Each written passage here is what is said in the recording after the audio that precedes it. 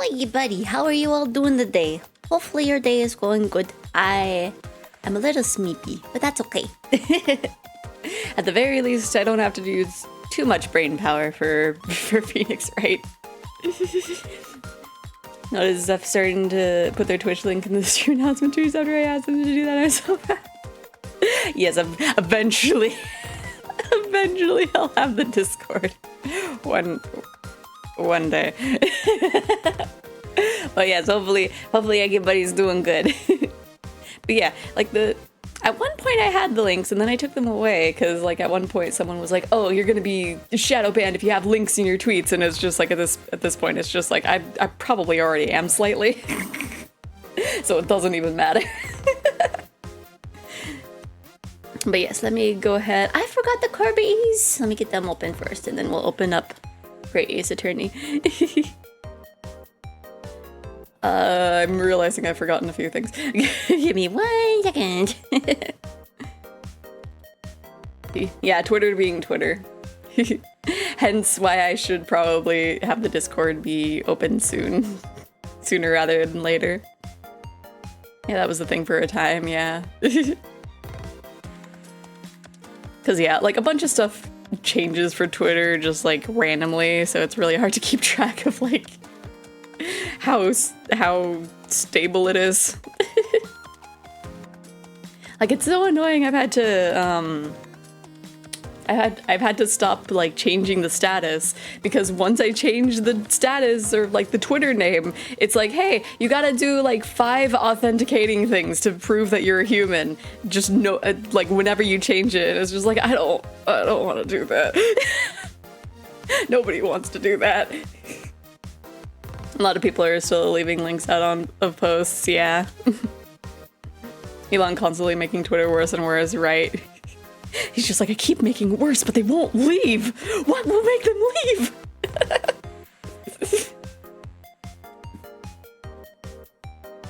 But yeah, at this point, I definitely do need to. I definitely do need to make the Twitter. Well, I guess, or open it. For Japan has their own social media, and leaving messages of it if you're used to Twitter leaves all the outside. Leaving a message of if you're used to Twitter, leave all that outside. We don't tolerate Twitter. Oh, yeah. Missing key, I think. Yeah, miss key. Yeah, just like don't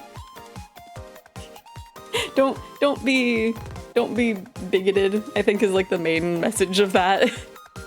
It's like don't start arguments. You could very easily just like not have this kind of stuff on your timeline. Like it's that simple.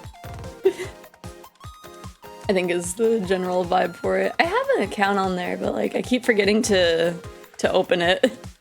Yeah, don't harass creators. Like if they make something that you don't like, then just don't interact. Which for some people is a very hard concept. Okay, let's go on over here. Let us continue. I believe it's going to send us right into the courtroom, I think. Yes. Or not directly into the courtroom, but the little area outside. English speaking anythings. Am I right? Sure, huh? Okay. For February 22nd, 9:23 a.m. English communities generally having American... Oh, yeah. Of just, like, if something's not to your liking, you need to throw a fit about it. It's like, nah. Haven't moved to any sites yet. Just too many people going everywhere. Yeah. Being in the G-Pose community, Miss Key doesn't really work for us, so a lot of people are looking at things like Blue Sky. Yeah, I'm seeing a lot of people, like, getting into Blue Sky, and it's just like... I don't know where to find a code! That are, like, the actual invites are slowly rolling out. I'm not sure. Because if that's the case, I need to at least, like, apply. And yeah, you have to be invited. Okay. Because yeah, I've been seeing more and more people being like, okay, here, I'm at Blue Sky, but like, like can't even get in half of these sites, right? Like that's the big issue, is just like, it's really hard to find something that like almost everybody is going to, that you don't have to be on a wait list or invited to. Which is just too much work for me. Yeah, I feel that. Like it's kind of like Toy House. I got lucky because someone I followed was just like, here, I have like 20 codes, just, it's a free-for-all. But like, I'm pretty sure that won't be a case with Blue Sky. I'm just going to post my pictures in a Discord server, right? Okay. And I have a neat reference page. Yeah, yeah! The Old Bailey. This place always makes me feel strange. I seem to get chills down my spine and break out in a nervous sweat all at the same time. Well, I didn't think I'd be back here so soon. That's my line! We missed the Old Bailey. Oh no! Good morning! Good morning, Mr. Natsume. It was only 2 days ago that I was declared not guilty here. Yes, we somehow managed to prove he didn't stab Miss Green in the back. But now this! Another morning, another murder, and here I am again in this hellhole! Can't keep coming to court! I'm beginning to think he's right. It really does seem as though he's cursed. Old Bailey was the goat. Oh yeah? Weren't you also trying to get into VGen? Hopefully that works out for you. Hopefully, yeah. I put in another application thing and then I saw it's like, hey, there's not really a need to put in a second one. But I did see that they're gonna be open for people to just make an account soon-ish. I think I remember them seeing. But yeah, eventually I'll be on there, I'm sure. Mr. Naruhodo, I'm afraid I have bad news. Oh! Mr. Natsume, good morning. Yes, morning. So, here we are again. Yes, again. Judicial Assistant Miss Goldman Squires, what's the bad news? Oh dear, you heard, did you? If you come in shouting at the top of your voice, people can't help hearing what you say! Oh, I am sorry. You've done nothing wrong, Miss Susato. Now, what is it?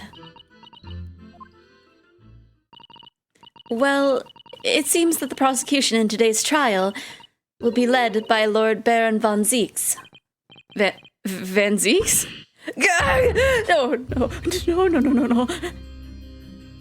I mean, it's not too surprising. The so-called Reaper of the Bailey, the most legendary prosecutor in the land. In the trial 2 days ago, he pursued Soseki-san and I relentlessly. Of course, by the skin of our teeth. We managed to pull through, but still. Perhaps Mr. Natsume's acquittal in the last trial wasn't the end of the matter. After all, yes, I know what you're thinking. The legend of the Reaper that says, nothing can save a person in the dock when Lord Van Zieks is the prosecutor. Oh no. But even if that person is found not guilty, the accused will meet a mysterious end one way or another. And we've experienced it firsthand. A man we successfully defended met the most terrifying end after his acquittal, right here in the Old Bailey.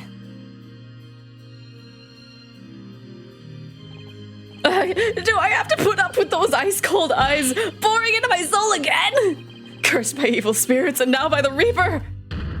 Pair of petrifying perils, potentially. Well, if it's potentially, at least you appear to have hope, Mr. Natsume.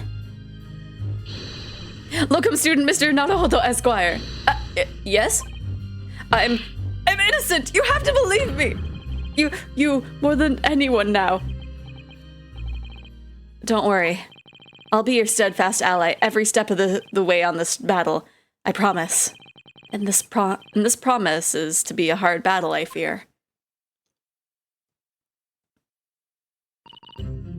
Well, the trial is scheduled to begin shortly. We should move into the courtroom. Let's go. Oh, yes, I forgot to say, I'm afraid he won't be able to make it. Mr. Sholmes, I mean. That's probably for the best. Oh! If he were here, I might be tempted to rely on his help. And that could be seen as a weakness. If Lord Van Zeeks were to notice, he'd prey on it mercilessly. At least, that's my gut feeling. Mr. Nadahodo. You're right. Yes, you're so right. Oh, well said, locum student Mr. Nadahodo Esquire. Well said! I swear on the sword at my side, and on the spirit of Kazuma that it harbors. I'll show him what a Japanese lawyer can do. I'll set you free, with honor! Oh, yes! Yeah. We're gonna need the best of luck with these two eccentrics, I think.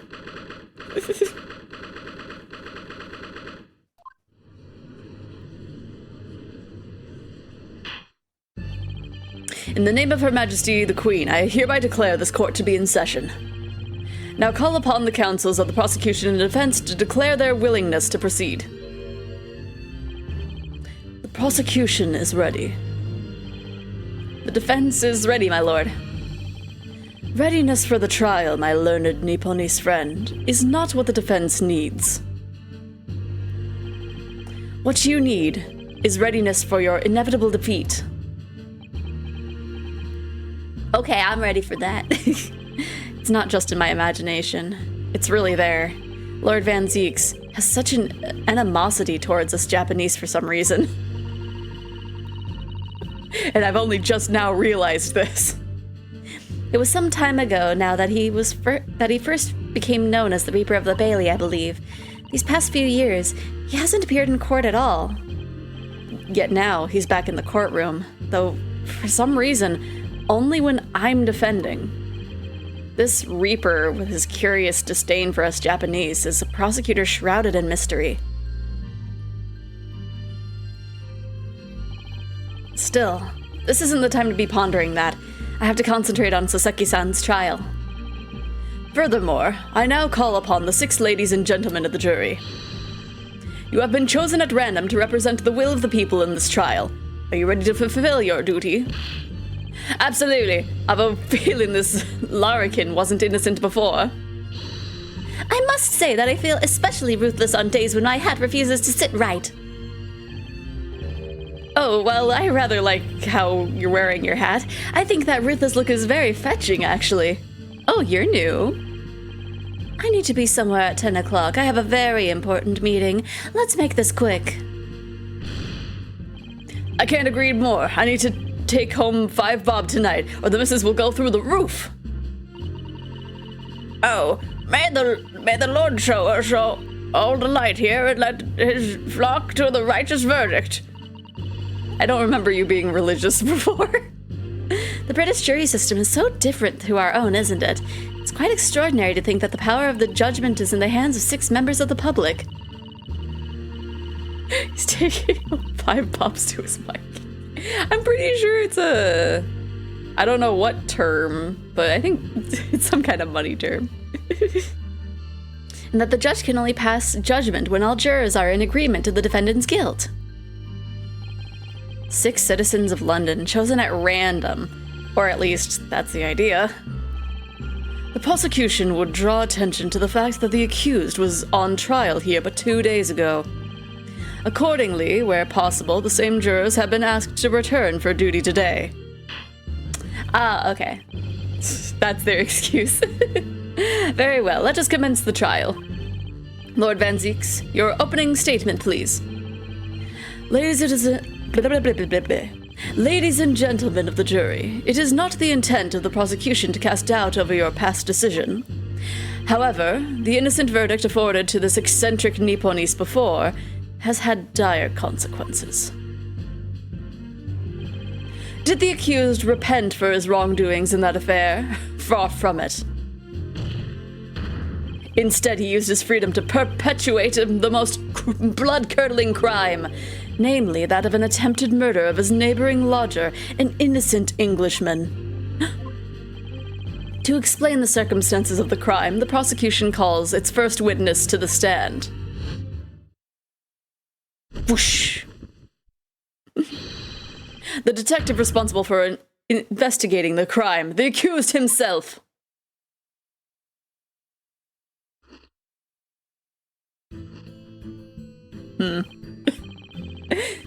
Witnesses, your names and occupations, please.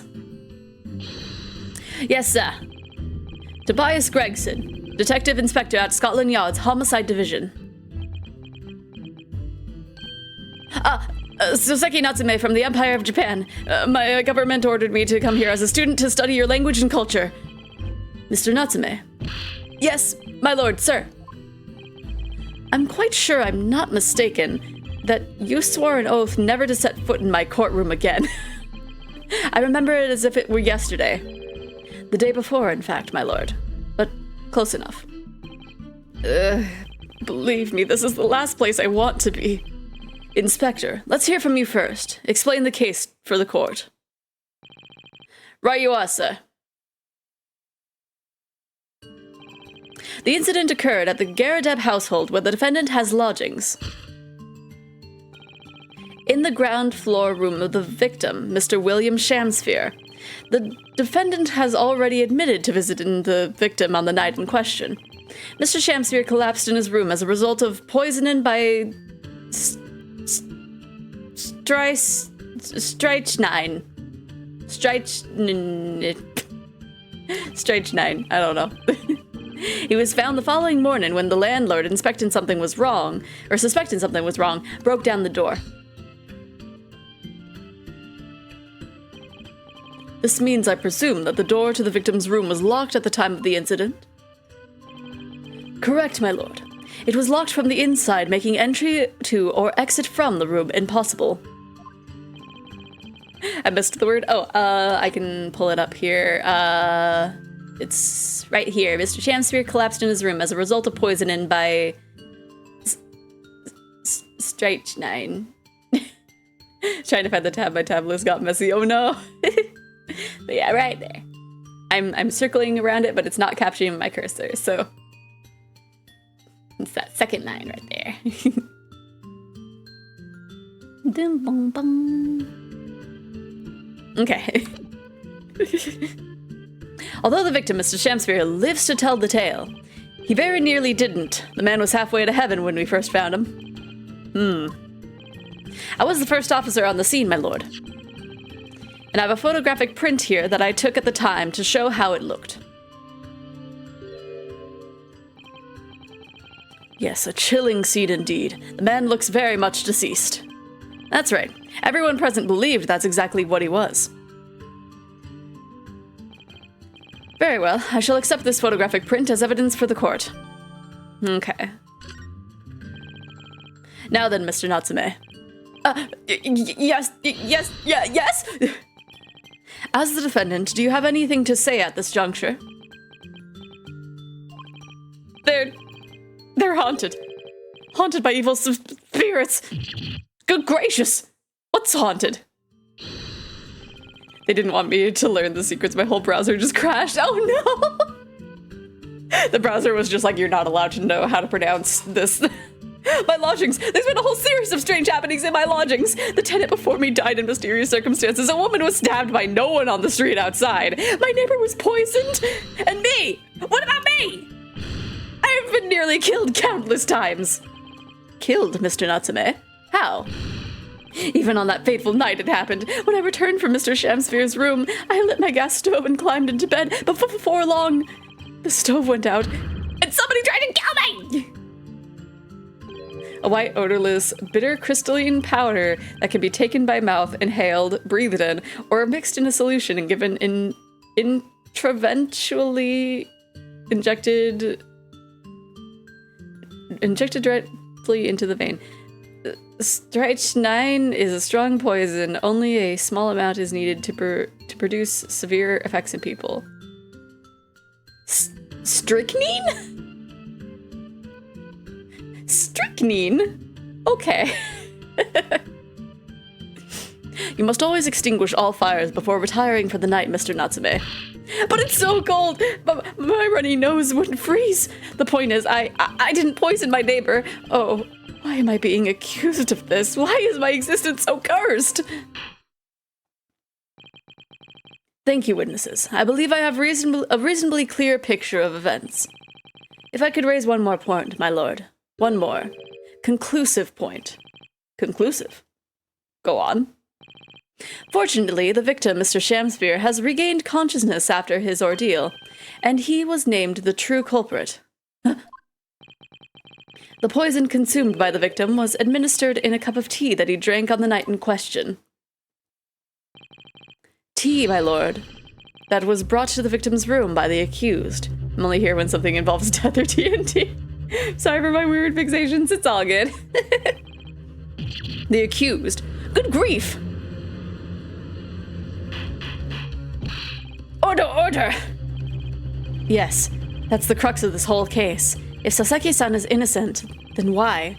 Why has the victim accused him? Well, Mr. Natsume, what have you to say to this accusation? That evening, yes, I did take some freshly brewed tea with me when I visited Mr. Shamsphere's room as a gift. The public water pump outside always freezes at night, so I bought bottled water especially to make it. And this is the result. Never will I touch tea again. Never! The public pump was frozen, you say? That was a joke, though.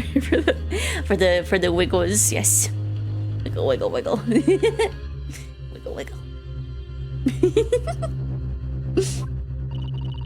That's not information we've heard before. That will do, thank you. Now, according to our laws, the defense must have the opportunity to cross-examine witnesses at least once. Therefore, I call upon these witnesses now for a formal testimony. I presume the prosecution has no objection? None whatsoever, my lord. Good. Then you will give your account of events on the night in question to the court now. Yes, my lord!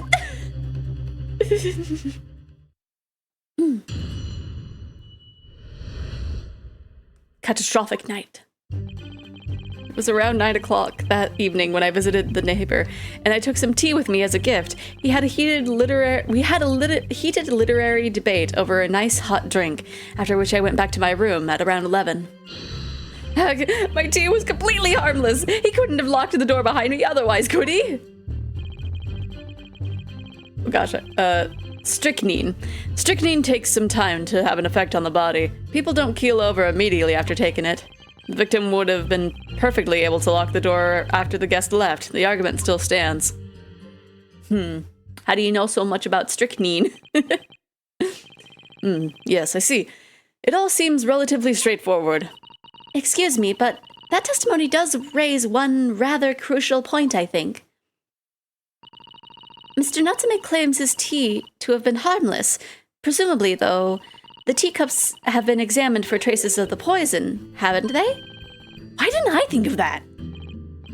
Well, as it happens, no. We haven't been able to. Did I hear you correctly, Inspector? Scotland Yard has failed to examine the suspect's substance?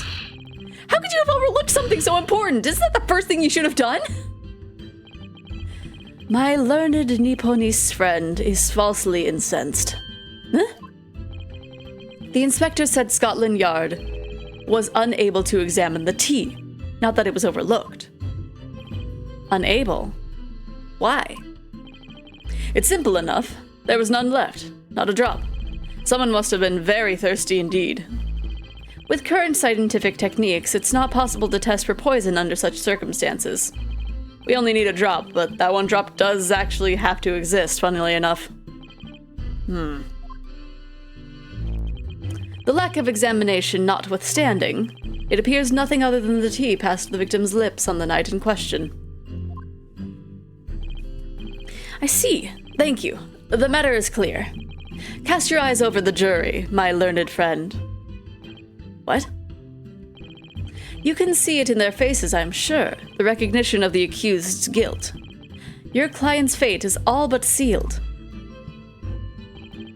In mere moments from now, you will lose, and your compatriot will be damned for all eternity.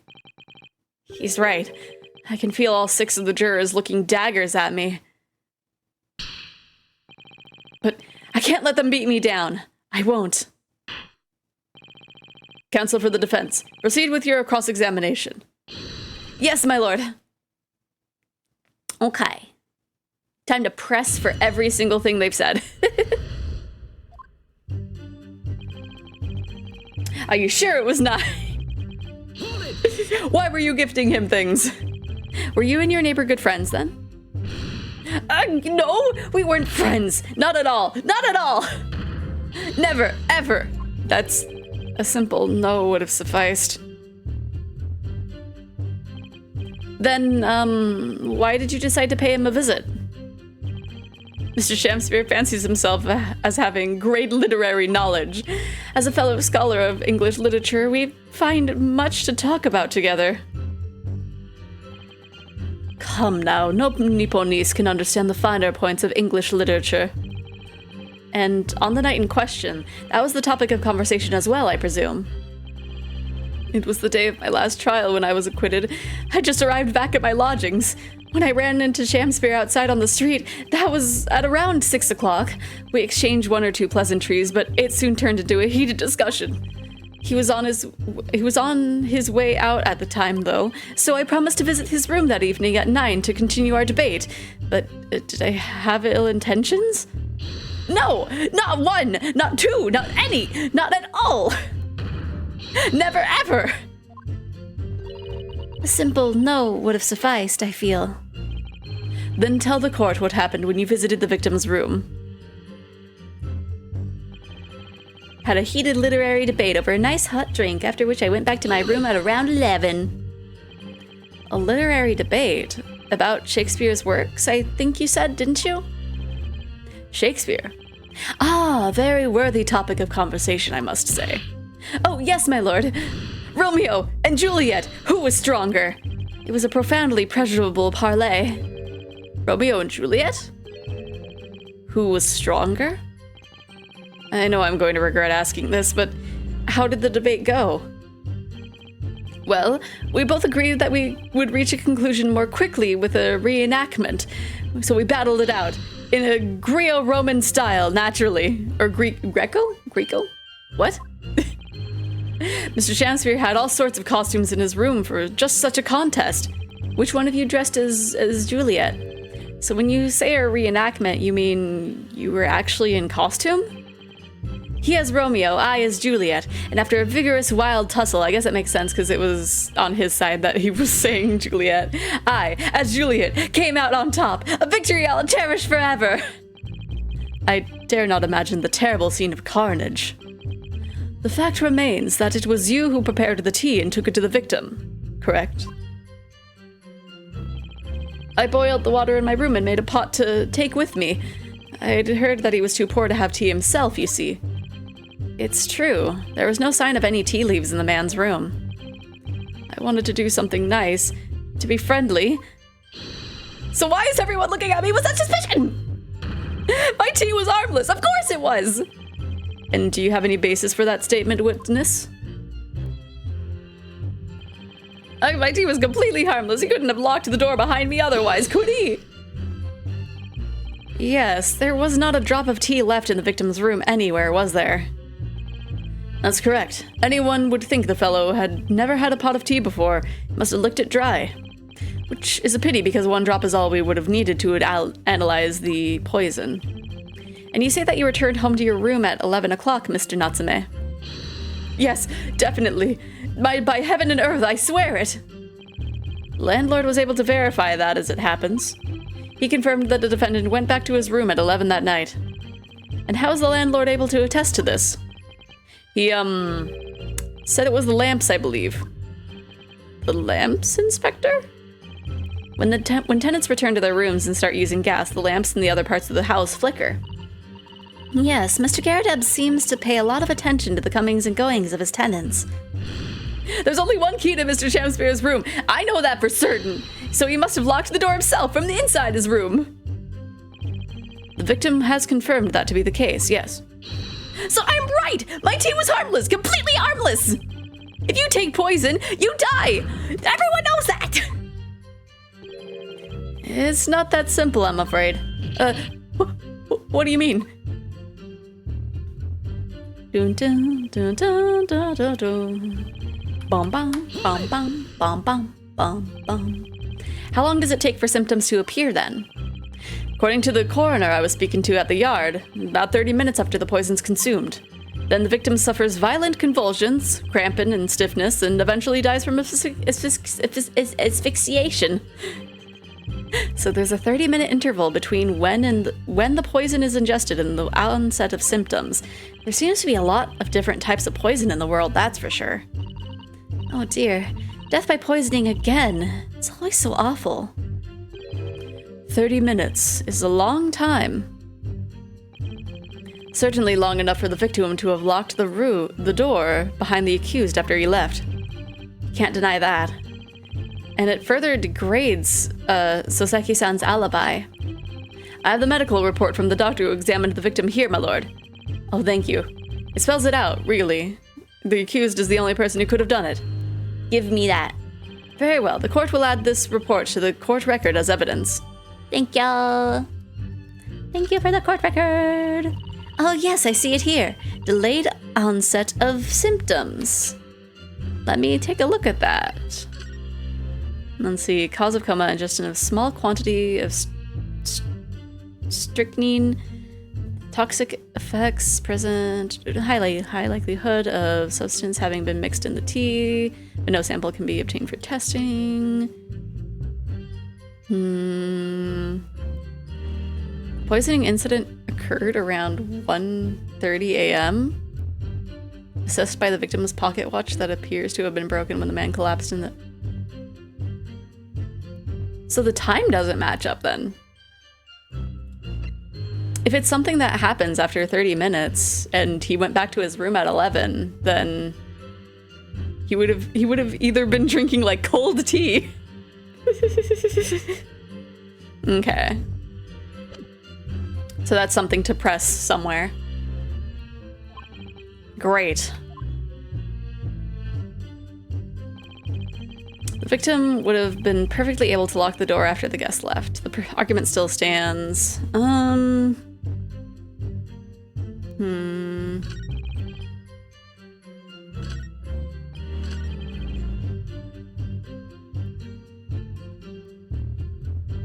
gonna press for the last one.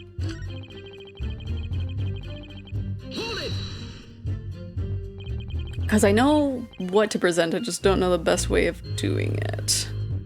The argument still stands, you say? This is what Mr. Natsume has been saying, isn't it? The pair of them drank tea together that night, so if it were poison it was, the victim wouldn't have been able to lock the door after the accused left later on. Exactly! Ugh! Me and my tea are innocent! Sweet and innocent, I tell you! I'm afraid, sir, that doesn't follow.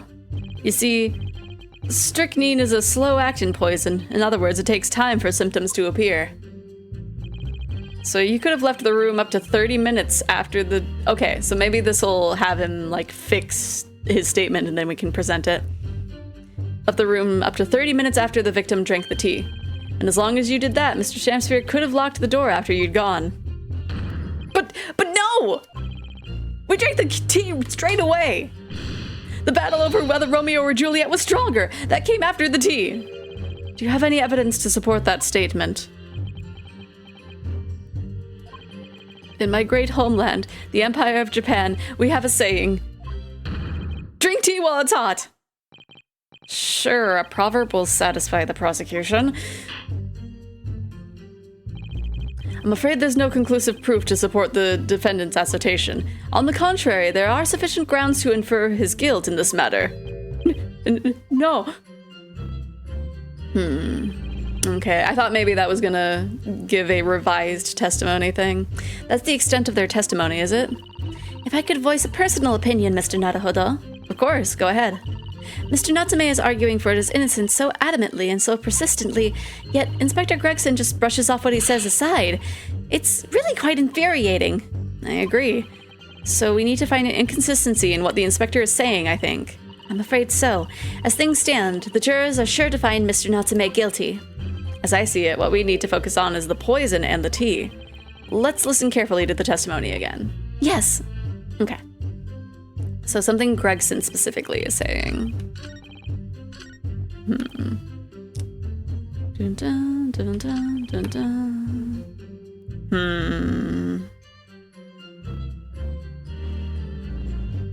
Maybe we presented on this one?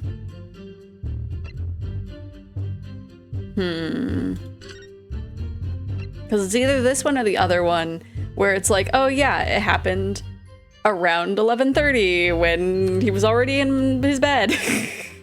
Or not, it was around 1:30. Yeah. I think so. Okay, cool. The argument still stands, you say? I think not, Inspector. Come again? I think you'll find that you've overlooked a very significant chronological inconsistency here. A chrono what? What are you on about? According to this report, the victim must have consumed the poison at around 1:30 in the morning.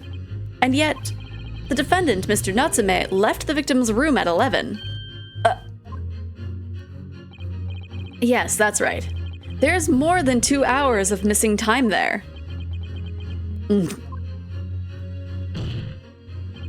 In other words, if there was poison in the tea that Mr. Natsume brought to the victim's room, how could the victim have fallen ill to it 2.5 full hours after the defendant left? Wah!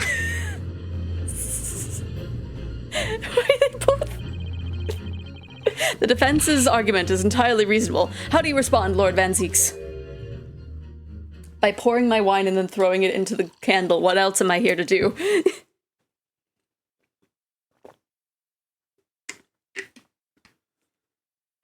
I just like to sniff it. I do not drink. Pray forgive the discourtesy in my mind has wandered. I was considering what cuisine would best complement the contents of my hallowed chalice this luncheon. How could it have happened, you ask?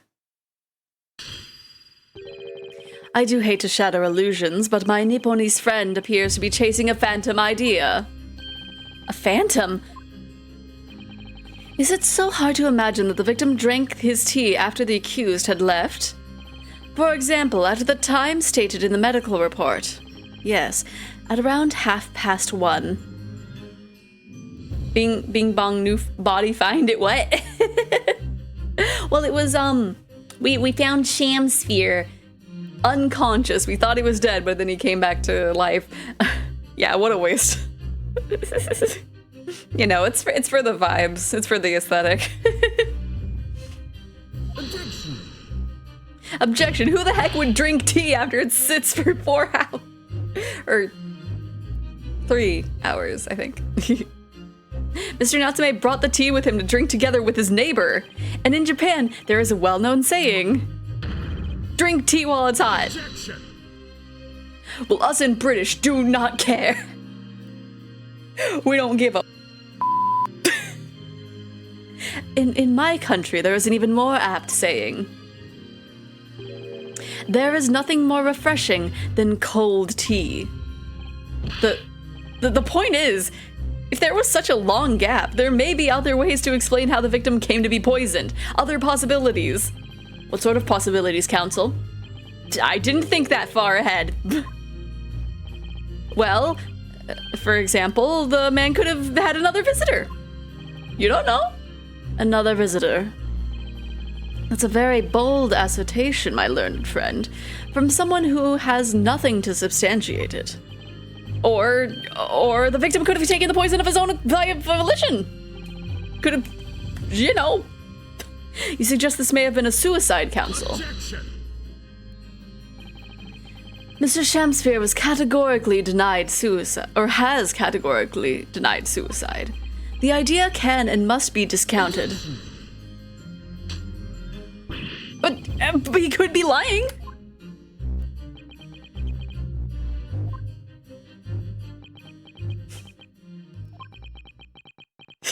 He is so done with us. Is something wrong, Lord Van Zieks? I was listening to the sound of the carriage pulling up outside the courtroom. Pray, forgive the discourtesy. Carriage? What carriage? The carriage to the loony bin that you're going to be sent to. It would seem that the key player in this case has just arrived. What?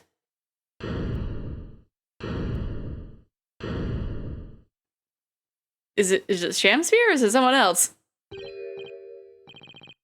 Out, out, beef candle. Life's but a walking shadow. Okay, it's Shakespeare.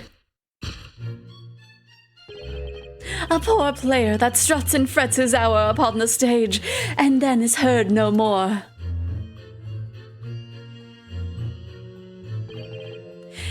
It is a tale told by an idiot, full of sound and fury, signifying nothing.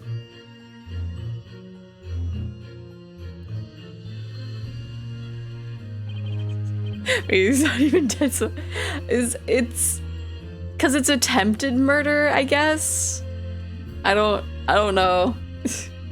I think it was a thing of like he wanted the trial to still go through, I think, is why it's still going through. He was just like, no, we still need to put him on trial. He did try to kill me, maybe. Who knows? Surprised he survived the poison, right? Even if he even got poisoned in the first place. Wait. It's gonna tie in with Romeo and Juliet because there's like the fake poison. Is it gonna turn out that someone else is actually dead? Who, sir, are you? William Shakespeare, my lord.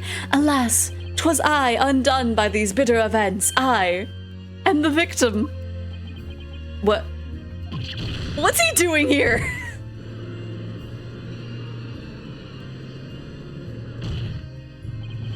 The prosecution seeks to call this gentleman to the stand. With his testimony, my learned friend's futile resistance will be utterly crushed. Oh yes, for the theatrics, yeah. You're calling him as a witness? Very well, counsel. I grant your request with interest. I'm curious to discover what the court shall hear from the victim himself.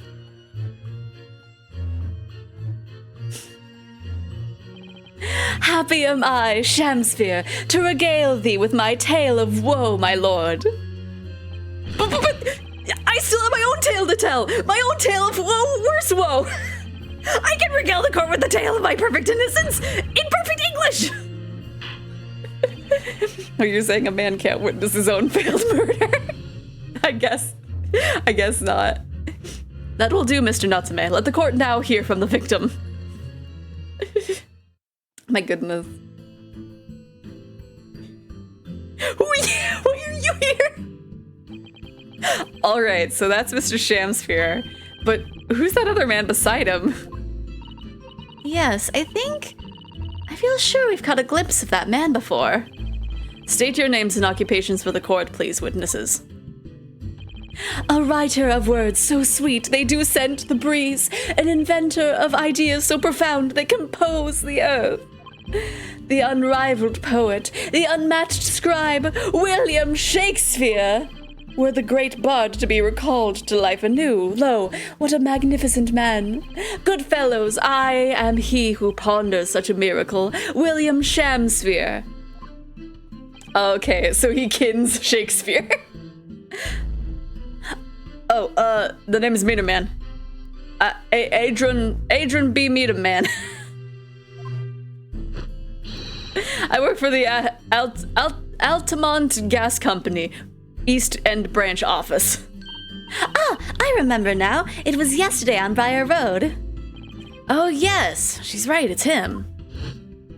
The guy who was peeking in through the bricked up window.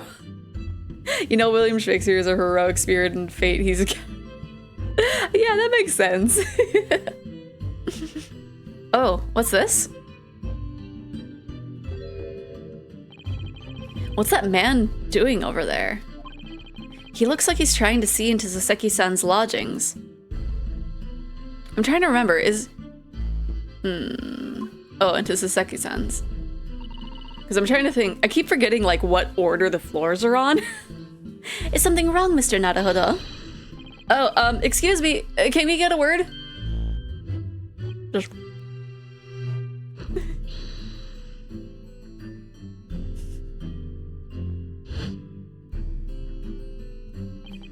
I just love the lack of animation, so he just like poses and fades off. He just fades away. Yes, we spotted him outside Mr. Garadeb's house that morning. And he's a gas company employee? What does he have to do with this case? So, Mr. William Shakespeare, you are the victim in this miserable affair, correct? Oh heaven, oh hell, do you command me to remember?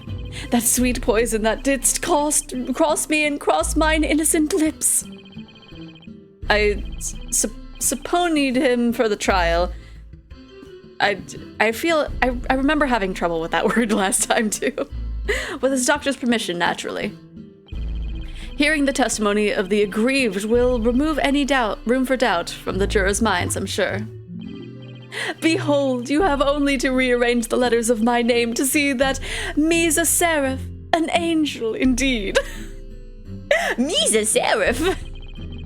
Thus be I noble of mind, sweet of nature, and verily honest of heart, as all heavenly angels be. Subpoenaed. Subpoena. That's how it's usually pronounced.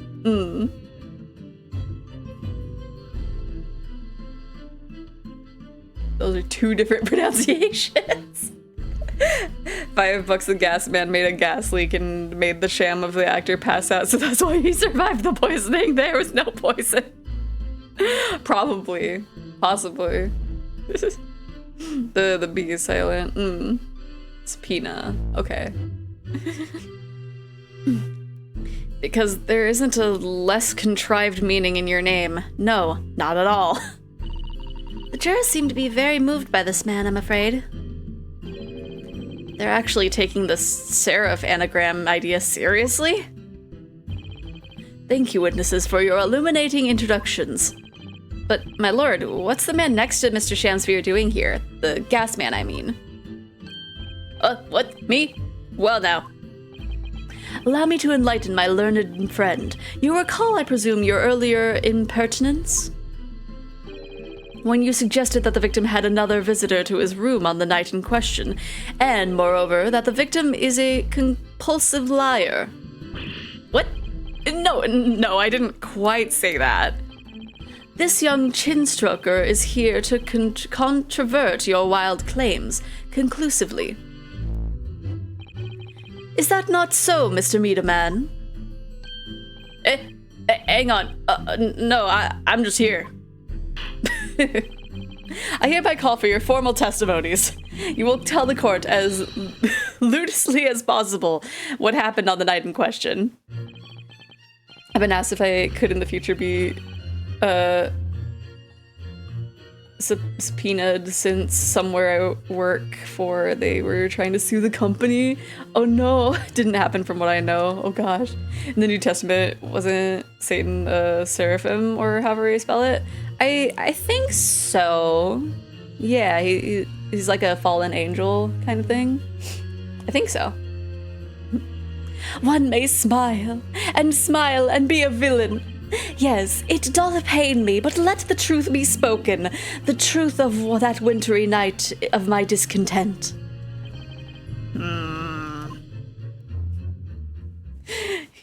He do be stroking his chin. The wintry night of my discontent. The snow lay about. My neighbor did cometh in the evening, bearing a gift of tea. But Mary, bitter was his drink, and when he left, I did fall prostrate on my table. 'Twas the tea alone did pass my lips that late hour, naught else.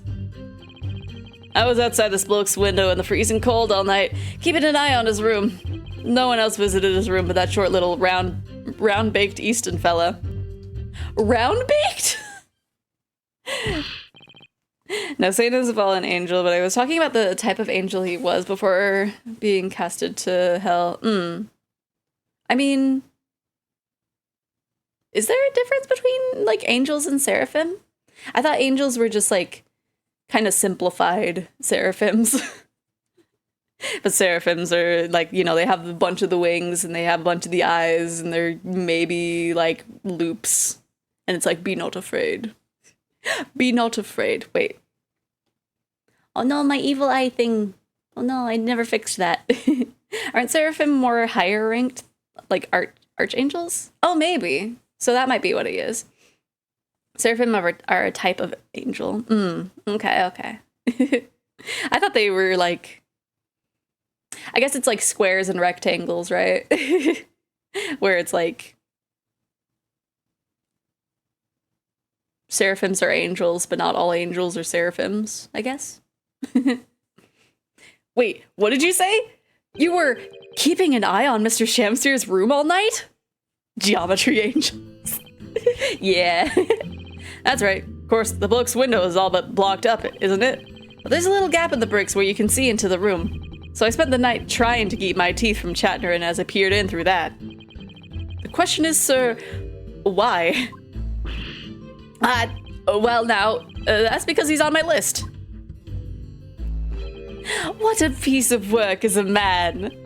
Wherefore wouldst thou not stare in wonderment? What are you talking about? This buzzing busybody hath not part in this play. I pray thee, pay him no heed, make more ado about his tedious words. What'd you say about me?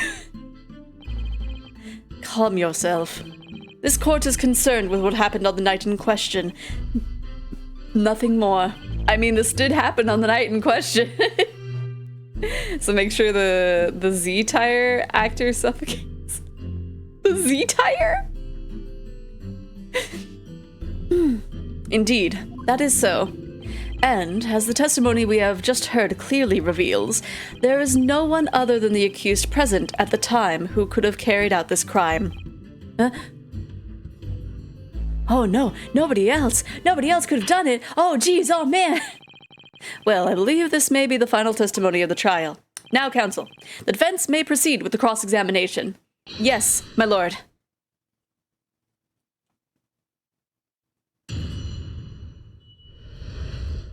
The wintry night, my discontent. I will press everything you've said. The snow lay about, my neighbor did cometh in the morning bearing a gift of tea. How dare he gift me tea? To be clear, by neighbor you are referring to the defendant, Mr. Natsume. Oh, indeed, sire. Perchance thou wouldst that I call him the man from upstairs. And at what time did the mustachioed Nipponese visit you in your room? Our meeting was promised at the hour of 9, and lo, did he come to tender a gift of fragrant tea. Is this game whole shtick people from the outside killing people inside? Possibly. Possibly. Let's see. Details which are in accordance with the defendant's own testimony, yes? And we are broiled in such a literary debate as history hath not seen before. By which I presume he means their discussion about who was the stronger, Romeo or Juliet. Although I feel like Meter Man was introduced like pretty early on. I don't know if he's actually going to be the one who did it, but it might be like somebody else. I, Shakespeare, did play the part of young Romeo, whilst my neighbor played the fair Juliet. Each of us dressed as would our characters be, to bring weight upon our merry experiment. I dare not imagine the scene. Frailty, thy name is woman. Canst thou imagine how dismayed I was? Yes, I had heard of the Eastern art of jujitsu, but ne'er did I dream to be a skill practiced by the comely maiden. Juliet beat Romeo up? This is not helping our case. I believe the court has heard enough about your earth-shattering literary debate. Perhaps you could reiterate your statement about the tea that the accused brought to your room. My liege, I am thy servant. Gladly I would do thy bidding. He was there, he works with dangerous gas, and he's stinking up. He's stinking there the whole time. Yeah. I mean, I'm trying to think of, like, the past cases for, like, the first half of this game. Because, like, because the very Irish man, I don't remember what his name was. Like, he got off scot-free, but he was the killer.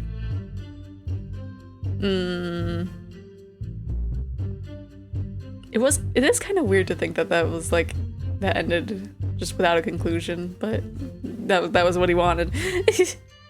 Okay, bitter was his drink. So that shows that you drank it then and there. Let me stop you there.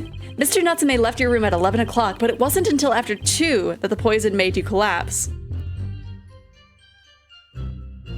I thought we determined that he passed out at 1:30. What do you mean after 2? He did die in a fire, yeah. That amounts to more than 3 hours of missing time. Look at my dance and revenge and have fun. If the defendant had really put the poison into your tea, that 3-hour window of time is something you're going to have to explain. Gladly. 'Tis an easy task. What?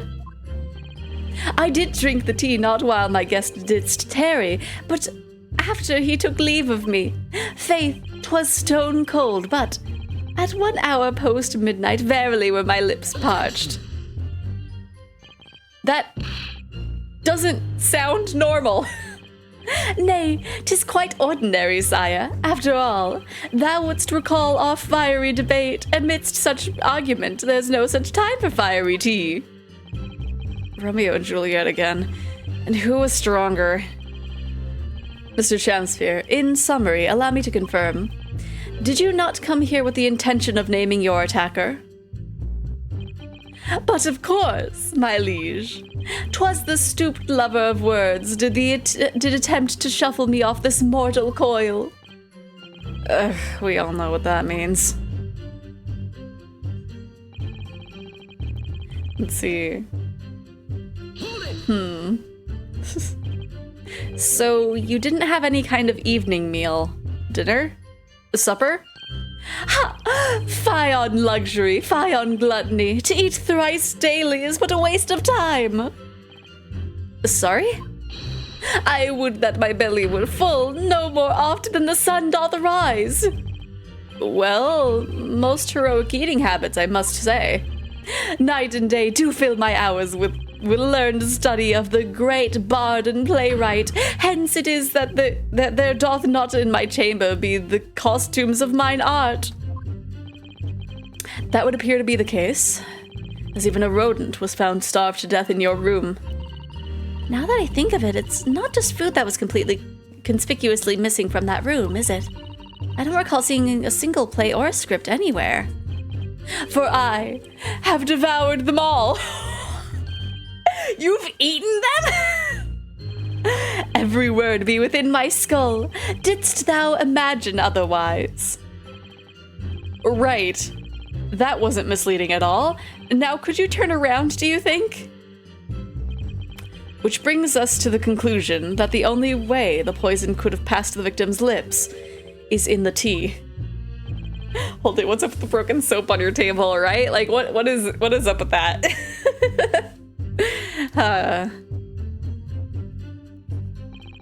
I mean, like, that could... So that does bring up the theory that he might have eaten some soap. We did see, like, the other half of the soap, but... If he can eat books... Hello, Moki, how are you doing? How have you been? Okay, let's see about this guy peeping in the window. But the windows of that house have all been filled in. A historical artifact of the now defunct window tax. Yeah, you're right there. All bricked up horribly. But as it happens, there's a little part of the brickwork at the bottom corner that's been opened up. I was looking in through that gap. Yes, there were a few bricks loose, weren't there? And for some strange reason, a couple of bars of soap lined up on the ledge outside as well. I don't like going around poking my chin in other people's businesses, especially on freezing cold nights. But them's my orders, so that's what I'll keep doing, as long as there's breath in my body.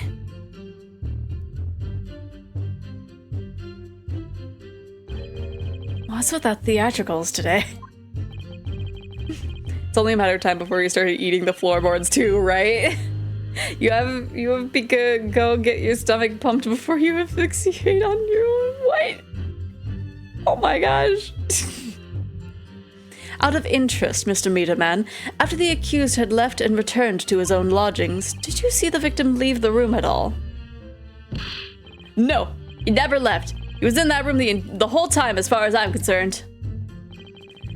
And we can therefore discount the possibility of suicide. Huh? How can you be so sure of that? The police carried out a thorough investigation of the scene and found no receptacle for the poison. And since we know the victim didn't leave his room and hence didn't dispose of the poison's container himself, it's clear that this was no attempted suicide. Only the culprit could have removed the receptacle. Oh, yes. Lucidly explained, counsel. Thank you. It really was. You can't argue with that logic. Hold it!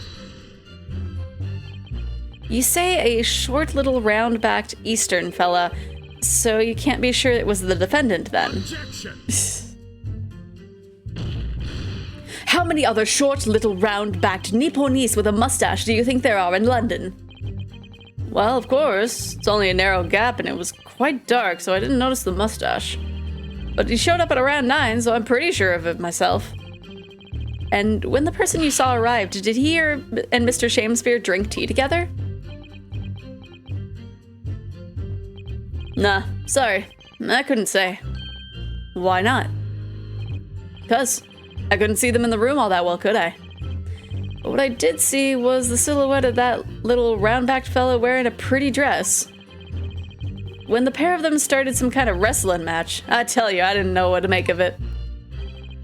I suppose that was the Romeo and Juliet championship battle getting underway. Mr. Medeman, allow me to confirm one final time. Apart from the accused, can you state with certainty that no one else visited the victim on the night in question? No question. Gasman's honor. Who's saying hold it?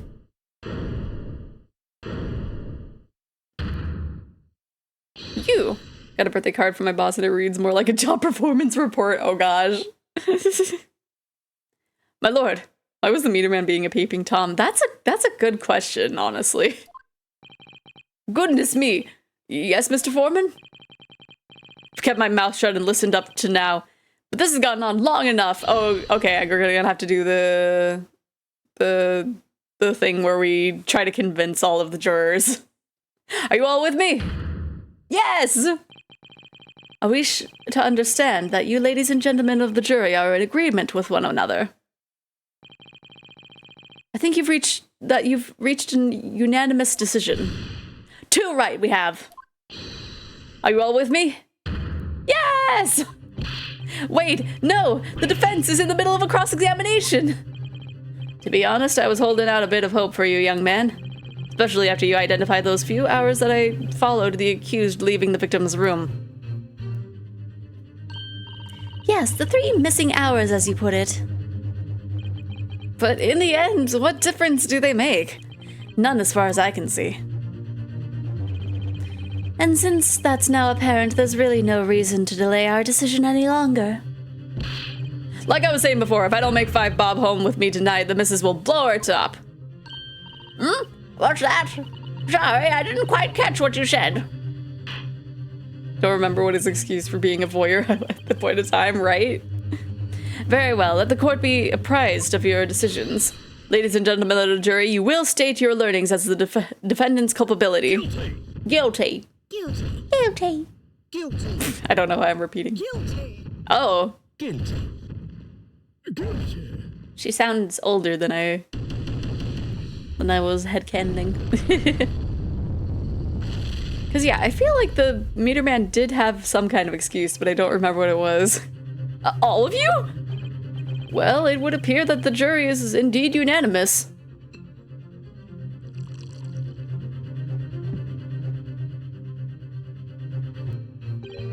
So, this time at least, it seems justice will be done. All's well that ends well, as they say. This calls for a toast. I feel... 300 bits, my goodness, Rocket! Guilty. Oh no! This calls for a toast, I feel. We have the 6th guilty. Oh no, we're losing. We've lost. We can't even do the cross-examination whatever it is. I forget what it's called. To the guilty being punished. Ugh. Wah!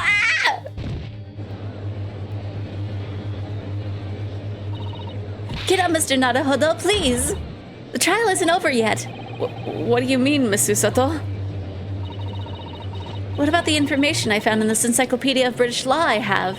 That obscure right that belongs to the defense in these situations, remember? Okay, I can do that joke one more time.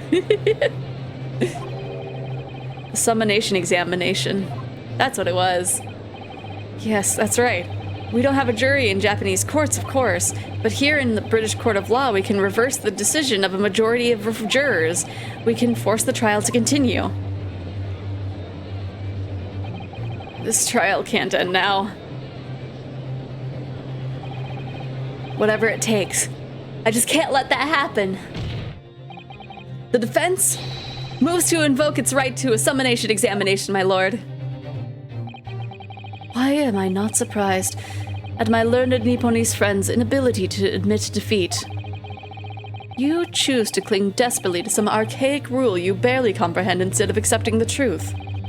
Certainly no other defense counselor in recent times has exercised the right to a summonation examination, because they all know that once the jury's mind is set, it cannot be altered. We'll apply to more VA roles. I have not yet. I've been keeping an eye on the Twitter for the role that like the. It's still funny that they closed the applications for that role like after 2 days when they said that they were going to have it open for like a week. But like, yeah, I'm keeping an eye out for stuff. If you see anything that you think I might be a good fit for that has stuff for applying, you can send it to me because I only kind of see what my Twitter will show me. So yeah. Because they all know that once the jury's mind is set, it cannot be altered. Nevertheless, the right remains and must be upheld. The defense counsel's request is granted. This court will proceed with the summonation examination as outlined in the Encyclopedia of British Law. Be cool to hear you in a VA in an anime, even in like a minor role I would listen to. That would be so cool. Like, oh gosh, can you imagine like either like in an anime as like a background character or as like a little like 1 maybe 2 line person in a video game. that would be cool. If I was just an unnamed NPC but like voiced. That'd be really fun. Yeah, it's a little weird usually. D-list VA work stayed open for weeks, not days. That's more like a C or B list gig. Interesting. Yeah. Because I think it's for it's for like a visual novel. Thank you, my lord. Are you and your fellows prepared, Mr. Foreman? Because yeah, I saw that, which I don't remember what the amount was for the lines, but then like Twitter was like, here, hey, do you want an exposure gig? And it's like, I mean, everyone starts somewhere, but I don't know. Or even in a gacha game, that would be so fun if I was in a gacha. Believe me, my lord, we all know this young lad's tenacity. And we're ready for it. Very well. In that case, ladies and gentlemen of the jury, I hereby call upon each of you to state the grounds upon which you find the defendant guilty of the crime for which he stands accused. Perchance, was it a game called Symbiote After Story or something like that? I don't remember. Let me start that so that way we can at least have background music while I check. I know I bookmarked it. It shouldn't be too far back here. If it still exists as a tweet, they might have deleted it. They might have deleted the tweet, I didn't see it. I know it wasn't this far back. Oh gosh. How am I gonna be able to find them now? Oh no! If they deleted the tweet, how am I gonna find them? Oh no! But it was,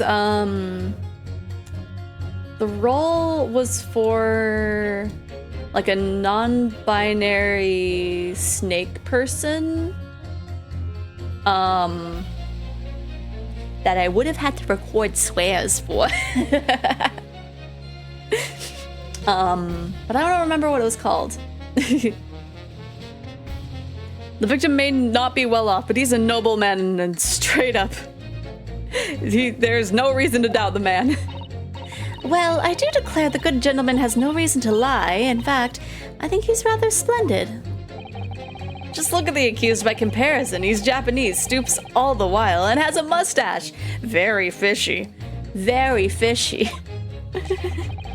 There's no evidence to suggest the gangling actor is a fraudsman. For now, at least. Ugh, I really don't care. Like, I just need this trial to end quickly. 3 hours of mission time is nothing when you reach my age, you know. Nothing at all. I miss time for days, weeks even. I knew it. Every single one of them seems completely convinced. It would seem that all the jurors have come to the conclusion that Mr. Shamsphere is a fine, upstanding, and honest citizen. If you ask me, they've all been bewitched by his strange theatrical movements. And sadly, nothing Mr. Natsume has said appears to have registered at all. 'Cause, like... Do we... Oh no, we don't have the bar of soap that, like, has the indent in it. Oh no! Well, here goes. Let's not forget. I've pleaded with the jury on Soseki-san's behalf before and it worked, so you never know. Before we begin, it might be an idea for me to remind you exactly how a summonation examination works in Naruhodo. Oh. Well, you're still very new to British law, after all. That's true, I suppose, and Soseki-san's fate is entirely in my hands now, too. There's always a chance I might have forgotten some crucial detail. Perhaps I should hear Susato-san out. I wonder, should I let her talk me through this again, or not bother? No need! Thank you for the kind offer, Miss Susato. But I've been through plenty of these summonation examinations already now. I think it's important that we don't delay the start any longer than necessary. Of course, I understand. And I'm quite sure you're right. If you're confused by anything at any point, you can turn to me for advice whenever you like. I'll be here for you. The key to this is really listening carefully to each juror's statement. Finding two that are contradictory and pitting the corresponding jurors against each other. Without further ado, please, counsel, proceed with the summonation examination.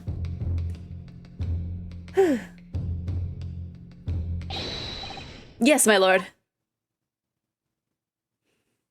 The games I voiced in were canceled, both the gacha and hack and slash. Oh no, but at least you have like some example stuff. So I guess it's not all is lost, but it's still a thing of like, oh man. And plus, in theory, you still got paid, I hope. Okay, let us press on everything.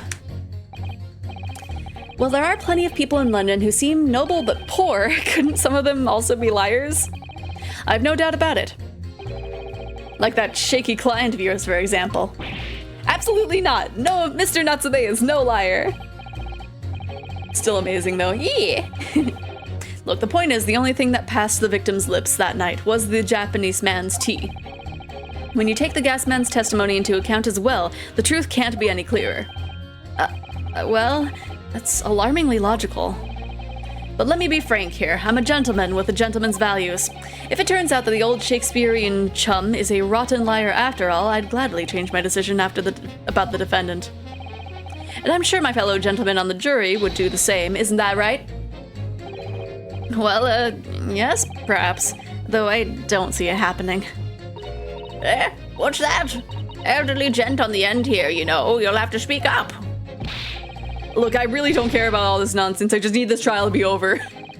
How many gentlemen do we actually have on the jury, then? All right, sir. I may hold you to that. Don't forget what you said.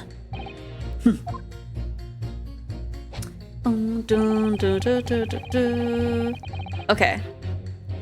So he has changed his thing. If you can show me the victim is a liar, I'll reconsider my position. I do declare the good gentleman has no reason to lie. In fact, I think he's rather splendid. What makes you think that? Are you saying you believe the man to be trustworthy because he's rather splendid? No, that's not what I said. The point is, the man is the victim here. What reason would he have to lie? And yes, he is rather splendid. So you say... yet again. Meanwhile, the man who stands accused behaves so suspiciously it's exhausting to look at him. I'm afraid he's not splendid at all. Splendid logic there, ma'am. Or madam. Thank you so much. For some reason, I feel like Shakespeare is using this opportunity in court to show Romeo of being the stronger. Oh my gosh. You might be right. Because I'm thinking of the parallels between like this and Romeo and Juliet, where, you know, one of them takes fake poison. And he more than likely took fake poison. Okay. Hack and Slash paid me upfront. The gotcha was overambitious and my agency had to fight to get me paid. This was partially why I was moved to the sister company, because nobody read the contract and I was a better manager / director than I was a VA. Ah, fair enough, yeah. I'm glad that they were able to actually have you get paid, though. Because probably without the agency, like if you were just doing it independently without an agency, they probably would have been like, yeah, we don't need to pay you. He probably was faking his poison symptoms or else he'd really be in the hospital, right? Like he would really be dead. But yeah, I'm pretty sure he like fake poisoned himself and he's just like, I just want Romeo to be the stronger one. Even though I'm pretty sure in Romeo and Juliet, it was Juliet that took the fake poison, and then Romeo was just like, oh, heck, she dead. I guess I'll kill myself. And then she's like, I didn't expect this to happen. I guess I'll kill myself. Gotta go be back later. Okay. We'll probably still be in this courtroom by the time you come back. Without an agency, I would have taken it to court myself. Oh gosh. Yeah, probably. No, not one of those things is a reason to find the man guilty. But he is fishy. There's no point dancing around the fact. He's Japanese, he has a mustache, and he stoops. You see, you arrive at the conclusion in just 3 steps. 3 steps, like a waltz, in fact. You know, the more I think about it, the more this trial seems like a dance. You seem to be several steps ahead of yourself, though, and you're on the wrong foot. No, there's nothing but circumstantial evidence here. There's no actual proof of the defendant's guilt. But the victim's version of events is backed up by what the big-chinned man next to him says, isn't it? 1, he saw the Japanese man there. 2, he saw no one else. And 3, he saw the Japanese man there. Oh. There's another 3 steps. All this really does seem more and more like a waltz, doesn't it? Those were just 2 steps! Right. And the prosecution will waltz its way to victory if I let you speak much more. Okay, there's no evidence to suggest, at least for now, a fraudsman. What do you mean by that, madam?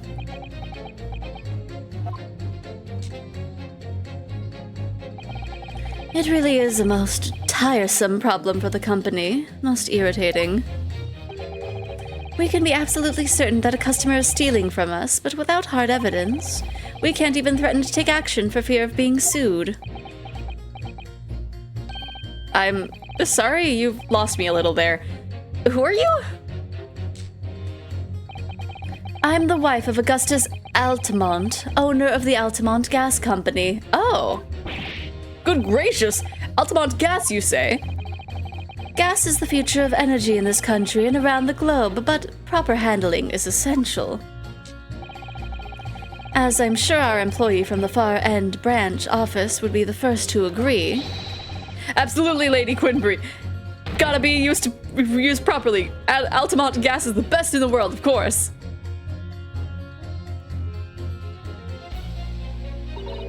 Ah, I think we may have solved the mystery of the bow from earlier, Mr. Naruhodo. Right. He bowed in deference to his employer's wife, did he?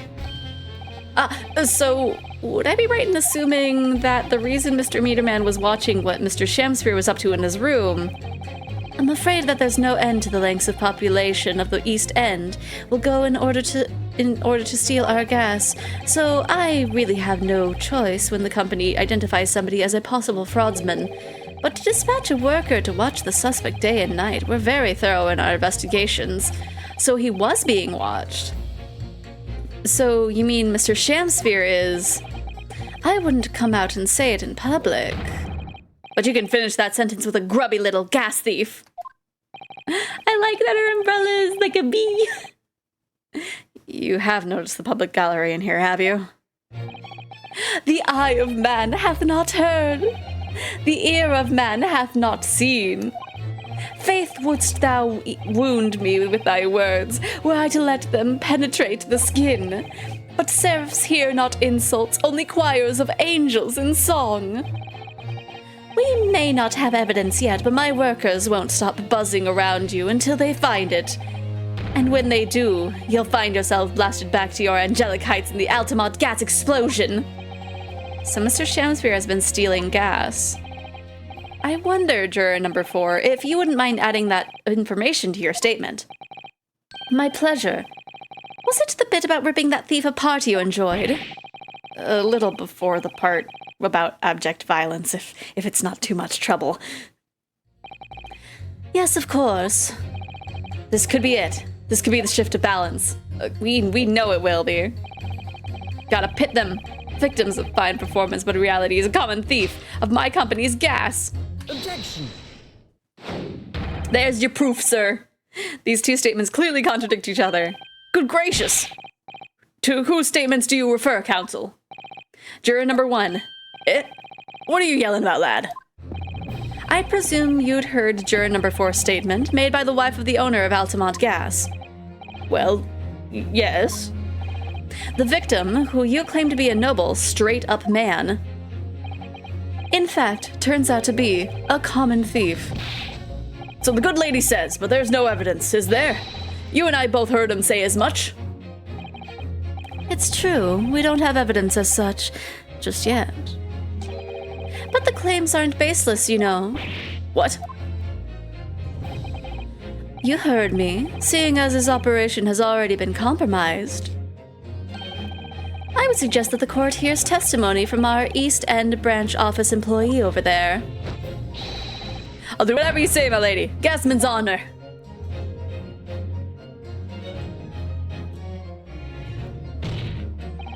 Juror number 1, you say you're a man of your word. If I could show that Mr. Shakespeare was a liar, you assured me that you would reconsider your decision about the defendant's guilt. Yes, I did say that. And as a man of honor, I'll hold to it, as I'm sure the other gentlemen in the jury will. Me? Oh, well, yes. Now that we've found out the man's a liar, perhaps we ought to consider the matter further. Well, if I'm perfectly honest, I haven't heard half of what you've all been saying. So if that means you'll recap a few points, that would suit me down to the ground. Oh no, I'm not having any part of this. I want this trial over and done with. In that case, I shall change my leaning. So, Mr. William Shakespeare, if that is your real name, we of the jury demand to know exactly what kind of man you really are. My goodness, that was so much easier. I just pitted 2 people and it threw it in the thing. My goodness, that's 4 jurors. 4 for not guilty. Yes, Mr. Naruhodo. Victory!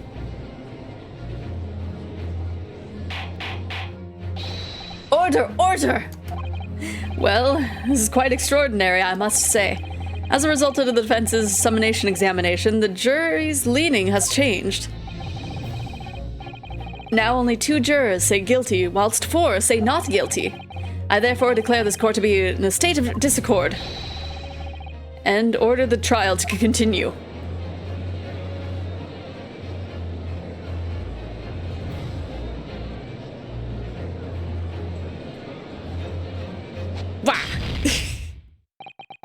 You have spoiled the bouquet, Mr. Shamsphere. Me? The ladies and gentlemen of the jury now find they are unable to trust you, the victim. Ooh, I am little bad. But you gods will give us some faults to make us men, so God mend me. I do swear. This gas man speaketh that which concerns him most, naught but gas, naught but thin air. It burneth bright a while, but it hath no substance, and it doth reek foul. Oi, what did you say? Do I take it, Mr. Shamsphere, that you deny all allegations of gas thievery? Most heartily, my lord. Hast thou forgot I am a seraph, an angel? Noble of mind, sweet of nature, and verily, honest of heart. Ugh, you flowery-mouthed pompous beanpole. Just because I haven't got the evidence yet. I have the evidence. Mr. Shamsphere, if in fact you are not noble of mind, sweet of nature, or honest of heart, if you are a liar, then your testimony should have no sway in this courtroom. Shoddy gas line work was leaking, so he did it to himself. I mean, yeah, like if you see in the picture, there's like a lot of stuff leaking out over here. But we did see that little, it's really weird that it's like not in here unless it's on the other side of the, okay, it is on the other side of this. There is a very particularly coin-shaped hole in the soap.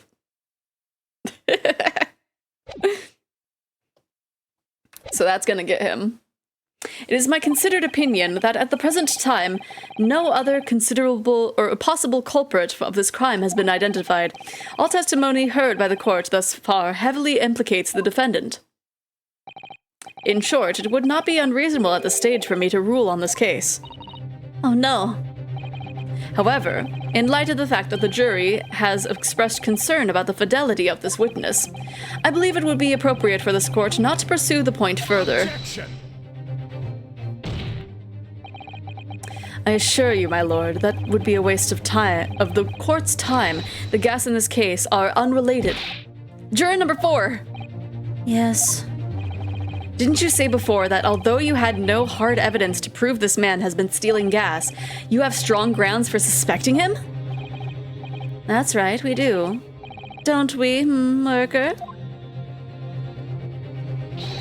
Absolutely, Lady Quimby. Gasman's honor. Very well then. We will hear your testimony now. You will tell the court precisely why you believe the victim, Mr. William Shamsphere, has been stealing gas. Yes, my lord. It'll be a pleasure. On the ultimate gas name, I swear. If I may, my lord. Go ahead, madam. This worker's testimony may have a significant bearing on the good name of my husband's company. Therefore, I should like to take the stand alongside him in a supervisory role, if you wouldn't mind. Wahoo! Oh yeah, sweetest honey! Yeah! You're a little too excited about your boss's wife, sir. Very well. As an exception, I shall honor your request. Thank you, my lord. You wait till the boss gives you an earful. Ooh, it's gonna sting, you mark my words. What? I'm so confused. So you'll both testify before the court on the subject of the illegal consumption of the Altamont Gas Company's fuel. Yes. Is that clear, my good man? Clear as Altamont gas, my lady. Which is the clearest in the world. I wonder if he uses the leaking gas, the gas coolant to make the fake coins, I wonder. He likes his boss cool, that's what we need more, right? But like, I don't know, it's just really weird. Like, wait till the boss man is, I guess it's in a positive way. Do you think the gas has gone to his head, Miss Susato? I think the man is just a very dedicated employee, Mr. Naruhodo.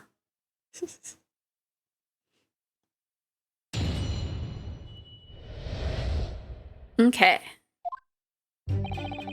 I'm proud to be the company's East End branch investigator and meter money collection agent. I'll dim out gas meters except trepenny bits. Each coin given customers about 2 hours of gorgeous gas. And yet the meter in Mr. Shamspeare's room didn't have a single coin in it. The meter doesn't appear to have been tampered with, though, and the collection agent has the only key. Oh, so yeah, it has to be the gas that he's using, the gas coolant stuff, because it like... Oh, okay, so he has the soaps outside in the cold, so that way when the gas coolant gets in there, it automatically freezes, and then he puts it back in there. But then the heat from the gas thing heats it up automatically. That's what the spills are for. That's what the spills are. That, or he puts them in there and then like sticks them outside so that way it hardens. Yes, because the one soap that we pulled out from the windowsill had one in there already. So he just didn't. So that little stain on the floor was from either an old stain from him realizing that it was leaking, or from he just didn't have the thing there. Maybe. He's using the soap for making fake coins, yeah. The meter doesn't appear to have been tampered with, and I don't know if I read that one. Somehow he's using all the flaming gas he wants without paying a penny. If that's not thieving, what is?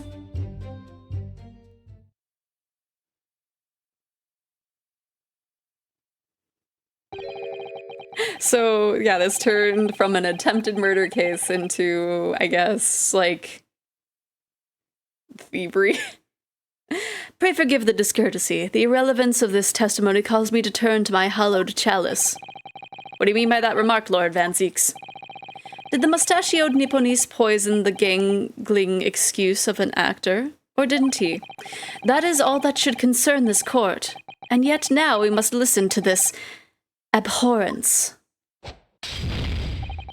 Clearly, what separates the vast British Empire and your Eastern Island nation is more than geographical distance. But this could turn out to be crucial testimony. The cross-examination must go ahead. Wow! Do what you will. Lord Van Zeeks appears to be in a violent mood. Yes, he does. An attempted poisoning and an incidence of gas theft with no supporting evidence. It's true that they would appear completely unrelated at first glance, but I wonder. The truth tends to be buried in the most unusual places, and the first step in uncovering it will be to establish just who and what this man really is. Okay. I feel like I need to really quickly examine the bar of soap, because I know it's there, but Naruhodo does not. So let me make sure to point it out to him. Just like, hey, Mr. Naruhodo, look at this. Oh, what is it, Mr. Naruhodo? This bar of soap. When we first found it, I could have sworn there was some sort of round disc in this depression just here, a reddish one. It melted because he heated up, and then it turned into gas. You're right, I remember it too, but now the depression is completely empty. Where could the disc have gone? Okay.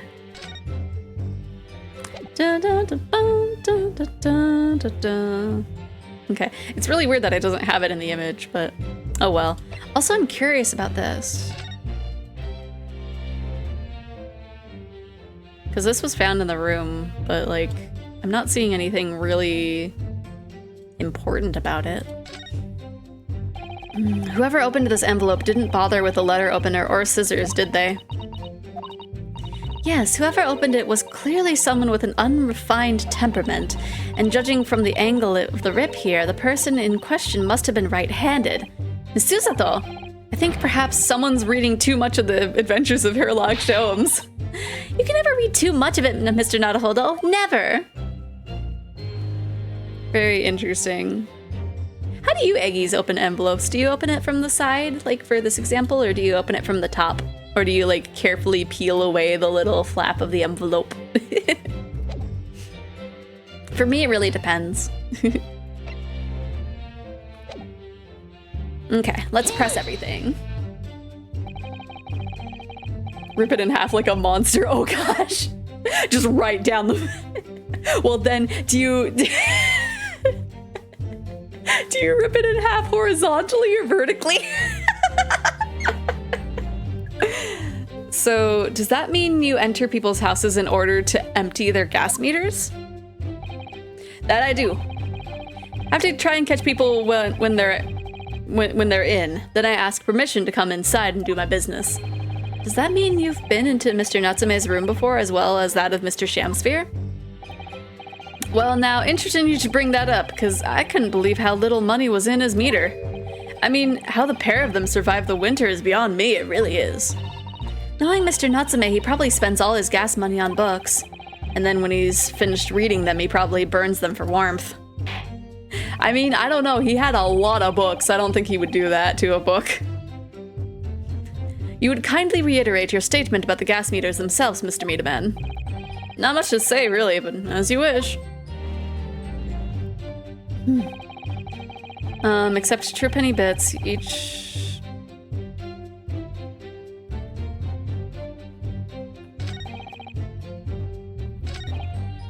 They've been confusing me. It's like you will reiterate your statement and nothing has changed. So all London houses have the gas supply are fitted with these gas meters, are they? They're the latest model, the height of the technology, developed by our company, Altamont Gas. And anyone who uses our gas will have one of these meters in their property, yes. So if a 3p coin gives 2 hours of gas, most people would use about 3 coins in a night? A bit more than that, usually, if they have both gas lights and a gas stove, that is. Thinking about it, Soseki-san doesn't have a fireplace in that room of his, does he? Some people still choose to use candles, of course, and only have gas for heating. Ah, yes, I do remember seeing candles in Mr. Natsume's room, actually. And how does the money in the meter go back to you at the gas company? Every 3 days, gasmen like me visit properties on the gas company and empty the meters of coins. I must say, the design and manufacture of the new meter cost the company an awful lot of money. But happily, I did put a stop to people not paying their dues, for the most part. Ah, because they have to pay in advance, you mean? Yes, exactly right. And yet the meter in Mr. Shakespeare's room didn't have a single coin in it. Out of interest, how long has this been going on? Weeks and weeks. He's been pinching gas off us for ages. And you've examined the meter in Mr. Shakespeare's room, I take it. Naturally, we took it off the wall and went over it with a fine-tooth comb. And found nothing suspicious at all, I presume. No, I'm afraid we didn't. Which is exactly why I demanded a new type of meter to be produced. One with an indestructible lock, the Shakespeare Special. That sounds like it would have cost an awful lot of 3 penny pieces. But even after all that, the rascal's meter is still empty. I'll never forget the humiliation. When I opened up the money box and found it bare, you what? I said, you what? The look on his face, the smarmy smile of his. I pulled the meter straight off the wall and took it back to the office. But you know what? Nothing! Not a trace of it being jimmied open anywhere. Not a single sign. And what's happening to my salary as a result? Down to 3 shillings a day, that's what. A life-threatening situation in a number of ways. Incidentally, what became of the meter? Nothing became of it. I've still got it. Oh. Right here. What?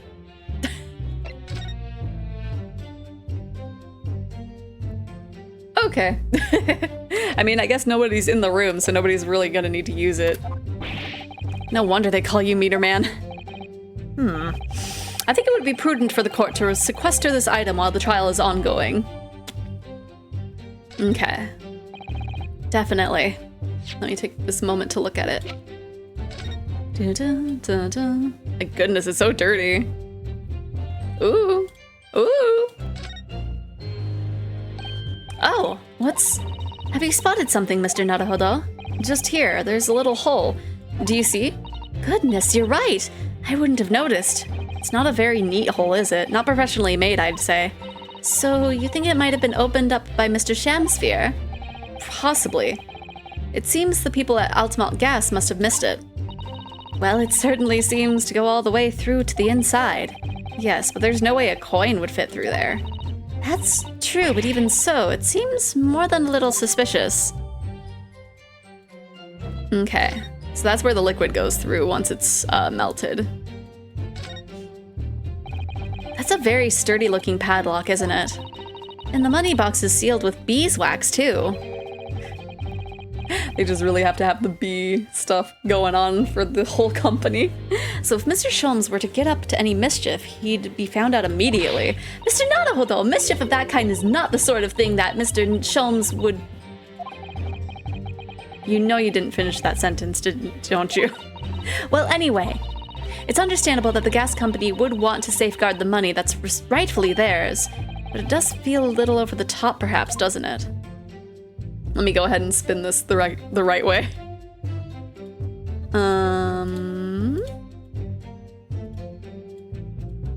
Let me see. I think that's all we can really look at here.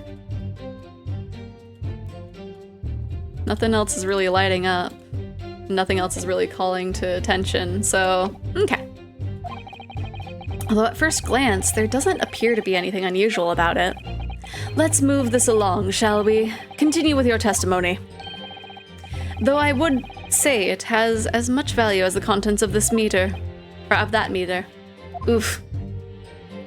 The meter doesn't appear to have been tampered with, though, and the collection agency has the only key. I could press you on that, but, there is a hole. Lady Altamont, I'm afraid to say that this meter clearly does show signs of having been tampered with. What? Get away! I've been over and over that thing. I'm telling you, there's nothing wrong with it. In that case, what do you have to say about the small hole that's been made at the base of the coin box? Hole? What? You're right. You're quite right. There is a little hole there. Meters aren't supposed to have that. None of the others do. In other words, we can assume that Mr. Shamsphere secretly opened up this hole himself. Yes, I wouldn't be surprised at all, but why? Yeah, why? I mean, it's tiny. You couldn't get a farthing through that. Lady Altamont, I wonder if you could give the court some more details about your meter design. What sort of details? Well, what I'd specifically like to know is how it differentiates coins. How does the meter tell the difference between different coins? What do you mean? Well, for example, if someone were to put in 1 penny coin, that wouldn't work presumably, would it? No, of course not. So, well, how does the meter know that the coin's been fed is a through penny bit? Ah, I see what you're getting at now. The meter tells coins apart by their shape and size, which includes their thickness. A threepenny bit is about 3/4 of an inch in diameter, you see. Other coins just won't fit. Ah, I see. It's clearly been well thought out. The witness will amend her formal testimony with that information in case it is pertinent. As you wish, my lord. The meter is designed for coins of the exact diameter and thickness of a threepenny bit. Nothing else will fit. So, what do we have on the note for the soap? I guess we'll press for that? But conversely then, it would seem that anything matching a 3-pence coin exactly in terms of diameter and thickness could equally well be used. Would, that be true? Well, yes, in a way. The weight comes into it at a certain extent as well. We've thought that through anyway. If I find any fake coins inside the box when I empty the meter, the contract says the customer has to pay 100 times the amount they diddled as a fine. We live for moments like this, us gasmen do. Live for them. It would seem the gas company has thought of everything. Wahoo! Hooray for gas! Hurrah for cash! Altamont all the way! That's quite enough of that. Remind me, how big are threepenny bits?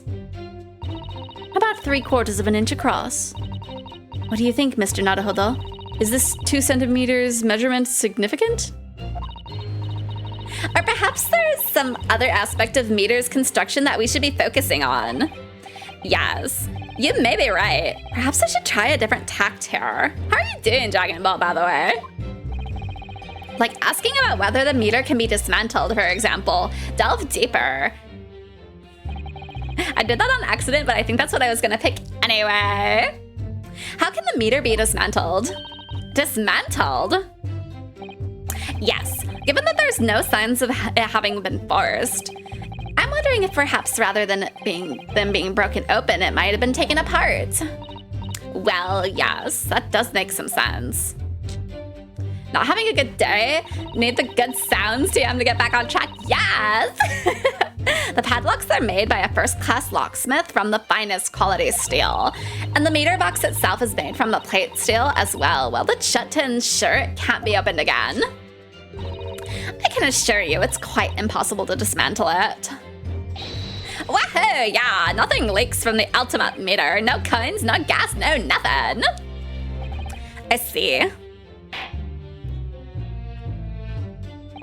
The witness will amend her formal testimony with that information in case it is pertinent. As you wish, my lord. Okay, let's see. Let's see what we got.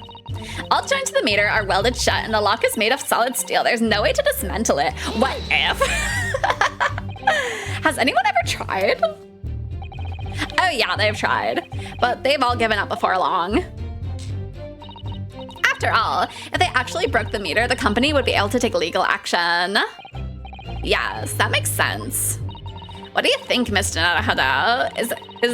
Is its welded steel construction significant? Or perhaps there's some other aspect of the meter's construction that we should be focusing on? Yes, you may be right. Perhaps I should try a different tact here. Like asking about how the meter differentiates coins, for example. Yeah, we need to have that information instead of how it's constructed. Okay, so yeah. Let's get that information back here. Okay, let's see. Cause yeah, how it's constructed, that doesn't really matter. Like it being welded shut, like who cares? We need to know about the coins. Okay, but I don't know what to do for the information. Like, is this where we present the soap? Objection. No, the music's still going! The last statement was contradictory in a number of ways. I think you'll find. In a number of ways, you say? That's right, my lord. I'm totally not flying by the seat of my pants. Welded shut means coins can't be recovered. Yeah. Well, like, the thing is, I don't know. Because I know the soap has to do with something. But, you know. Apparently not there. Let me see. Somehow he's using all the flaming gas he wants without paying a penny. If that's not thieving, I don't know what it is. How did you know that he's been using gas, though? Well, now, since I started investigating this bloke, I've been in his room more than a few times. And on every single occasion, his lamps have been blazing and his stove pounding.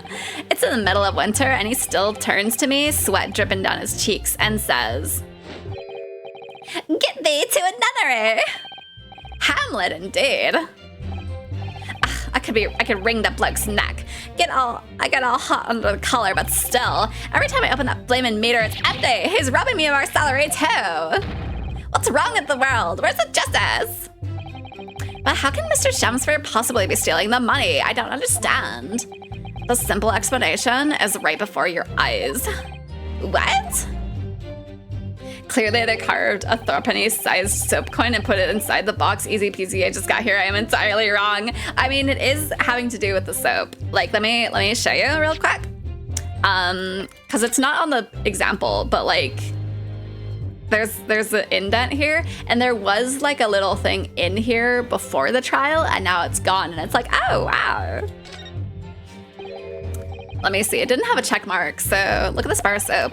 There's a circular depression on its side, about 2 centimeters across, or 3/4 of an inch. Ah, do you think? We did find the soap at the scene, didn't we? Okay, so we had to look at it a second time. Yes, there were 2 bars on that little ledge just outside the window, so we took this one. But I'm sure that when we first found it, there was some sort of reddish medallion in the middle there. I remember it clearly. Yes, but there's no sign of it now. Where could it have gone, I wonder? There we go. Okay, that's what we needed. We needed a 2 centimeter diameter circular depression in the middle of the surface to be there. Okay. So let's finish this up and have them be like, man, we haven't found the thing, and then go like and actually present it to the right thing. A toast to you eventually realizing that the gasman could be an accomplice. You what? Good lord, eminently plausible indeed. Well, what do you have to say for yourself? Oh, please, Lady Quimby, I'm a faithful worker. And besides, if the money us gasman collected doesn't tally with how much gas has been used, you dock our pay about the same amount. The soap? Wrong, but what about the soap? Dear God, he's right? Wow, Ace Attorney is such a good series. when you just everything clicks into place for you, but not for the characters. So you'd be stealing money only to have the same amount taken from your wages. Clearly that makes no sense. Perhaps it's a case of losing the battle to win the war. No, I'm not gonna stir up that hornet's nest. If I went stealing from the company, I'd be finished. It would seem there is no evidence to support the claims of thievery made against the victim because Mr. William Shakespeare is innocent. Yeet. Pray, forgive me if that shatters some illusion my learned Nipponese friend was clearly under. This portion of Ace Attorney is known as trying to explain things to a 5-year-old. The judge, yeah. I certainly didn't expect to uncover another crime that looks like it's been taking place in the very same room. According to the testimony, it's only the meter in Mr. Shakespeare's room that's under suspicion. It does seem as though perhaps it has nothing to do with the incident involving Mr. Natsume. I know, it does seem that way, but the fact is, since I've been practicing law in England, I feel like I've encountered this at least once already. Cases that are interlinked. Oh, it might seem that 2 cases have nothing to do with one another at first, but in fact, they're intimately connected.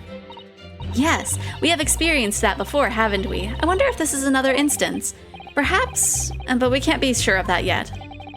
If the Altamont Gas Company has been investigating Mr. Shakespeare so earnestly, there must be something to it. But then, how has he managed to steal their gas? I wonder. I have no way of knowing. There's just no thoughts in my... Whoops. Wrong button. I was going too fast. I pressed the wrong button. Dun dun dun bo dun bo dun. I want to grab my blauhe, but I don't know. No, don't change. Don't change the tact. It's fine. Leave it. Let us return to the testimony. Of course, my lord. As I was saying, Altamont meters are unsurpassed, and that can't be manipulated. No, I don't want to talk to you. Boredom. There we go. Now the soap works. Let me just confirm something here. If the diameter and thickness were to be correct, the meter would accept any object as if it were a threepenny bit. Is that correct? Yes, that is correct. Grab Blahaj, find a transparent PNG of Blahaj and put it on your model. Okay. Let me see. I will grab it. I know there's one that exists, but I don't have it on my person. But I will grab Blahaj. I'll grab Blahaj. A big old Blahaj. Wah! Okay. Yes, that is correct.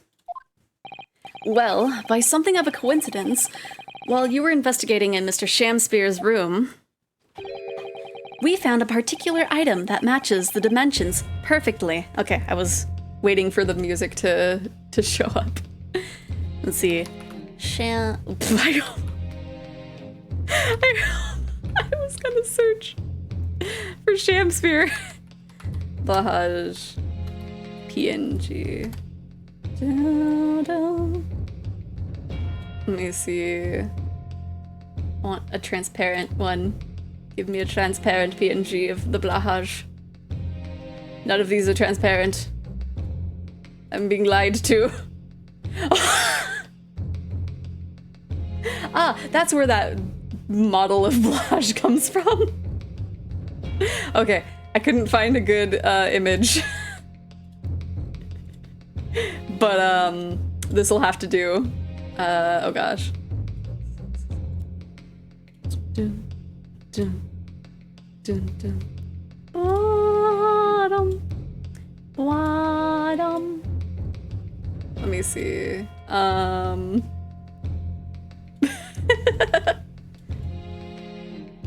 Okay. You ready?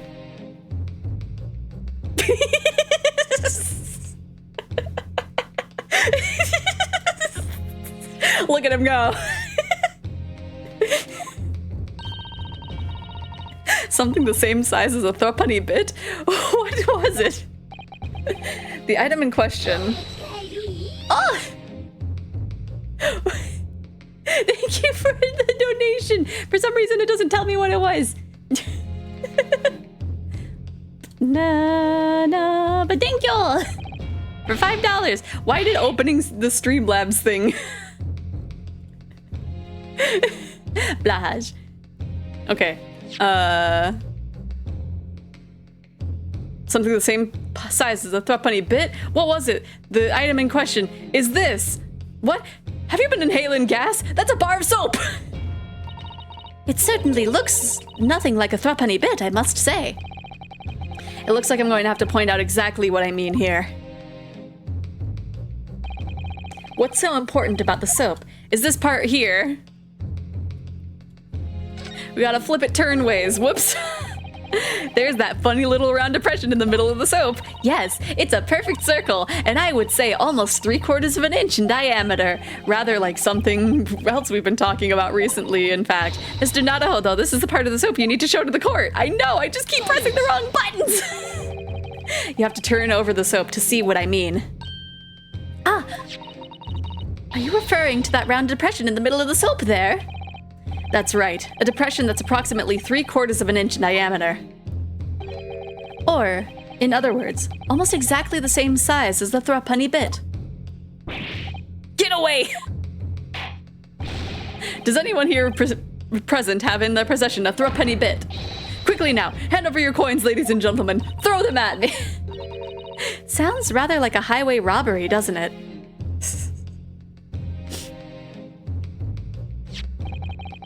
Thanks to a kind member of the public in the gallery, I have here a threepenny bit. Now, to see if it fits. My word, it couldn't be even more snug! Yes, as I suspected. This, without a doubt, is a vital clue to explain how the Altamont Gas Company is being defrauded. Well, I don't believe it.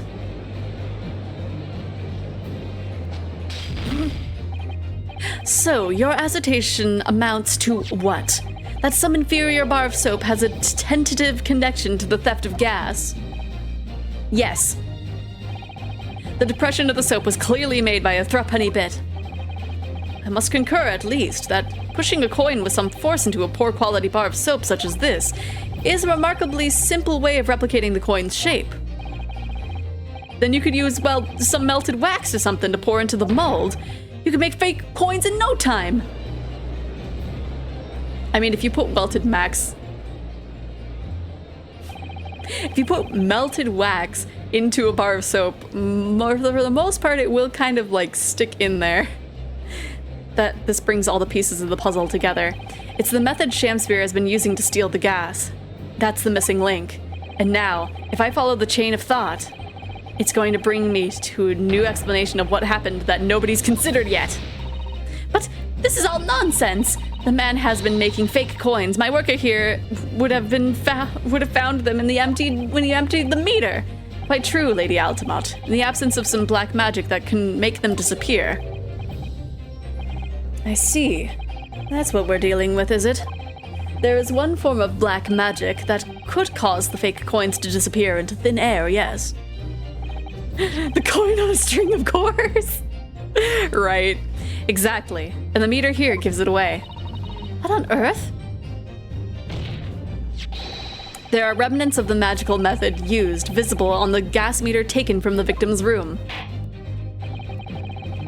If that is your assertion, counsel, the defense will identify these remnants for the court at once. Where on the meter can the remnants of the method used to make the fake coins disappear be seen? The hole? Got it! We found this bar of soap at the scene of the crime, just outside of the victim's window. Outside? Yes, outside. Where you yourself, Mr. Meataman, were loitering in the freezing winter air. That's where we found the soap. I get it. That's right. The answer, of course, is ice. Did you say ice? Mr. Shamsphere has been leaving soaps like this outside his window every morning filled with water. I mean, it's similar to what I was thinking.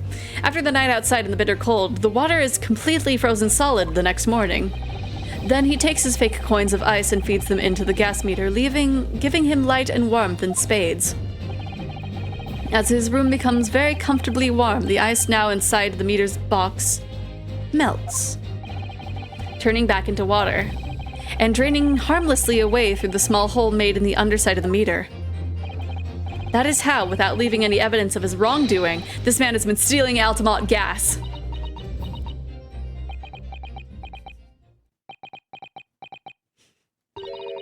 Just like that. So simply. Is he trying to make us look like idiots? He's been fooling us all with some bars of soap and some water? That's right, madam. I don't believe it! It can't be true! Do you have any idea how much money we spent to develop that new meter? And now that you have the audacity to suggest that a bit of soap and some water can render it totally useless? I'm fairly sure I didn't design it. Evidence. Sorry? Imagine after these long periods of silence, they just go, well, all of that just feels a little far-fetched, you know, right? I mean, that's kind of what they're doing, is like, this doesn't make sense. I want evidence. If you're going to stand there and tell me our meters are rubbish, I want to see proof. She's very good at enforcing accountability, isn't she?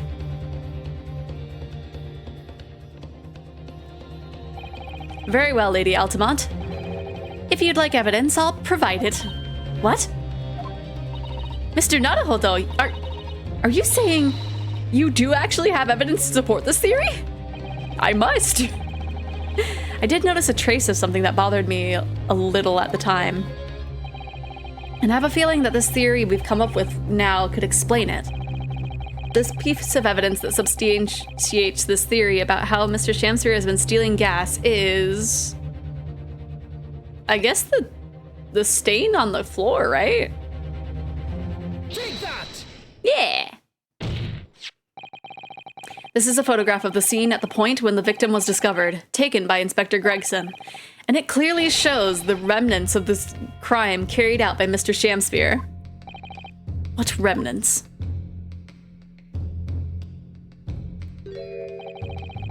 Here you can see the gas meter on the wall in Mr. Shamsphere's room.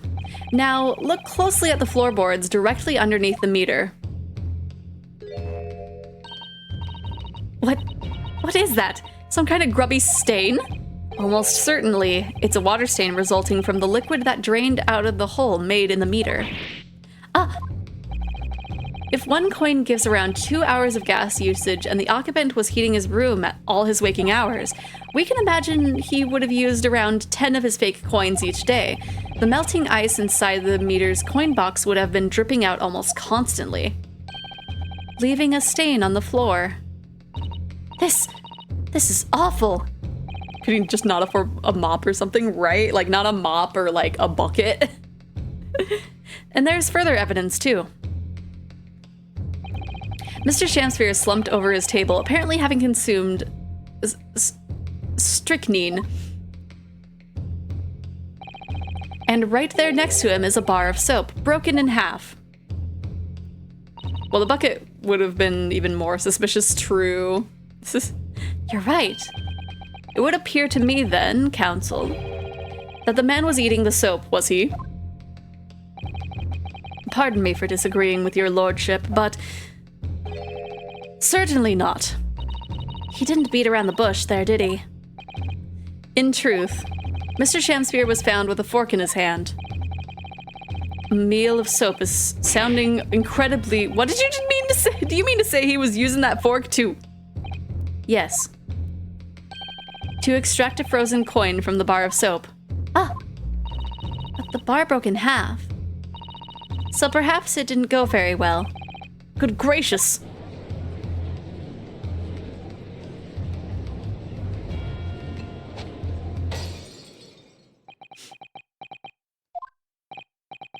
Lord Van Zeeks! I was throwing my hand up in despair, and happened to catch my hollowed bottle on the way. Pray, forgive my maladroit mistake. What is the meaning of this, counsel? Allow me to pose my learned friend a question. What exactly did you establish with your most recent cross-examination? Well... That Mr. William Shakespeare is a liar and a thief. In other words, that his testimony is unreliable. That's it. That's exactly it. Very well. Let us assume that man is a liar. Now, allow me to pose another question. What possible difference does that make? Well, we know that suicide can be discounted. Scotland Yard's investigation revealed no sign of another vessel that contained poison. And on the night in question, there were no visitors to the room except the accused. The young gasman's testimony, which we have no reason to doubt, has confirmed that. Furthermore, the only possible way the poison could have entered the victim's body is via the tea. The court has seen no evidence whatsoever that suggests otherwise. Oh, maybe he was... I'm thinking maybe he was like trying to get the coin out of the soap bar. The soap bar broke and the coin like flung into his throat. That's the only thing that I can think of.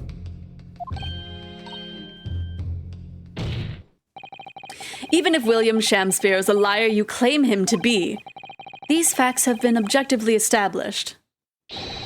There's no escaping it. Therefore, in light of these facts, the prosecution calls for immediate adjudication. You... What?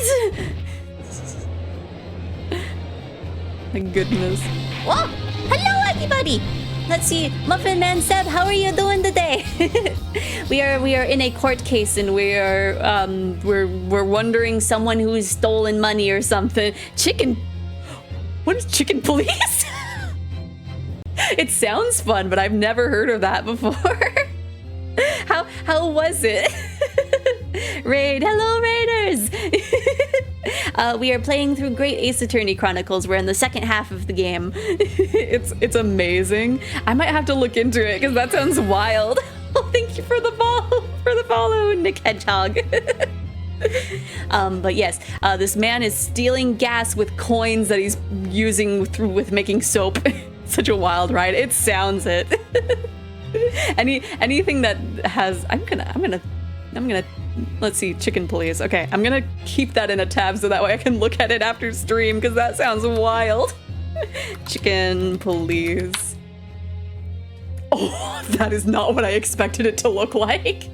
I'm absolutely looking into that after stream. But hopefully you had a good stream. Thank you everybody for showing up.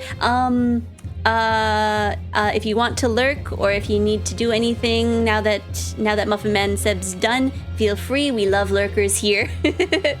Has the best voice acting, honestly. Really? Oh my gosh. Is it like actually good voice acting, or is it like they're all very seriously making chicken noises? Because each would be fun. Order, order. Well, counsel, how does the defense respond? Oh, it's generally good. I'm gonna have to look into it. Mr. Narahodo. What was the point of that last cross-examination? Did it actually get us anywhere? Or did it just make no difference at all, like Lord Van Zeeks is saying? Raise an objection. It proved something. I don't know what it is, but it proved something. No, this isn't over. The defense will not rest. What? But counsel, you have successfully explained everything. You've identified and substantiated the unscrupulous method employed by Mr. Shamsphere to consume gas. What more is there to discuss? I do have to raid and fade because I'm starving. Understandable. Get yourself some good food. But thank you again for the raid. But yeah, I do the same things. No worries. What more is there to discuss? Lord Van Zeeks just highlighted 3 facts in order to make his point. But contrary to what he would have the court to believe, not all of them have been objectively established at all. What are you trying to say, my Nipponese friend? At least one of these so-called facts is an assumption, made due to a lack of evidence. But the situation has changed now, following the cross-examination of the latest witnesses to take the stands. Don't be absurd. What is this nonsense?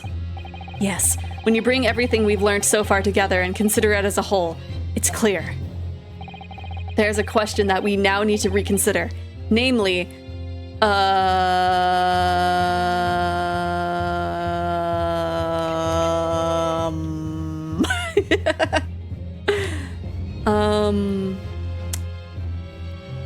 was there poison in the tea?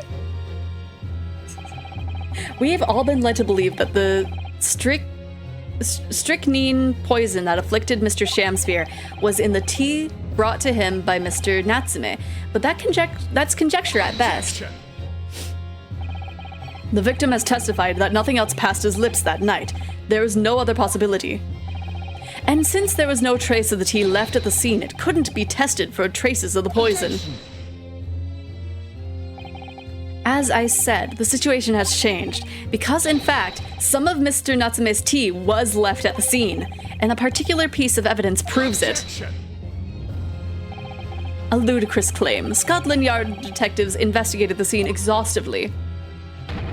What evidence are you suggesting they missed? The defense has made a bold claim indeed. Very well, counsel. Present your proof. What evidence from the scene of the crime can tell us about the nature of the defendant's tea? Was there a little bit of tea left in... No? Oh, the rim of this glass. I'm just gonna look just in case.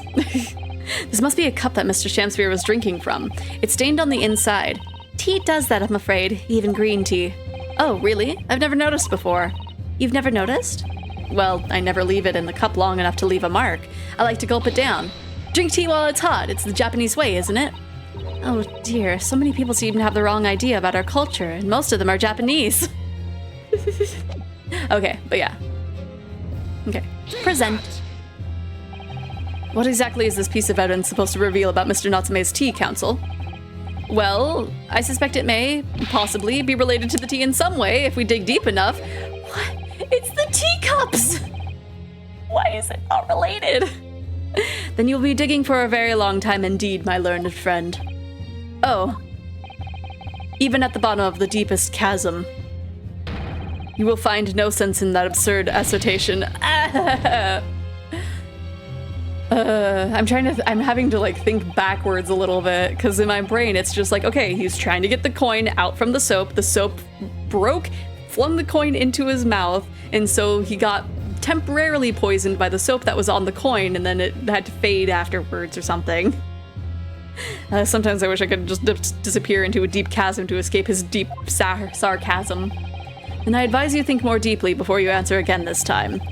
Okay, so there must be something. There must be something about the tea.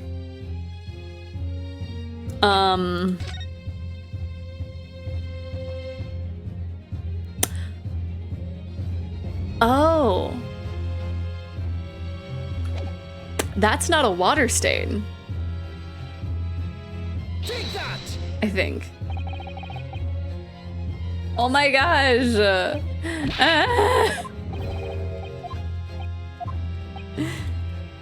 Okay. I'm gonna save after this one. We used the teacups. We used the image. I'm gonna save. Because there was a stain on the stain cup, or on the teacup, but they didn't like that. There's the stain on the floor that more than likely, because the thing was red, he might have just used the tea instead. A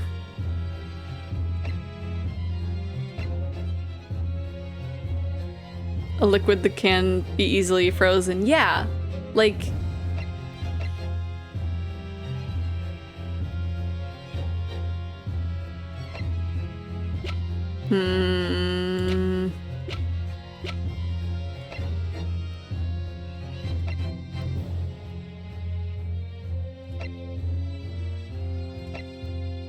Why do I still have the secondhand book receipt? That's really weird to have still. Unless there's like a... No, I was gonna see like maybe if there was like a stain on it.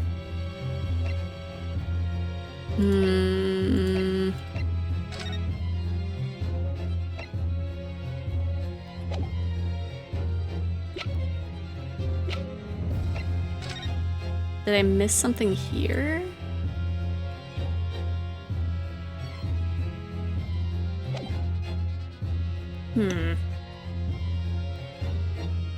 And I can't just not present something.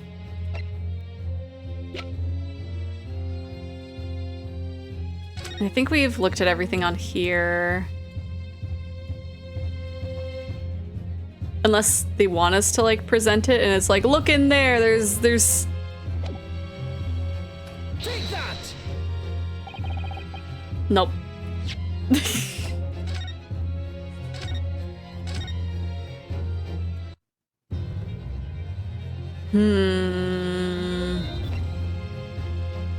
Take that! Maybe? Okay. Good gracious. The soap again? The same bar the victim used to fashion his coins of ice? Yes, that's right, my lord. It's just come back to me. Something about when we first found this bar of soap at the scene yesterday. It's more bars of soap. Soap? What are bars of soap doing lined on the ledge outside the window? I'm quite certain that when we originally stumbled upon the bars of soap, there was actually a frozen coin in each bar. This piece of evidence again, the judge and the audience, right? It's like, stop showing us the soap! I know! Are you calling the judge stinky? So you discovered the gas thief's coin factory. Fascinating. In a way, yes, but there's more. The coins we found in the soap at the time weren't normal ice. I think it's calling you stinky. Oh no! There was something strange about them, you mean? Exactly. Something very obviously strange. They were red. The ice was red. No. You mean... That's right. It's obvious to me now. The fake coins in the soap were made from frozen tea. What? I would remind the court as a statement made by Mr. Natsume earlier in this trial. That evening, yes, I did take some freshly brewed tea with me when I visited Mr. Shakespeare's room as a gift. The public water pump outside always freezes at night, so I brought bottled water specifically to make it. And this is the result. Never will I touch tea again. Never! Yes, I believe there had been a snowfall that day. It was particularly odd. Sadly, on such occasions, the poorly constructed water mains of the East End are prone to freezing. So on the night in question, Mr. Shakespeare, having no running water to use, was forced to use the tea brought by Mr. Natsume in order to make his fake coins. My word!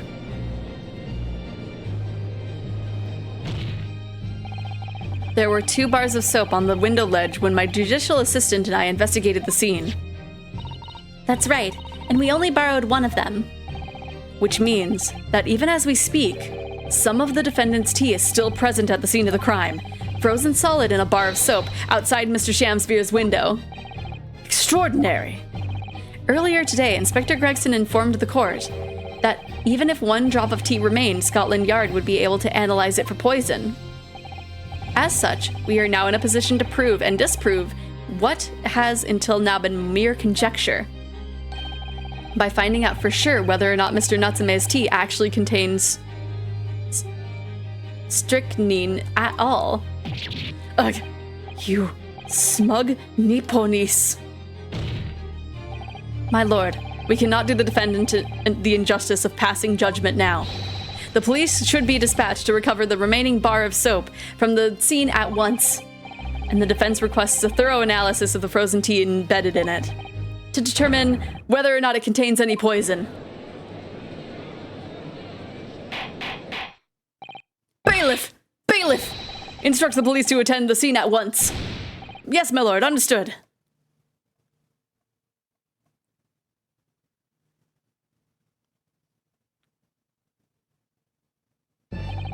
It would seem we have no choice but to suspend these proceedings for the time being. I trust you have no objection, Lord Van Zeeks. None, my lord. Scotland Yard will recover the tea from the scene and carry out the requisite tests immediately. The trial will resume at the same hour tomorrow. The prosecution and defense may conduct further investigations as appropriate in the interim. Yes, my lord.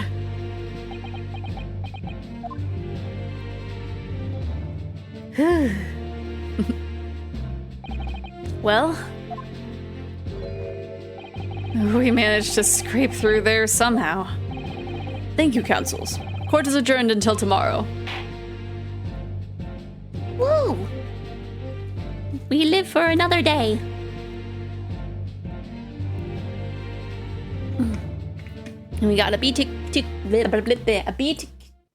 continued. I'm just tripping over my words left and right today.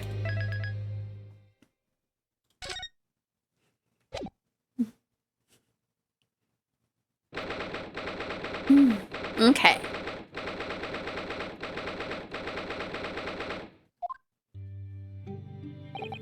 Whew, we made it back in one piece. Just to be perfectly honest, I thought we were finished for a while. Better to sip than the trip, yeah.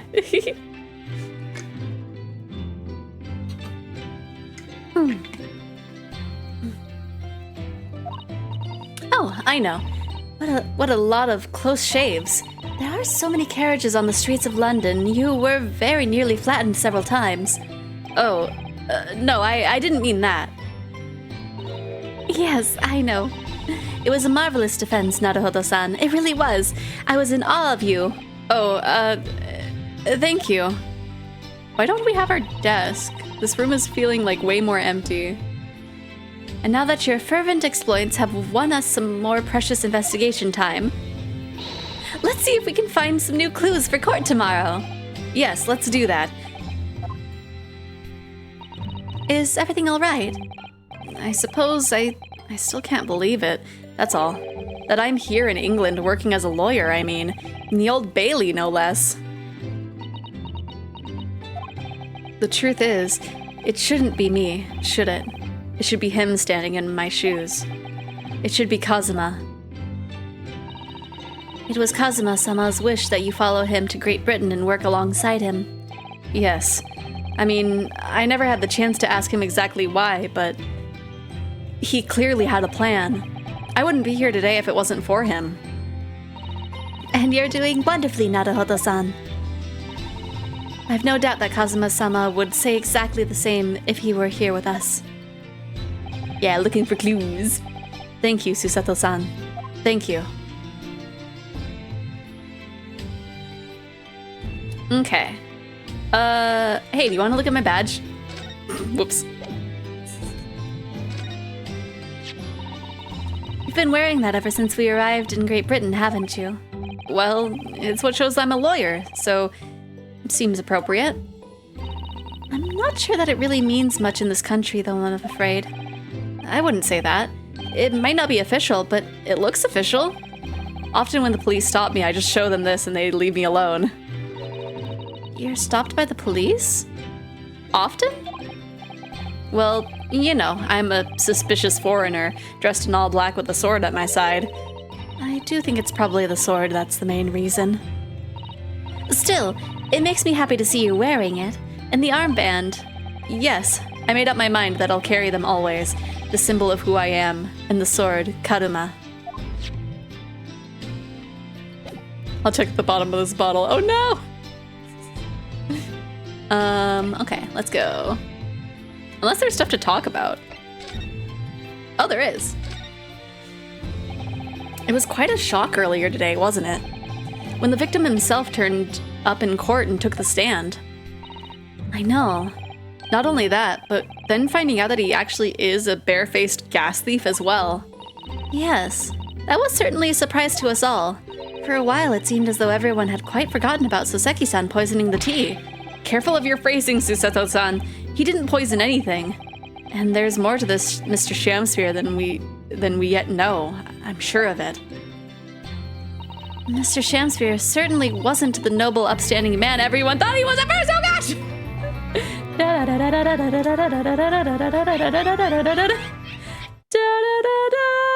I don't look like I'm having a good time, funnily enough. Wasn't the noble, upstanding man everyone thought he was at first. What's become of him, actually? I was told that he'd be returning to the hospital ward when he was receiving treatment. I'm back eating out at Tahoe Joe's. Tahoe Joe's? I don't know what Tahoe Joe's is. But it sounds delicious. Oh, which one is that? Thank you for the hydrate. I will say, I just have my gamer subs right now. I forgot to fill my water bottle. But I will fill it during break. Get some fresh water. Oh, which one is that? Let me see. Ah, yes! He's at St. Bartholomew's, or Bart's as Londoners call it. We know that place, don't we? Yeah, had a steak sandwich with cabin fries there. Ooh, that sounds yummy. Yes, we visited Miss Green there yesterday. It's the same hospital to which she was taken. Ah, yes, after Soseki-san stabbed her in the back. Do be careful with your phrasing, Naruhodo-san. He didn't stab anyone. Perhaps we both owe Soseki-san an apology. St. Bartholomew's. Yes, we should probably visit the hospital later. Okay, what's next? Man, I want some, like, good fries now. So, we know that Soseki-san took the tea to the victim on the night in question, but as he isn't the culprit, then obviously... Yes, the poison surely wasn't in the tea. But if that's the case, how on earth did the poison get into Mr. Shakespeare's body? I'm sure we'll find a clue at the scene. There must be something in Mr. Shakespeare's room that will help solve the mystery. Well, naturally. Scotland Yard detectives have been over that place already. But it couldn't hurt for us to have another look around, I think. What was the conclusion of the trial? I assumed you somehow found a hole in Reaper's argument against Mr. Natsume. Well, we're at we're taking a break. The trial's still going on. We basically showed them that there was an indent in the soap. Shakespeare has been stealing gas because he basically puts a little ice coin in there and it melts through and he just keeps making, or I guess not keep making new ones. It just kind of like, as you can see here, it kind of just stains the floor. And so it was shown on the night in question, instead of using water, because it was so cold outside, the pipes froze over, he used the tea that Natsume brought him. And what I'm thinking is he was trying to pry it out, it broke in half, it like lodged into his throat, and so he just like asphyxiated for a little bit, and then it melted and he woke up back up. That's not proven, that's just my theory right now. Definitely. But now we know that there is more soaps on the windowsill that still have it. So they're taking the break to go and find the soap with the tea still in it and to test the tea if there is poison in it. And I'm desperate to know the outcome of the investigation with the tea left in the bar of soap. Well, if we run into Investigator Gregson, we could ask him about it. Surprised he didn't die from it, right? Kazuma Asogi, best friend I ever had, and a lawyer with such promise. He really saved my bacon in that horrible incident just before we left to Japan. I can still picture him now, looking so fierce and determined in court. And then, after the trial, that crazy idea he came up with. As a stowaway? Yes, you can fit inside my trunk if you curl up small enough, I'm sure. No one will know. Kazuma, won't you tell me why? Why go to these lengths so that I can accompany you to Great Britain? Well, it's been on my mind ever since you got through that trial, that you really ought to go into law. Be a defense lawyer. You've got a natural talent for it. Believe me, I guarantee it. But I've never even thought about becoming a lawyer. Well, I can't force you, obviously. You'll have to decide for yourself. But anyway, London is a cultural capital of the world, the city at the forefront of everything. It can't hurt for you to see it with your own eyes. No, that's true. I suppose, though, if you were to become a lawyer, then one day... One day what? Oh, no. Never mind.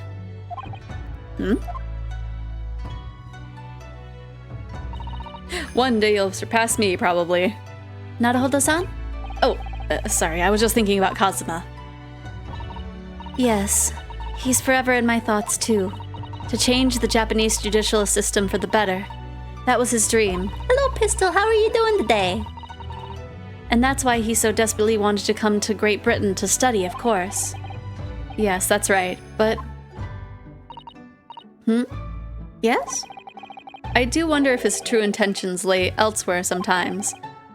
I don't know. The thought just takes hold of me every now and then, that's all. His true intentions.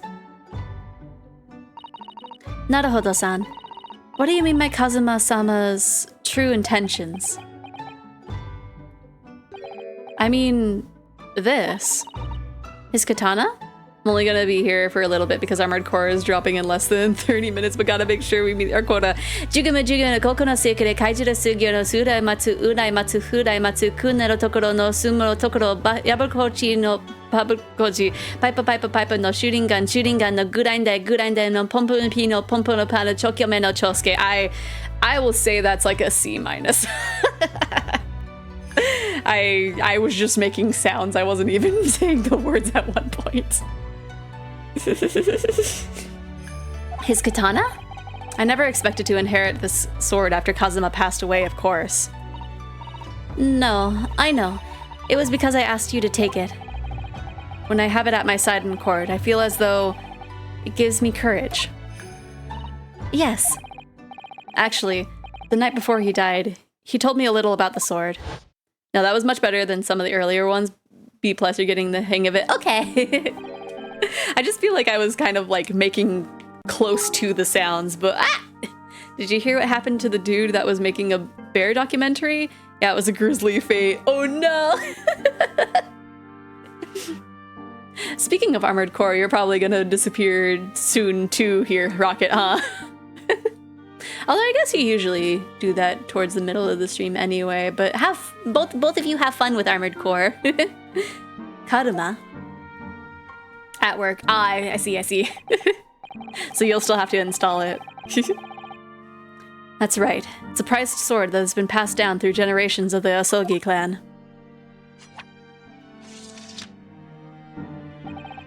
A Japanese man's sword is his soul, Ryunosuke. I can't be parted from my katana. Karuma guides me. I truly believe that. So its name compels its wielder to slice evil in two? Not that you would need much compelling. And I'm not going to start playing until after I get off tomorrow and I stream it. Ah, fair enough. I get that. On that subject, there's something very important that I have to do in Great Britain. Something you have to do? Yes. I'd appreciate you seeing it through with me. Of course I will. Whatever it is, I'll see it through to the end with you. I knew you wouldn't let me down. And then he died and we never knew what it was. What did he mean by something very important that I have to do? I had hoped that the answer to the question would become apparent when we arrived here, but as yet, I've not found a single clue. I see. And this is a past scene, so we don't have the knowledge of him sending us the message, or no, not him sending us the message of like a bunch of people's names in Morse code. Because that hasn't happened yet. Oh, Luna, it's Susie! Hooray, you're back! Hello, Iris. You're in fine spirits as always, I see. I am, and you look as immaculately presented as ever, Susie. Oh, you flatter me. Well, you couldn't have come at a better time. I just made a pot of tea. I'll set some cups. Really? Thanks, Iris. But actually, what is that foul smell? Aha! The Wanderers return at last. Where on earth have the pair of you been? I haven't showered in a week.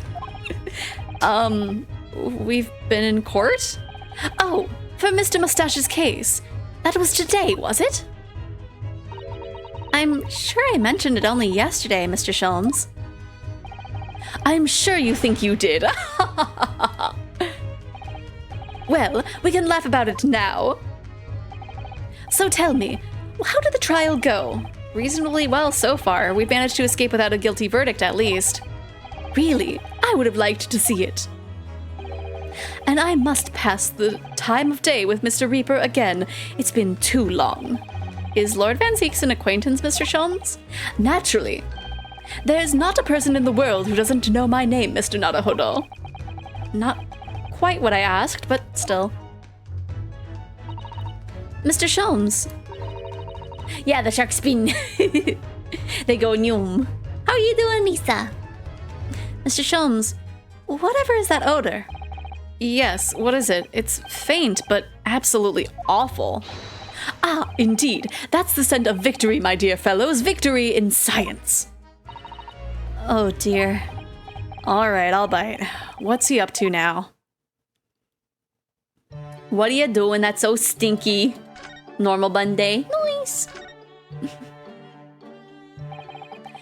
Lord Beric von Zeeks. Yes, it's an interesting sobriquet he has, isn't it? The Reaper of the Bailey. Once the legendary prosecutor has fought for someone's conviction, that person is doomed. Even if he or she is found not guilty by the courts, sooner or later the hapless soul will vanish from the capital. You can make the shark spin on another axis, it'll be funny. I don't know, because I don't have it in VTube Studio at the moment. I don't know if I can... oh, I can rotate things. Okay. We'll... Do you want this axis? Or... maybe like this. Blahaz. Or blahe, yes. Let me see if I exit studio mode. Oh, I can't access it. Ah! Let me spin it like this and then go into studio mode. Whee! Blaha takeover stream, yes. There it goes. Spinning. Spin. Let me see. Looks like he's breakdancing a little bit if he's upside down. Let me see. I don't know what the best angle would be. Maybe like that? Is that a good angle? I don't know.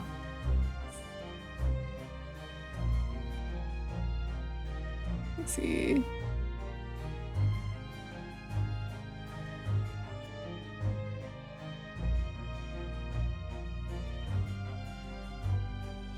I was waiting for the random sound and it just never happened.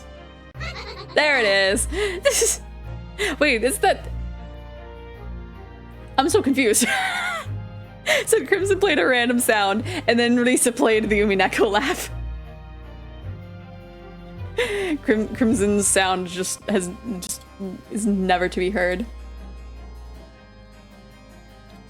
I want another spinning plush. There's the random sound. Maybe? No, roar was specific. I'm so confused. Okay. Spinning huma. Want more spinning things. Let me see. I want it to be transparent though. Nah! Nah! That's a different random sound too. This'll buy me time to get another GIF.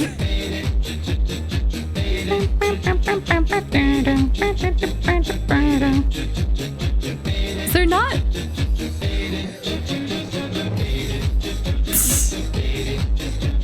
Let me see.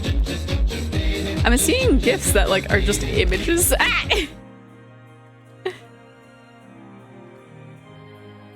Where's a transparent spinning Fumo when we need one? Okay, we'll grab this one. This one's very tiny, but oh wait, I need to oh gosh, it's so tiny.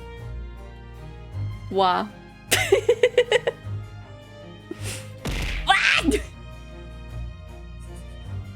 The random sound was silence, I guess. Small. Very, very small. It's as small as the Hamtaros. Which I think... let me reorder things a little bit. Let's see. There we go.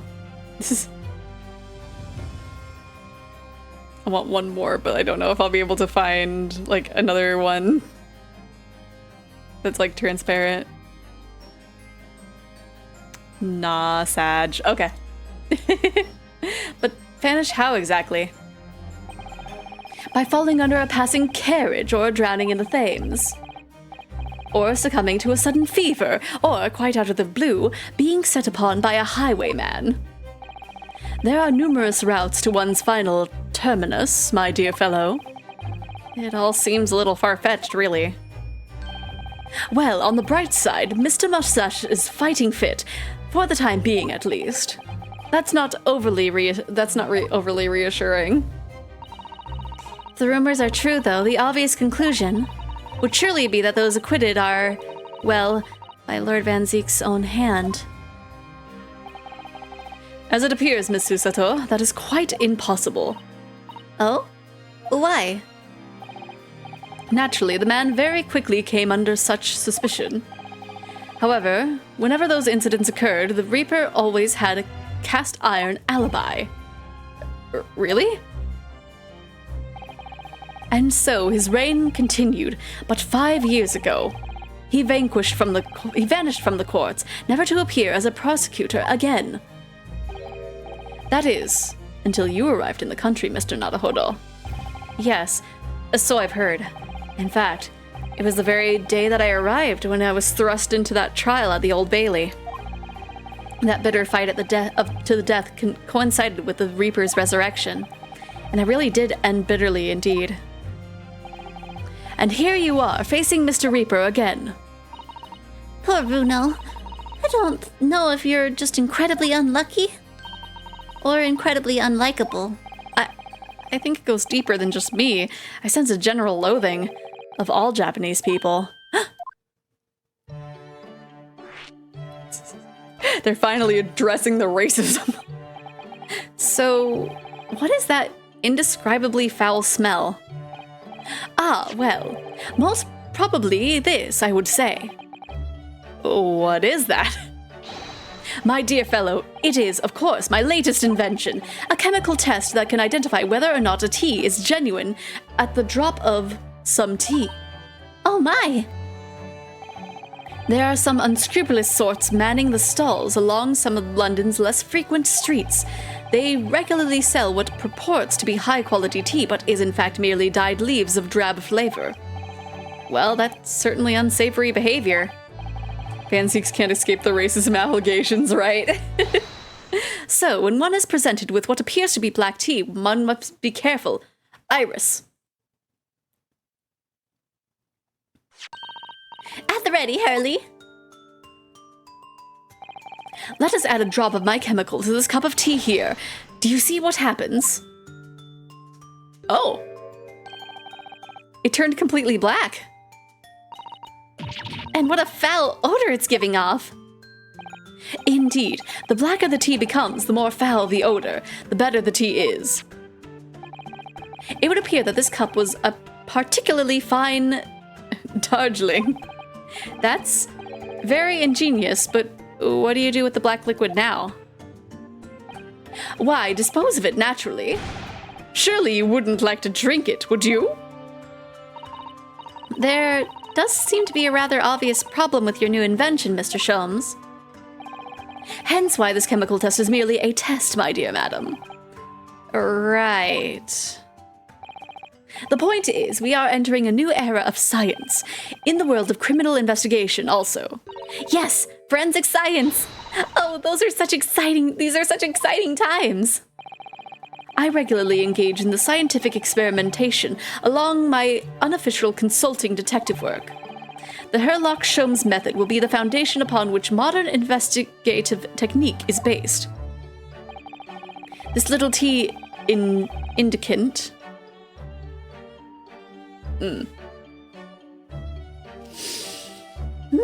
Indicant was a happy byproduct of my ongoing forensic science research. Forensic science? I suppose I should find out more about that. Let's confront his racism. With Mr. Natsume, who I'm currently defending, being Japanese as well as Miss Susato and myself, I felt it even more keenly in court today. For some reason, Lord Van Zeek seems to have an inherent disdain of the Japanese. Indeed. It is an interesting observation.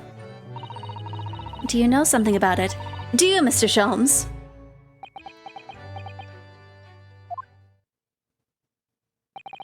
It was about 10 years ago that Beric von Zeeks chose to enter the legal profession.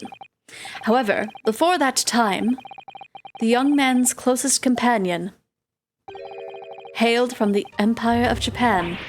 No. What the? Tell us more, Mr. Sholmes. What happened?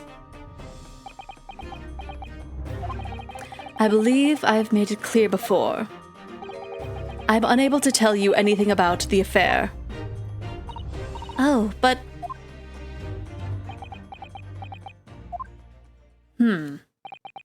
The veil will be lifted on the events of the past in due course, I'm no doubt.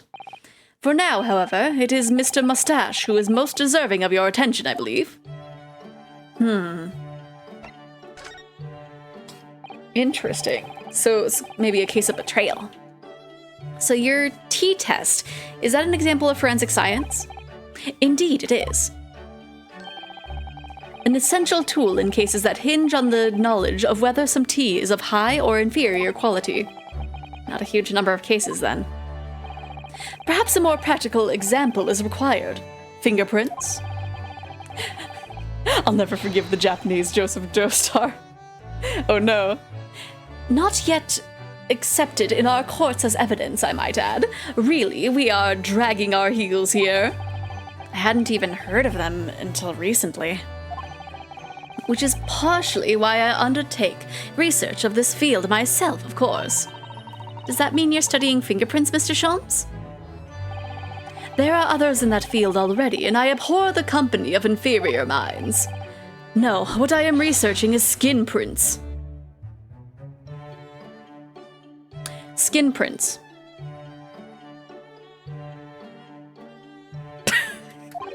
Skin prints.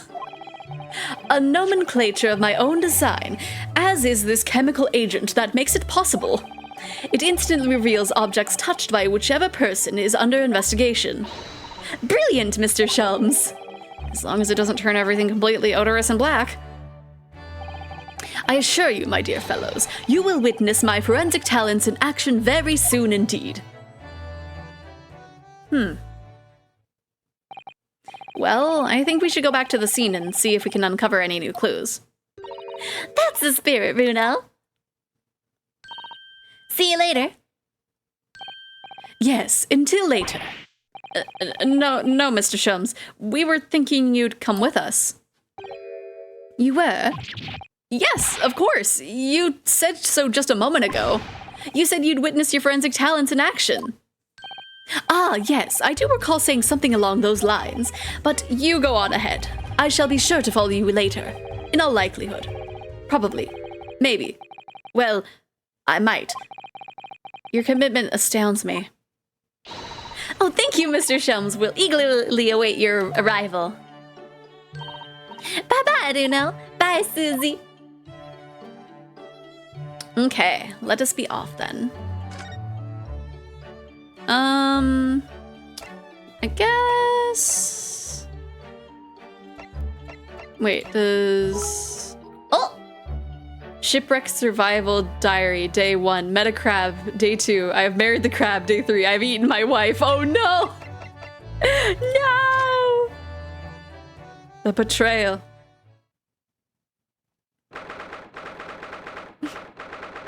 Okay. Look around here and then take a break because I'm a little hungry. What do you suppose is happening? It sounds like some sort of disturbance. Yes, I hear angry voices.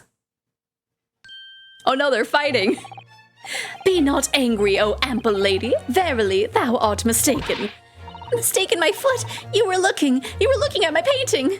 Oh, baby, she's one of those ones where it's just like, everything I make is trash, no one should look at it. The eye of man hath not heard, the ear of man had not seen. 'Twas foul indeed, the poison that mustached villain gaveth me. Forgive me, lady. I wish that you died from that poison. God a mercy, ample lady, but thou seest I have vigor still. Behold my Shakespeare dance. This looks rather ominous, doesn't it?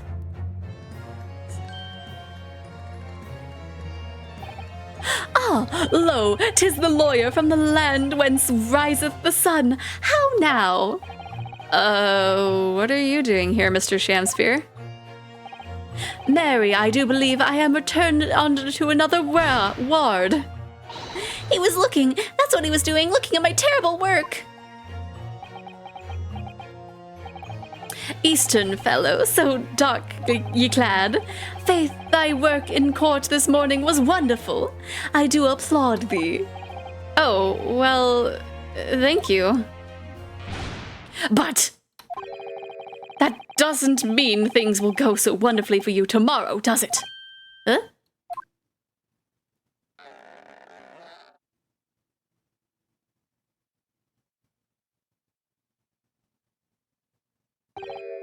Anon, exeunt. Knock you upside the head for looking that very secret spicy art, right? Mr. Shakespeare might technically be the victim in this case, but there's definitely a lot more to it than that. It's very hard to pin the man down. I'm so sorry. I'm such an awful person. Ah, Miss Green, is everything all right? Oh, yes. I mean, just don't worry about me. They're about to discharge me, so I must get ready to leave now. Oh, I see. We're delighted that you'll soon be well enough to go home, Miss Green. Oh dear, you're too kind. I don't deserve it.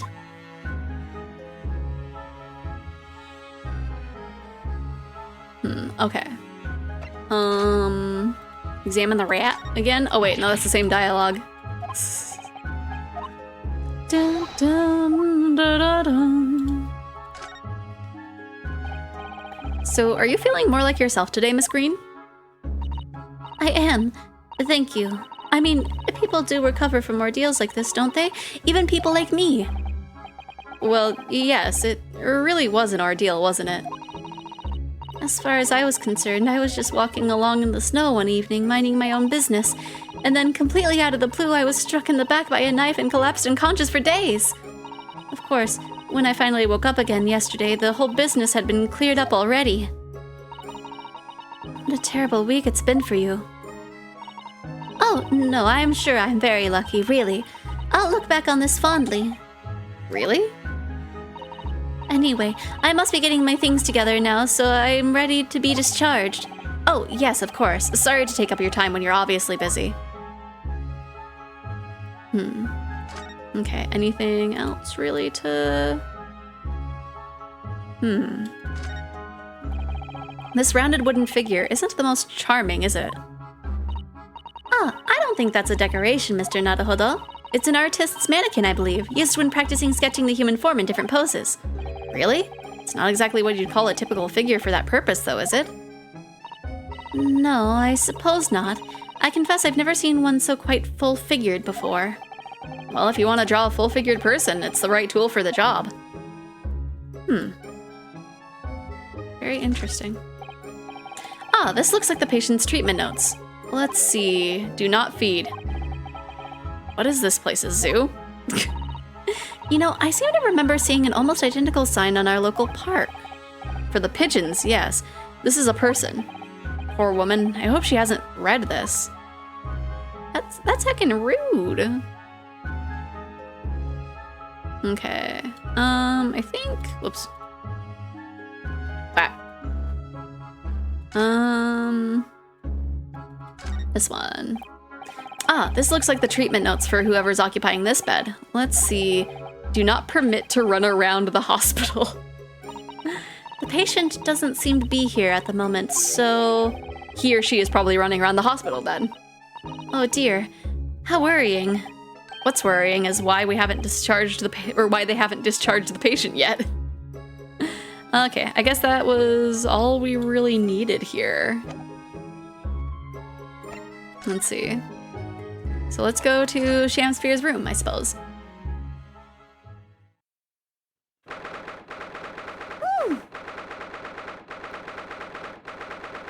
Oh, I did say that we were going to take a break after looking at the hospital, right? Because we're probably going to see a lot of stuff in this room. That might be a good idea. Okay. So let me save here real quick.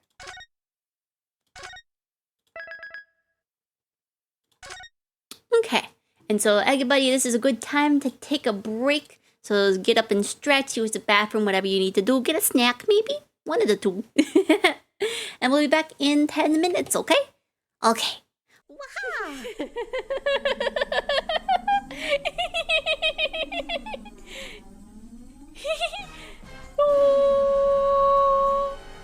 Man, that's a lot of he's.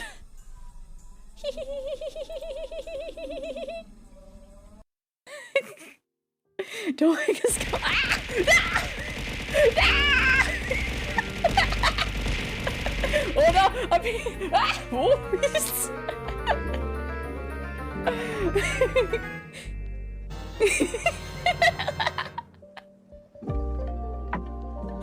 right, the chaos. The complete and utter chaos. Right. I'm glad I was. Oh. Wait, there wasn't even an what? Oh, Bailey snuck it in. But yeah, that was. I'm glad I'm not the only one who thought that. Warned you about the stairs, bro. I warned you, dog.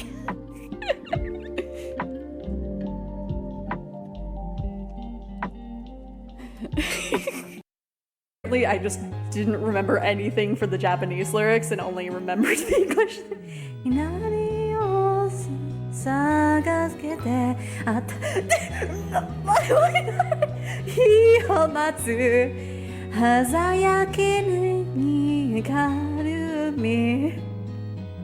heard a 50k match?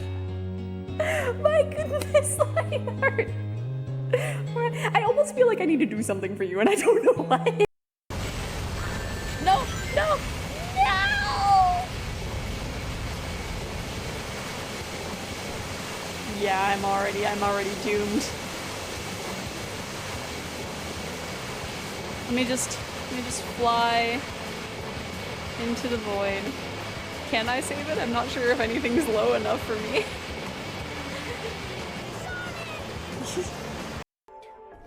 We have another one from last year that we can check out.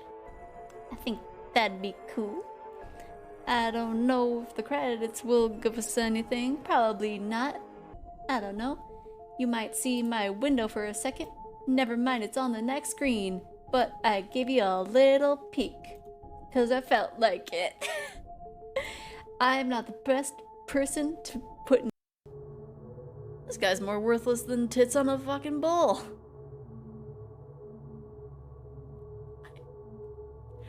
What? What was that expression you just used, Zach?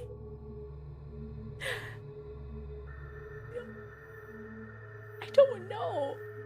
What are you talking about, Zach? Looks like there's people even dumber than me. Just tits on a bowl. Can we not fight anymore, please? Can we not fight anymore? Veronica, sure you're scared, I've been there. I can set you free. Veronica, don't make me come in there. I'm gonna count to 3. 1, 2.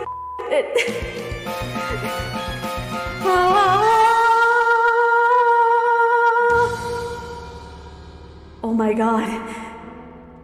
No. Veronica. Please don't leave me alone. You were all I could trust. I can't do this alone. Still, I will if I must.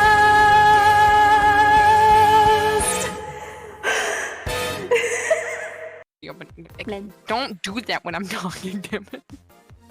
But you were also going. Yeah, and then I started talking again, and you did it like right when I was doing that. I'm sorry, I'm just going. So rude. Trying to mess me up.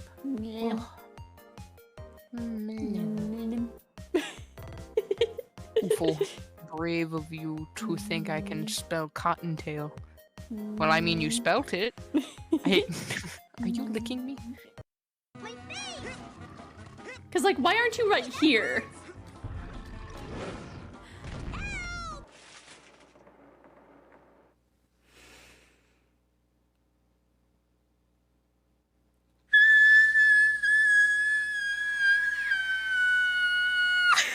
That is all.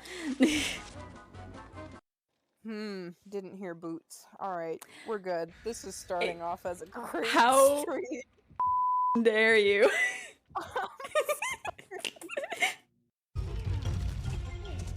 They just kind of appear and I don't have control of it, I'm sorry. Freaking right in the beetle heavy. Yee. Oh gosh, oh gosh. Crap. Okay. Okay, I gotta be careful. I pressed jump! I pressed jump, I swear! I That pressed... doesn't get clipped. This is the song Stop! that doesn't end. Stop! Yes, it goes on and on, my friend. Some people Seize! Seize the lamb chop!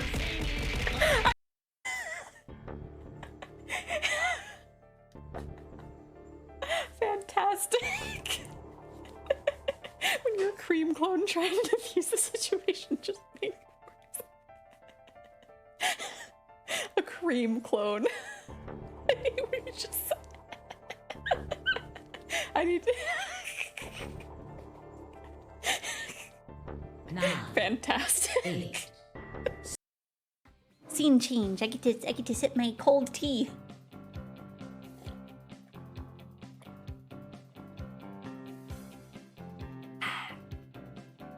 Oh no, the cinnamon!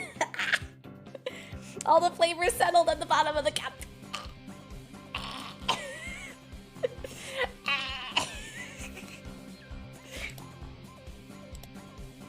Okay. Oh gosh, I need to wash that down. That's way too much cinnamon. How dare you, Kate? How dare you wait for my pain? Are you hitting me, Cool. Steph? Hmm?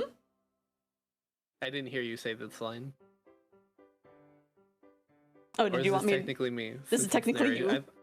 Oh, okay, sorry. Okusan used wing attack. It's super effective. Cool. Coup! They'll rue the day they crossed Okasan. He'll have them flayed, hanged, shot at dawn. He will. Coup! Okasan must now train to achieve true pudding. Farewell.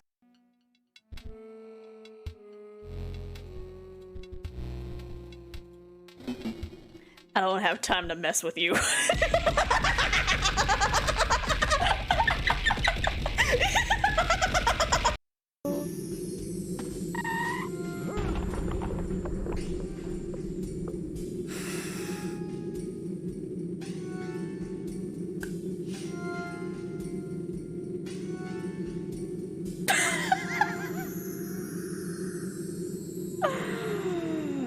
Wow, okay.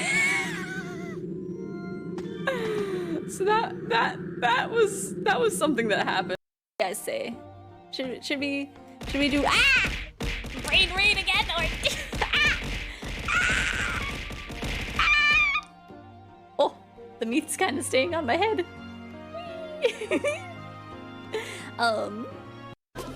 The ring one though.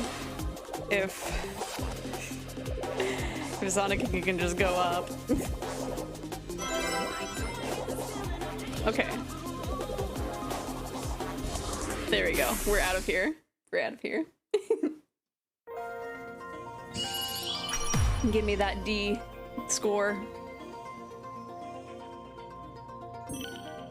Man, I'm thankful that people are looking right now.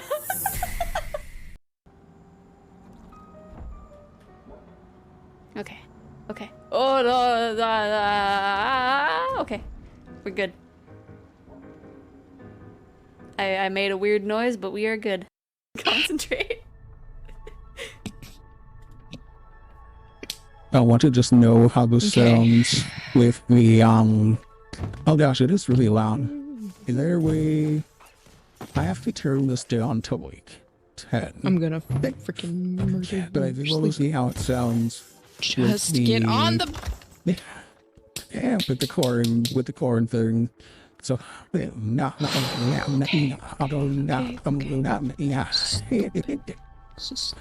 it probably doesn't. Eat it, bees. oh, how about this one? Damn, cool drawing you got there. Didn't know that you were an artist as well. Who is that?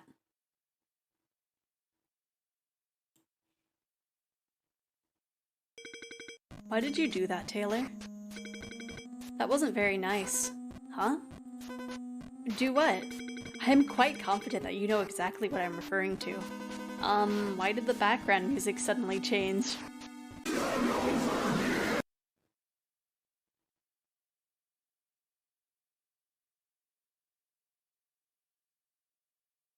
Okay.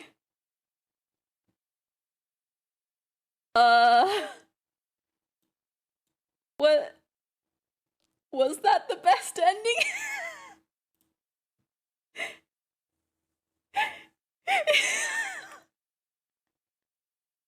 It looks like there's a man standing there. Hello? You're moving. Ah, hello.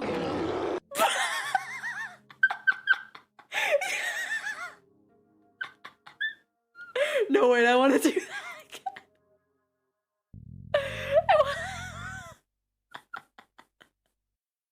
Let's just sleep. Let's sleep and beauty him. Just.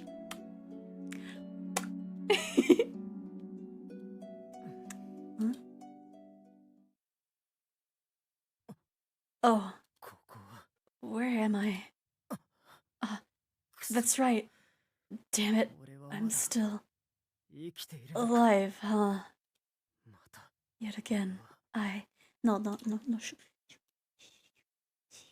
worry about it.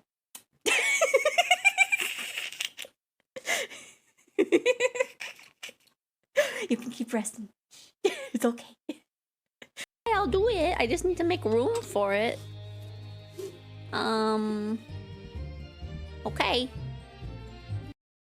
We're back. Sorry about that. I feel like that wasn't even like 10 minutes. Time is very weird. Okay. So let's go back. I haven't even had a chance to eat my food that I prepared for myself. But that's okay. We'll take moments. Hello again, Inspector Gregson. What are you doing here? Investigating. Breaking and entering and stealing all the money that's in the establishment and then looking for prints. Well, we were hoping to have another look around, actually. So many of the clips in more, so the ones I'm the root cause of are so funny out of context, right? Especially the cream clip in one. But I think the start of that clip is me already laughing about the joke. If I remember right. The lawyer representing the defendant has a right to examine the scene, as I am sure you're aware. Yeah, I know the score. Oh, yes, one other thing. The soap on the ledge outside the window. Did you find it? With the tea in it? Yeah, we found it all right. There was a small amount of tea in it, as you said. I knew it. It's with the identification section at the yard now. They're looking into it. The results should be available later today. That's wonderful news. Thank you.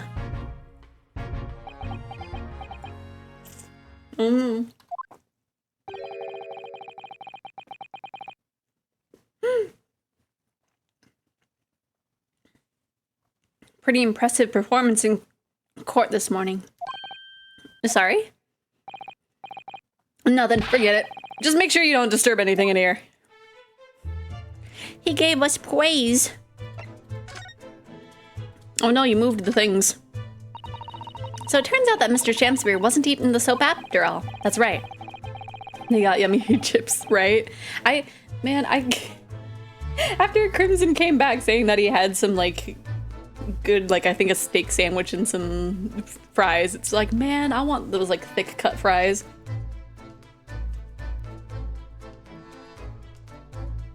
Meanwhile, I'm here with some instant noodles.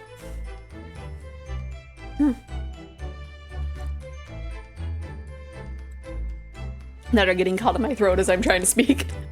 That's right, the mystery of why he had it on the plate whilst holding a fork in his hand is solved. Yes. To price his latest ice coin out from its mold. And in the process, he accidentally broke the bar of soap in two. It certainly was hard to imagine, let alone deduce. For some reason, I have a craving for whipped cream. I feel like I haven't had whipped cream in, like, forever. Oh, the ill-fated teacups from which the two men drank on the ill-fated night. During their heated literary battle, yes, or debate. Who's stronger, Romeo or Juliet? Sounds like quite a discussion. Now that I think of it, I'm sure that the two lovers in the play ended their lives with poison. That's fiction, Miss Sousa, though. Let's hope it stays that way.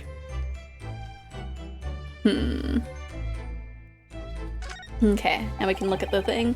If you ran out of change, you wouldn't even have any light, let alone heat. For the needy, London's winters can be very harsh. That's true, but... if you think about it, even the wealthy would find themselves freezing if they ran out of small change. London's winters can be very harsh for the forgetful, too, then. Oh man, it would be very harsh on me, then. I would just be minding my own business and then, like, all of a sudden... Not even all of a sudden, just, like, probably half an hour or an hour after the heat goes out, I'm just like... Wait, why am I cold? Frankly, I'm starting to wonder if Susato-san and I are going to make it to spring. That's true. We don't even have a meter at Baker Street, let alone a gas stove. Look how dark the stain on the floor is underneath the meter there. Yes, from all the water dripping out after the ice coins melted, as you established in court this morning. It's a very large and obvious stain, isn't it? Mr. Shakespeare must have used an awful lot of ice coins, I suppose. It was an ingenious idea, I'll give him that. I likely won't notice if the heat goes out. Thank goodness. I mean, like... I don't know. I think I'd be more attentive of, like, the AC going out in a hot scenario, but, like, I don't know. I'm usually bundled in a blanket, so... Anyway.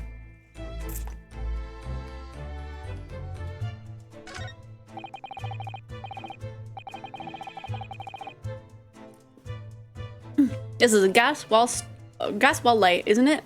It must be connected to a gas pipe in the wall. Gas lights, a gas stove. London really is a city of gas. But now that I think about it, Mr. and Mrs. Giradeb had an open fire on the top floor, didn't they? Oh yes, you're right. I don't recall seeing a gas stove up there. Well, I much prefer a real fire anyway. It's so much cozier. Very interesting information. This is some sort of makeshift stage, I think, isn't it? Where does the audience sit, though, for the nightly Shakespeare performances? Actors aspiring to the great stage must practice their art, Mr. Naruhodo, with or without an audience.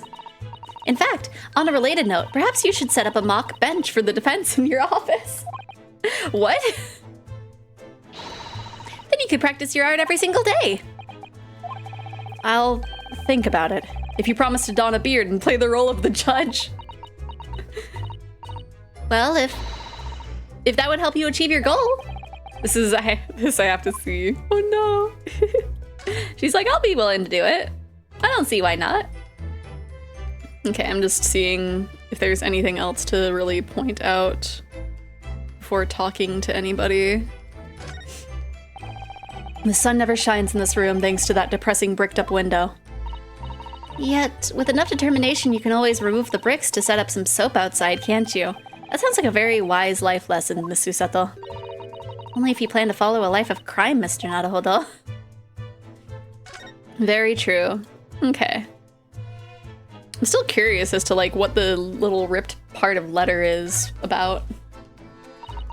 Are you looking for new clues, Inspector?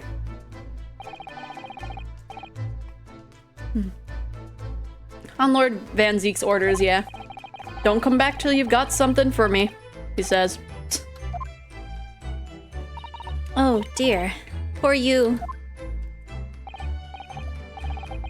Yeah, poor me, because we've already searched every bleeding nook and cranny in this place. I don't know what he expects, to be honest. Thank goodness for warm chips is all I can say. Well, at least he's honest. Okay. Mr. Shelms, what are you up to over there? What a question indeed. Was it not your good self who asked me to attend the scene? Oi, what are you doing there, Holmes? What are you up to over there? What are you doing here? Dear me, once a great detective, one is always under scrutiny, it seems. Is now the time, Mr. Shelms? Are you about to show us your forensic talents in action as you promised? No, I simply got bored. With the greatest of pleasure, my dear madam.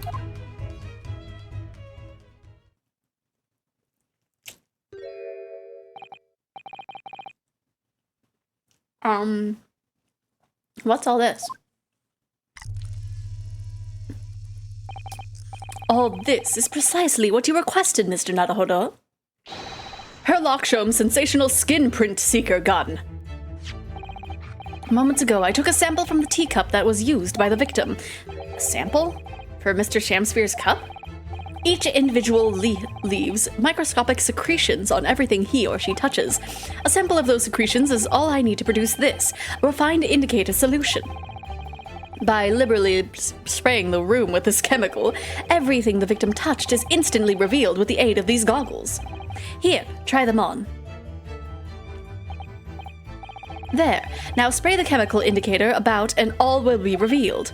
Spray? How do I do that exactly?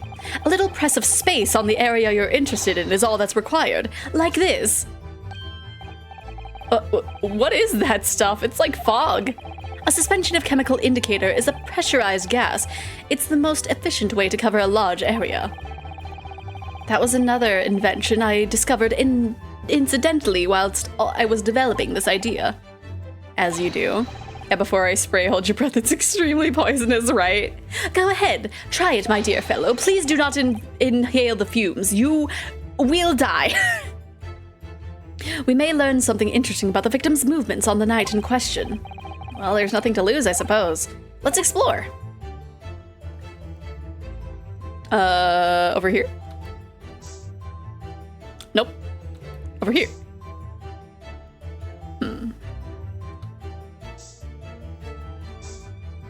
Oh.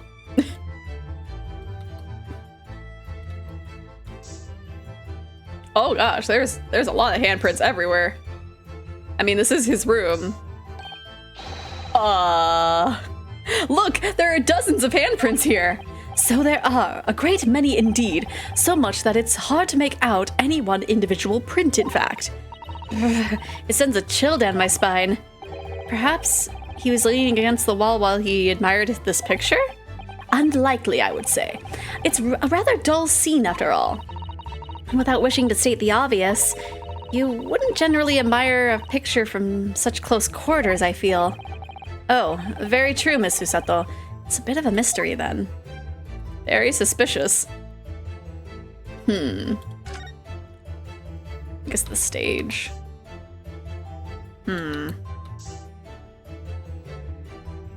That's like the most suspicious thing. Okay, we know already. It'll be a moment to... Oh.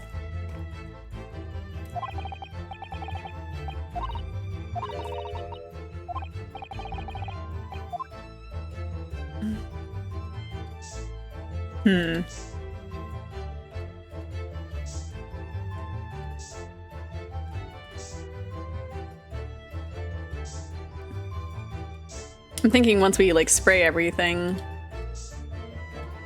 it'll like be like, okay, we're good. Maybe.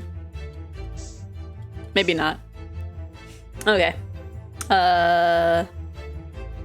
Maybe? No, because that's just look in that direction. Have an idea the game won't likely including it. For like the handprints there. Where's like the one place that I need to spray?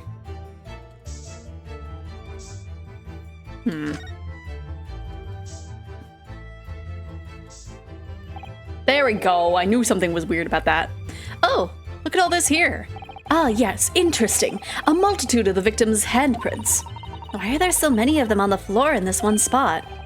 Ooh, perhaps he had a bad fall just here. There's nothing obvious that he would have tripped over, though, is there? I wonder. Personally, I often stumble when there's nothing obvious to trip over. I think that's something only a great detective would do, Mr. Sholmes. Well, this is quite a puzzle. Handprints all over the floor. Yes, there's no obvious explanation. Okay, so we got 2 suspicious areas.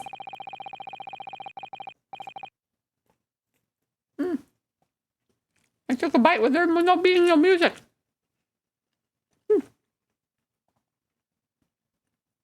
Well, we sprayed Mr. Sholmes' amazing skin print indicator all over this room, didn't we?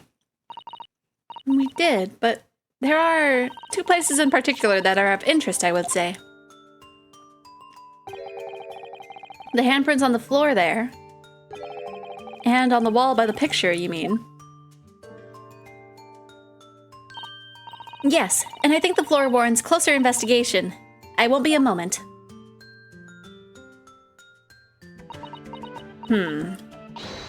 Ah! What is it, Miss Susato? Look here, Mr. Naruhodo. One of the floorboards has popped up. One of the... You mean...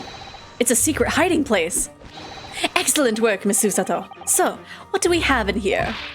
Oi! What are you lot doing? Inspector Gregson, stand aside right this minute. This is my job to investigate there. No need, Inspector. You continue to dig into your portion of chips whilst we dig around under the floor here. Fancy talk's putting me off my food anyways, Sholmes. A new bit of evidence is exactly what I need.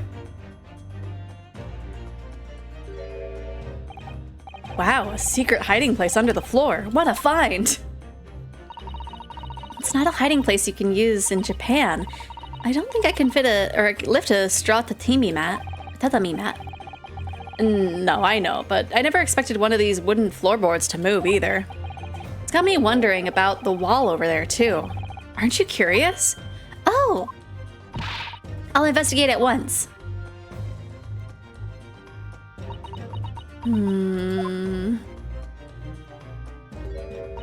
There's nothing behind the picture, sadly. Only the wall. Weird. How disappointing. But then, how do you explain the handprints? I really can't think why anyone would have been touching the wall over and over in a place like that. Ah! The painting handprints show me a relationship with few benefits. Oh no! There you are, a print for you. Okay. Interesting. Oh, I got dizzy all of a sudden. Weird. Oh, thank you very much. His invention can make prints too? Now then, I wonder if Inspector Gregson has found anything under the floor there. I'm desperate to know. So am I. Can I know, please? I would like to know as well. I'd love to know if there's anything hidden underneath that floorboard there. Allow me to ask Gregson now. After all, we're well acquainted. Inspector Gregson, really, it's been too long. What is it, Sholmes? I thought perhaps you might show me what you found there, seeing as we're such good friends. We're not friends. No, I suppose not. A dismal failure. Yes, I heard. I'd kill to know what was under that floorboard.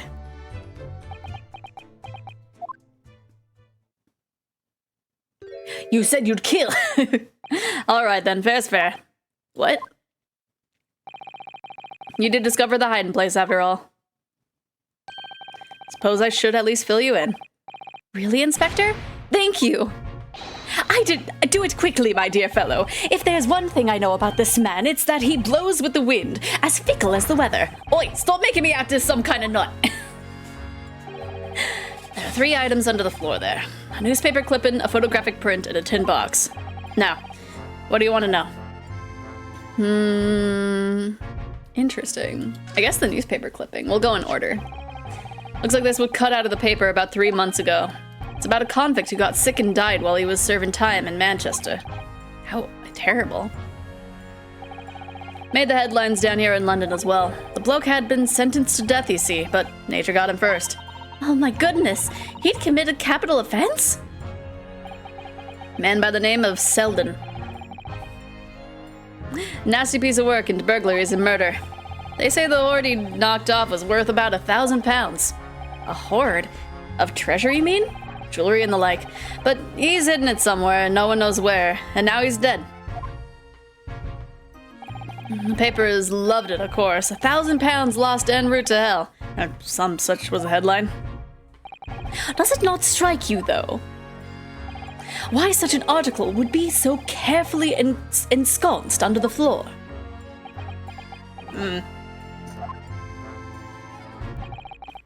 Suppose now you mention it, it does seem a bit odd. Perhaps I'll go over the paperwork we've got on Selden back at the yard and see if it can turn anything up. Capital offender article has been, okay. Interesting.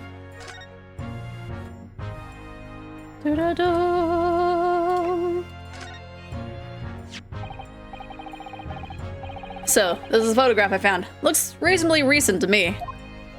Oh, interesting. Okay, so there's the...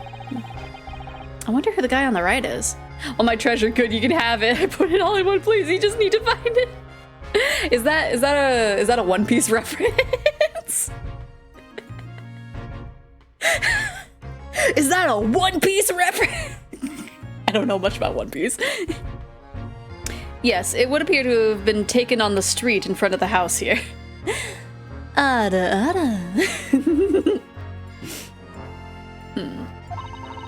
the gentleman on the left is Mr. Garadeb, the landlord, of course. But who's the young man on the right? Mr. Garadeb's son, perhaps? I feel like we've, seen him in passing. That was a One Piece reference. Okay.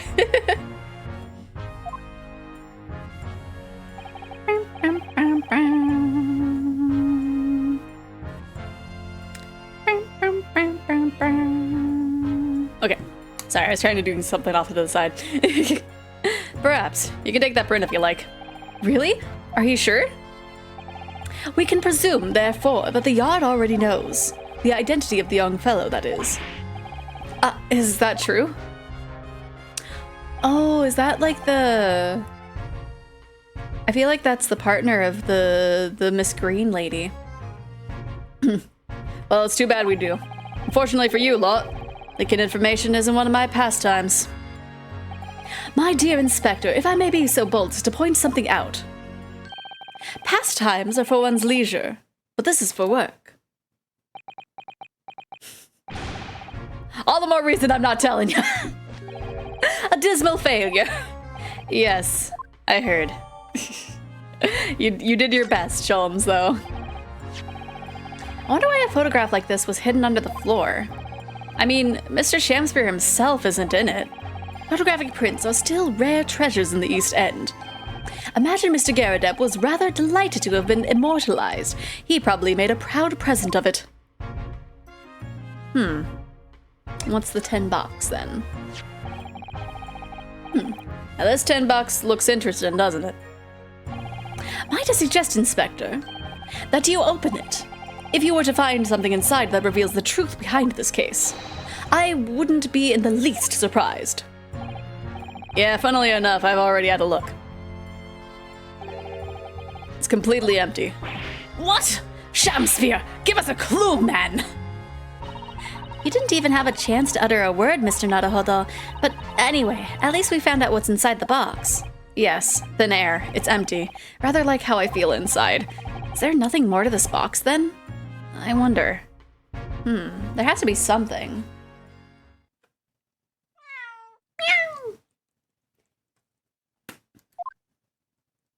Aw, you little troublemaker.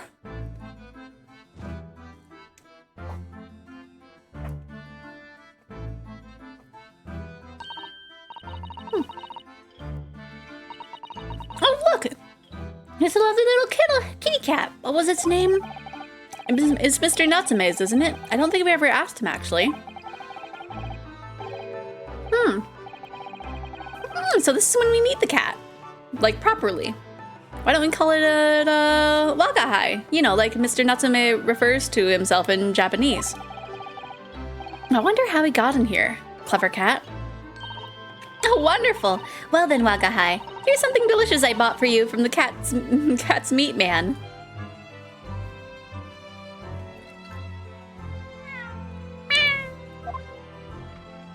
Aww. Oh, baby. Baby. Oh, he's so content. Couldn't be happier now, look. I just hope we can bring some happiness to his owner, too. Oh, no, biscuit.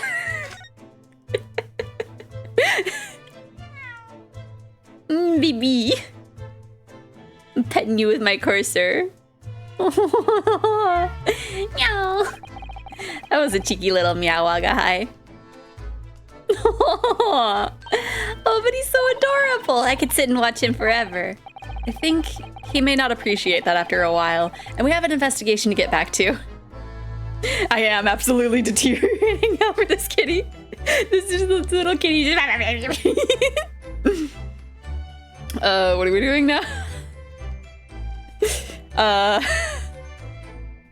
What are we doing? I got distracted by the kitty. Dun, dun, dun, da, da, da, da, da, da, da, da. I guess we are good. I guess we can go outside.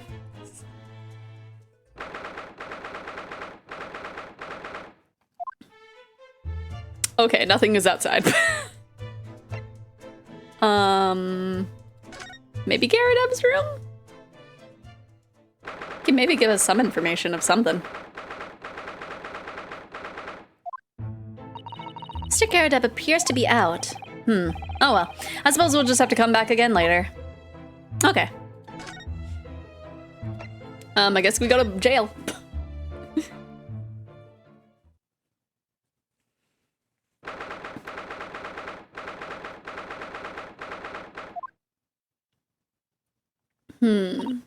Oh, Mr. Natsume is back. So he is. Mr. Natsume, hello. Oh gosh! Oh no, my face.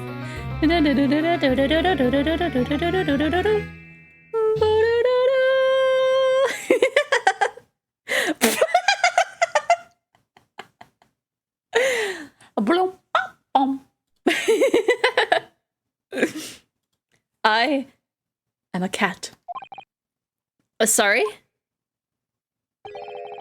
I don't know who Mr. Natsume is, or Hairlock Sholmes. I don't know about courts or trials or Old Baileys. I am a cat. That's what I am. Just a cat. Mr. Naruhodo, he's trying to escape from reality. Get him! Trying to. He already has. Completely. So, what is your name then? As yet I have no name. Mr. Naruhodo, he hasn't fully thought out his new identity yet. Maybe it's not too late to bring him back to reality. Slap him! Do you think you could open your eyes for us, Mr. Natsume?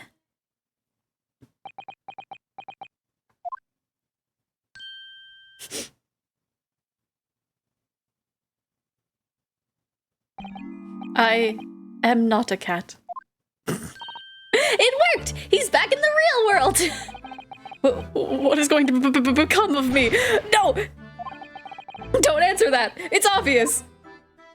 My Akira, cursed soul is never going to escape this cursed fate! Mr. Natsume, pardon me. Oh my gosh, pardon me. Mr. Natsume, no, this morning's proceedings in court proved that there's hope. Yes, locum student Mr. Naruhodo Esquire is brilliant, but the Reaper is omnipresent in court, in my lodgings, here, there, everywhere. Was he looking straight at, what's he looking straight at me for? I think perhaps there are some things we should discuss. Oh, yes, we must. No, don't clip my burps. It wouldn't be the first, but I don't know how I feel about them being clipped. In my whole life, have I ever been so moved as I was today? No! Of course, if I cast my mind back, there were perhaps one or two other occasions that moved me more. But if I just block those out, then today being in that courtroom was... It was the most moving experience of my whole life! Locum student Mr. Naruhodo Esquire! He thinks he's a human. Pick him up by the scruff! Oh, $5! Man, it's supposed to be doing TTS when it does that. Let me see what the message is for the burp. I don't know how I feel about getting donations because of my burps. You're too kind. Scotland Yard found... I don't know why my burp is being celebrated. Scotland Yard found the remaining tea, just as we deduced, and are analyzing it as we speak. There's nothing wrong with that tea. They won't find a drop of poison in it. That's a solemn, sworn, Soseki certainty. Tell me, did you both drink the tea at the same time that night? First burp on stream? It's not! Like I said, I've had another one clipped, sadly. I have little burps, but like there was a burp during the Christmas stream that Psych clipped.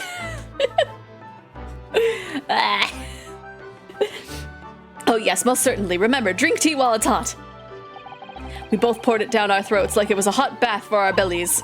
And at the time, you were both completely fine. As shown by the fact that he and Mr. Shakespeare both engaged in the Romeo and Juliet match, I suppose the focus on tomorrow's proceedings will be how the poison was taken by the victim then.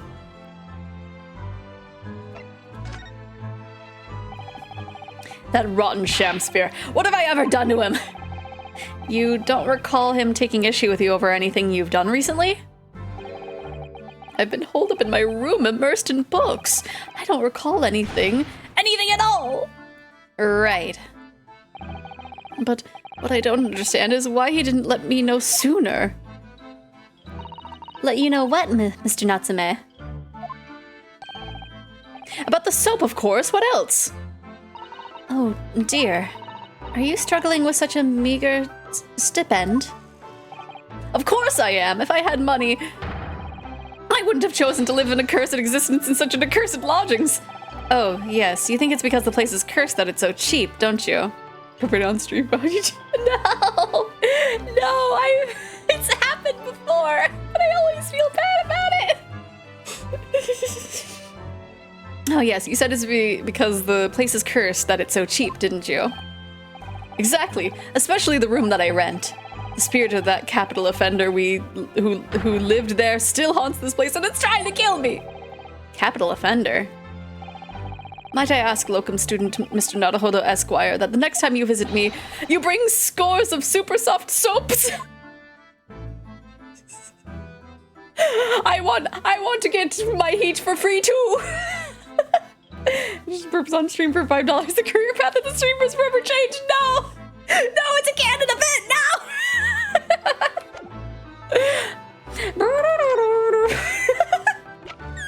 Okay. Look at this. Look at this photograph.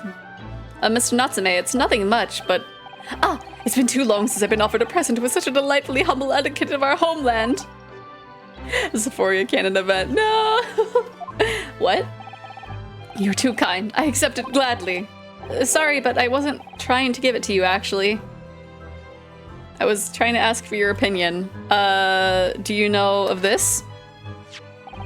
What's this? It's a newspaper cutting that we found in Mr. Shamsphere's room. 5 USD for burps and 10 bit per pun. It has been recorded into the rules. Oh gosh. So he knew, did he? Sorry? About this man, Selden. A convicted killer, and the evil spirit behind the curse that afflicts my lodgings. What? He's already taken one man's life, and now he's trying to take the life of another, a miserable mustached, much maligned Japanese man. Mr. Natsume, if you know something, please, you must tell us. Tell us everything you can about this evil spirit. Okay, cool. Me take another bite of my food.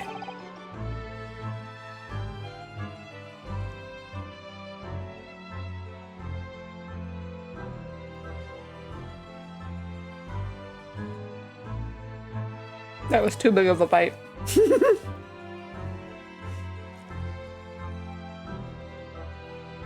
The truth is, I didn't know the details myself until very recently. That Selden man was arrested about a year ago. And at the time, he was hiding out in lodgings at Mr. Garadeb's house. What? He lived where you do now? That's right, yes, exactly where I live now, in my very room. Oh my! Your room was previously occupied by a criminal found guilty of a capital offense? But before his sentence could be carried out, he died in prison. That was 3 months ago now. And that's when it started. The curse. What really is this curse you keep mentioning, Mr. Natsume? It's already caused one death. A few months after the criminal passed away in prison. A man died in the room. The man who rented it after Selden, I mean. Or in fact, the poor lodger. He was found dead in mysterious circumstances. The room was locked from the inside. Locked from the inside, exactly like the case we're dealing with now. So it's the convict's curse, is it? Yes, well, that was the start of it. Tell us more about this Umineko case. Do you have any idea of how the lodger before you passed away, Mr. Natsume? The official cause of death was asphyxia. When they discovered the body, the room was full of gas. Gas? I only found that out after I signed the lease. When Mr. Garadeb came to tell me later, I couldn't stop myself trembling. In fact, if I had known beforehand, I probably would have been too scared to take the room. Landlord's lease luckily illegal. Lucky for Mr. Garadeb, maybe, but not so lucky for poor Mr. Natsume. Tell us more about this Danganronpa case. Which ones were... I'm trying to remember for, like... I guess I only, like, vaguely remember, and I probably shouldn't, like, be reminded, because eventually I do want to stream it. Eventually? Maybe? And now you believe this curse is affecting you? It is. At first. I just felt as though I was being watched. All the time. And then you talked about having nightmares, didn't you? The dead are trying to take me with them. They come for me and try to suffocate me. Just when I'm struggling to breathe, I wake up, and the room is as cold as ice. But why is your room so cold? London winters are too cold to bear without any heating on overnight. But for some reason, even though I light the stove before I climb into bed at night, the pilot light always goes out and the room fills with gas. But that's terrible. That's exactly the same situation as what led to the previous occupant's death. And then there's what happened to Mr. Shakespeare last night when he was mysteriously poisoned. I can't wait to see you stream Danganronpa game. Do you? Oh, I absolutely want to stream Code Rain. I need to get it. I know there's a thing right now that you're only allowed to stream up to like a certain chapter in the game. So I don't know if I want to like wait until that's lifted or not, because I don't know how long that would take. Because I would want to like play it through all the way on stream. But I absolutely want to play Code Rain. I know Amai's been playing it a little bit here and there, and it's like, I want to. Like, I know when I first saw the first trailer, I was like, that's relevant to my interests a little bit. And then there's what happened to Mr. Shakespeare last night when he was mysteriously poisoned. There's clearly more to that incident than can be explained by a curse, though. Whatever can be the cause of all these strange happenings in Mr. Garredeb's rooms? I think it's chapter 1, but I only saw one streamer stream to chapter 0. Oh. Really? Let me see. I'm kind of curious. I know they tweeted about it. Code Rain streaming rules. Let me see. Let's see. Okay, so not past chapter 4. Even when revealing story elements up until the end of chapter 4, please be careful to tag any spoilers and avoid publishing any spoiler content in an article. Okay. Without us. Okay. So yeah, it's like you can stream to the end of chapter 4 and even then do spoiler stuff. Or do spoiler warnings. Wait, there's a DLC? Oh my gosh, there's season pass for this game. Okay, I didn't know about that. It must really not people to stream the whole game yet until people buy the game. I wish it wasn't exclusive to just Switch, but I don't mind watching people watch it. Yeah. At the very least, like, I have stuff set up to where I can stream through my Switch. Thankfully. It's plugged in right now. I guess maybe go to Garredeb's room now. Maybe he'll be back. But yeah, it's just a matter of like going and actually getting it.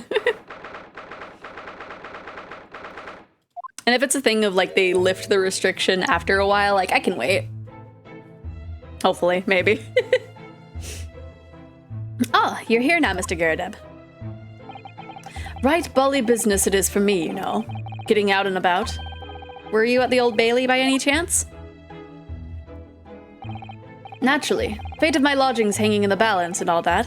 Not a trial to miss. The fate of what's already been dubbed your haunted lodgings, yes. Of course, the place has caused quite a stir around the capital on more than one occasion already. As the old haunted lodgings, or some such. Ah, well, at least he knows. Makes you wonder what the blazes are going on, don't you know?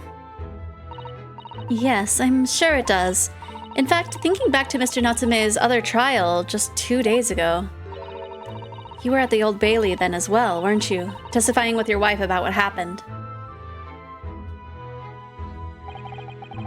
Stopped off at the prison on the way home, in fact. Beastly business. I see.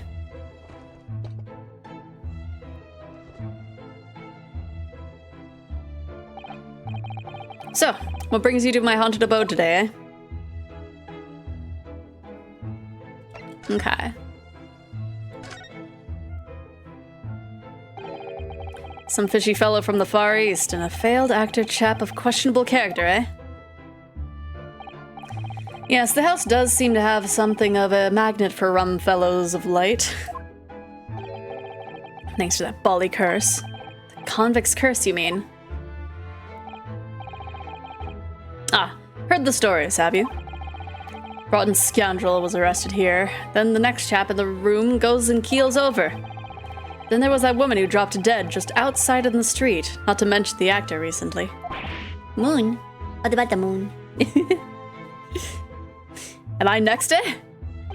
Or, oh, because of silhouette, yeah, is a crescent moon. Or a croissant.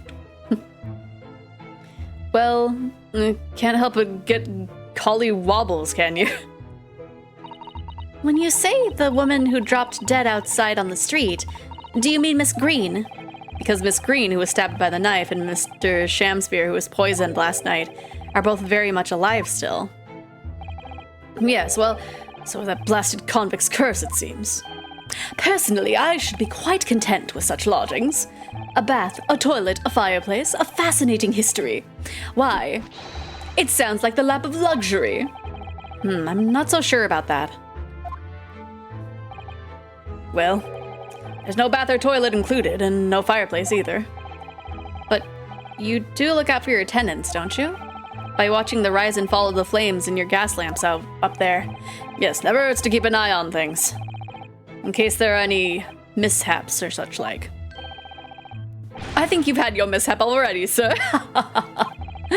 That's not helpful, Mr. Sholmes. Heavens forgive me, the words just came to my lips. Your lodgers.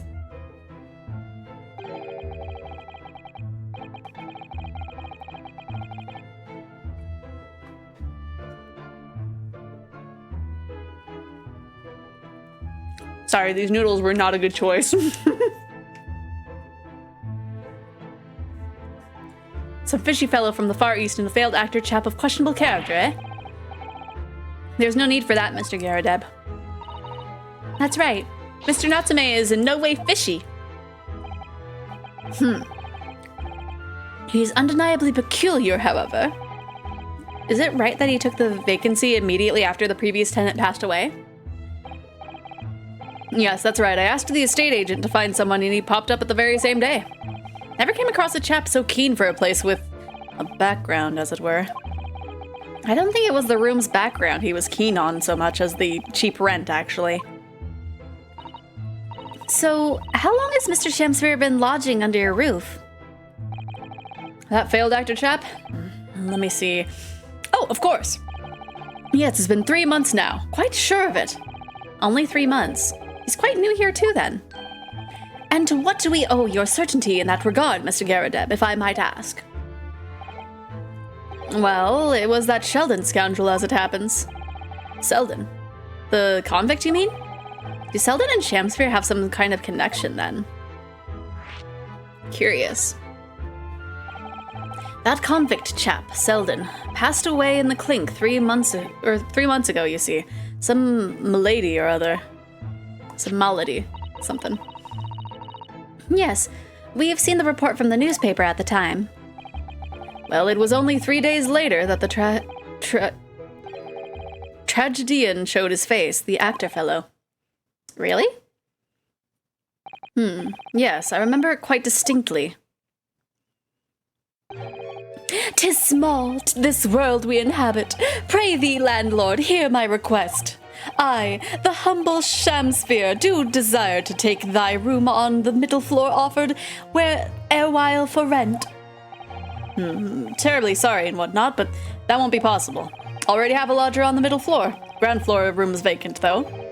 Nothing can be made out of nothing. Let me repeat mine will unto thee. Those curls must be muffling your ears. The room on the middle floor is taken. The ground floor or nothing. Very well. We have an accord. Glad to hear it. Welcome to Briar Road. Lo, a Shakespeare dance to celebrate. What a nerd. From what I heard in court today, sounds like the chap was thieving gas. And he was 3 months in arrears with the rent, too. Yes, the fellow was a bally player, all right. So wait, did you just say that he hasn't paid rent this whole time? Is that what arrears means?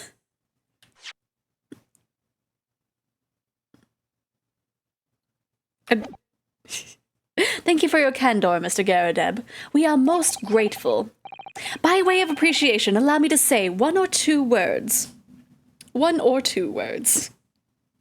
Let me look. Arrears. Meaning. Money that is owed or should have been paid earlier. Okay, so he was late to so he showed up 3 months ago. You're saying that he hasn't paid a single month's worth of rent? My goodness. Give me my robe, put on my crown. I have the immortal longings in me. What's happened to you? Shakespeare, my dear fellow, one of his most famous lines. I wish to divulge my own learnings on the subject, for I have a turn for literature too, you know. Perhaps you could turn your attention to more apt lines, then? Okay, so can we present this picture to you? Mr. Garadeb, could I ask you to look at this photograph? Is that your son who's with you there? No, not at all. He was a lodger here once. Duncan Ross was his name. Duncan Ross. A street photographer happened to be passing, so I asked him to take a shot. Just for kicks, really. Was he by any chance the lodger before Mr. Natsume? Yes, that's right. Ah, the young gentleman who died in the room in mysterious circumstances. Just what Mr. Moustache was waiting for, one might say. Yes, young Duncan lived in the room at the top of the first flight of stairs before that Japanese chap. Would you mind telling us a little more about him?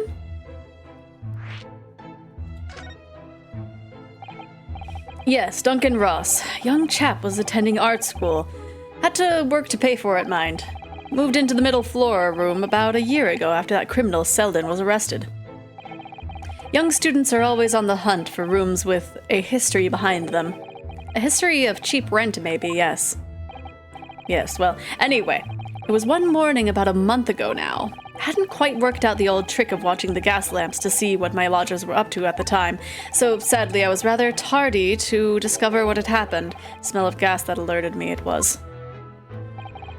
Ah, yes, synonymous with the smell of death.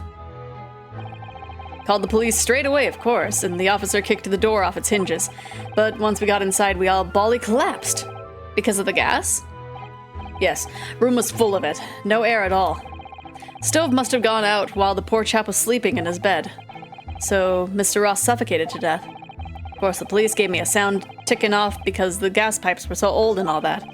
Can't tell you how much it set me back to have the lot replaced all over the house. But even after you had all that work done, Mr. Natsume said the same thing.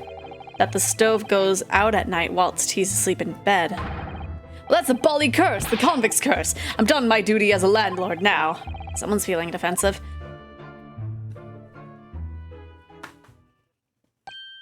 Ah, that reminds me, actually. Yes? About young Duncan, the night before the poor chap perished. He began writing a letter of affection to a young lady. A love letter, you mean? Yes. Where did I put it now? Ah, here it is. Left it on my desk. It's a very interesting place for you to have left a love letter. I'm sure Mrs. Garadeb was fine with it. If you'll excuse me, let me see now. What does it say? To my most beautiful and charming sweetheart. Do you think we should be reading such a personal piece of correspondence? My dear Mr. Sato, that is precisely why I prefaced the reading with, if you'll excuse me. I will not excuse you, Mr. Sholmes. Sadly, you didn't address it, though. So I have no means of delivering the thing. Really rather sad, really. I see. That's going to play on my mind. But really, the identity of Mr. Ross's sweetheart has no bearing on the case. I think we should leave well alone. Yes, I suppose you're right. Indeed, the intended recipient's address is missing. However, there is a name attributed to the man's most beautiful and charming sweetheart. Mr. Sholmes, please! I've already had to chastise you about this once. My undying love to you, my colorful darling. Olive Green. Ah! Oh, Olive Green? The woman who was plunged into a coma after a knife plunged into her back outside the house 5 days ago. The victim of the last case Soseki-san was in court for, who regained consciousness only yesterday. Is it just chance that her name has come up now? Could it possibly be a mere coincidence? Mr. Naruhodo, whatever can this mean? Reading personal correspondence can have its merits, you see, Miss Susato.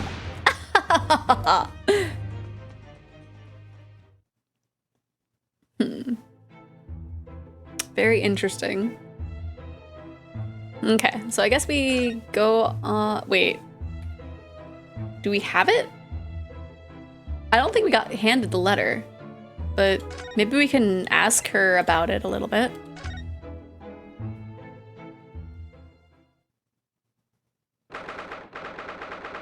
If she's still here, that is.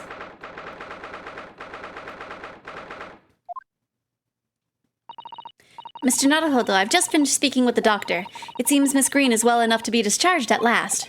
This is good news, but hopefully just before she leaves. Ah! What is it?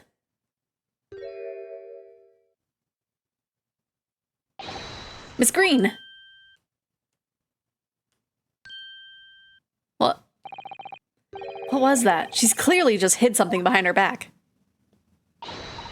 Well, one moment, I'll be with you in a jiffy.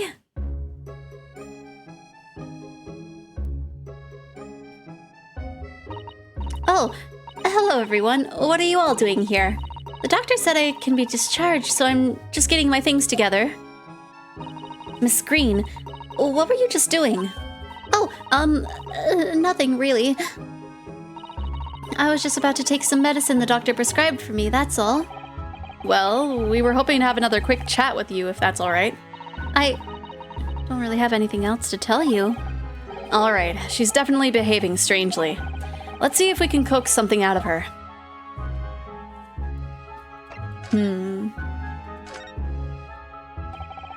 It's wonderful news that you're going to be discharged, Miss Green. Oh, yes, I mean, thank you. Once people are better, the hospital staff don't want them lingering and wasting space. Not people like me, anyway. So I don't think I should keep anyone waiting. I probably shouldn't stand around and chat.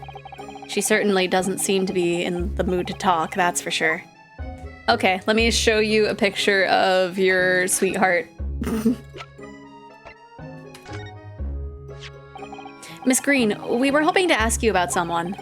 Mr. Duncan Ross, you knew him, didn't you? Oh.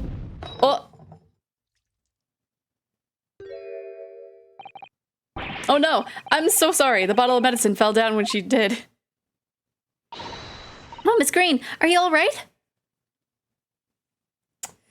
And before that was actually not medicine and that was poison. And the mouse is gonna drink it and then die right in front of us.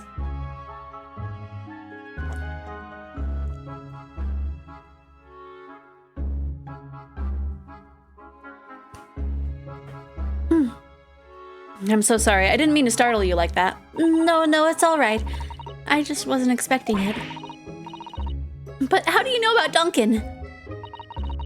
Mr. Ross has been writing a letter, or had been writing a letter when he passed away. The landlord found it in his room. It was a very personal letter to you. It was at the art school. That's where I met Duncan, a year ago now. He was working to fund his studies. He dreamt of becoming a professional artist one day. And the two of you became romantically involved? Yes, that's right. We were very much in love. We were engaged to be married, actually. And that's why we decided to move into a cheaper room, to save money for the wedding.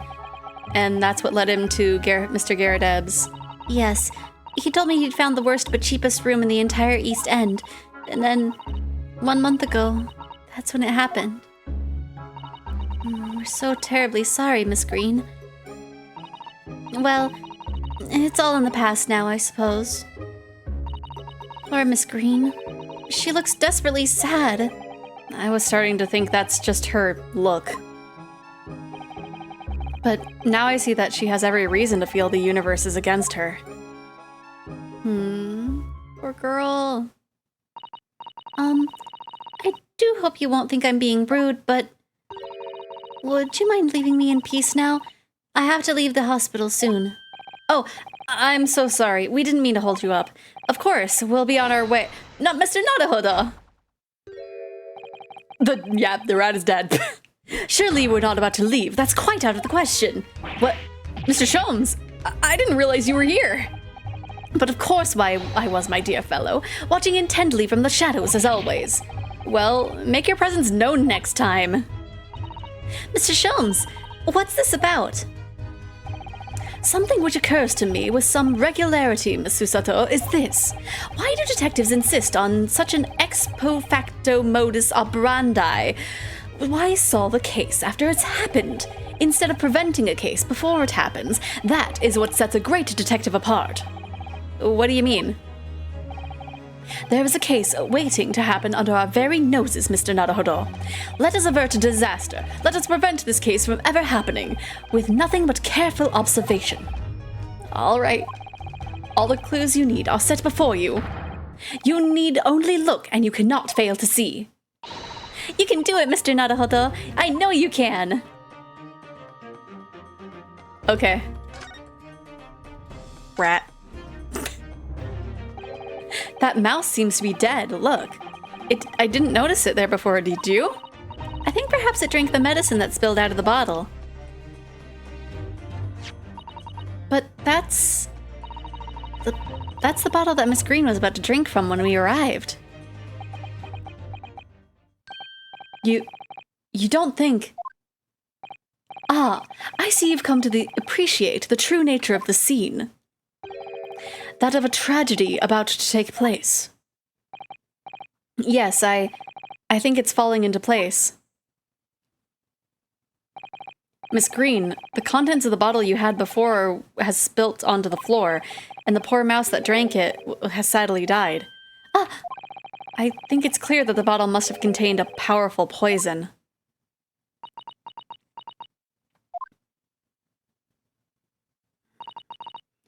Don't worry, I will attend to the mouse presently. Poor Miss Green. Miss Green, were you intending to go the same way as that rodent? To take your own life? Once we'd left, you would have put it to your lips again, wouldn't you? And taken the poison. No! Miss Green, please! Please, talk to us! What's going on in your mind? Definitely feels as though this card must be relevant. I mean, when we first arrived, Miss Green was standing with it in her hand in what can only be described as a very tense atmosphere. Yes. It may very well be related to whatever incident Mr. Sholmes believes about what to happen here. Perhaps we should ask Miss Green about it. Okay. We should be able to converse now. Yep. 10 seconds later, and we would have arrived at a very different scene here. In all probability, we would not have enjoyed this most delightful conversation. Of course, perhaps it hasn't been quite so delightful from your perspective, Miss Green.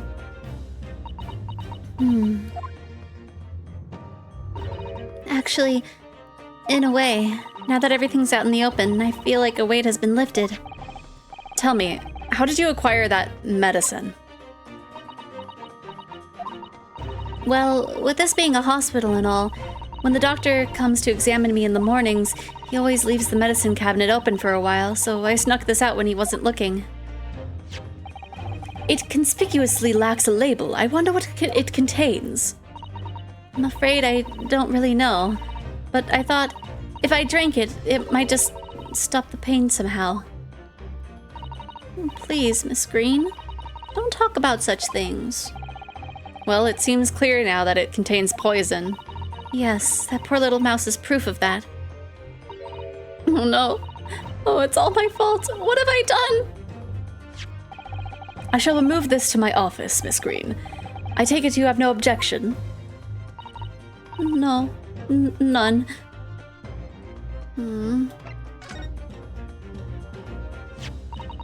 Neither the sender's name or the address appear to be written on the envelope or the card.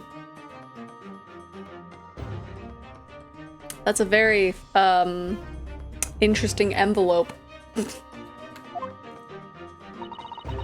arrived by post at my house the day before the incident that put me in the hospital here. I have information regarding the death of Duncan Ross. Come to the Slug and Salad on Briar Road at 5 p.m. on the 17th. Don't tell anybody else about this letter or the meeting. It is a matter of utmost importance.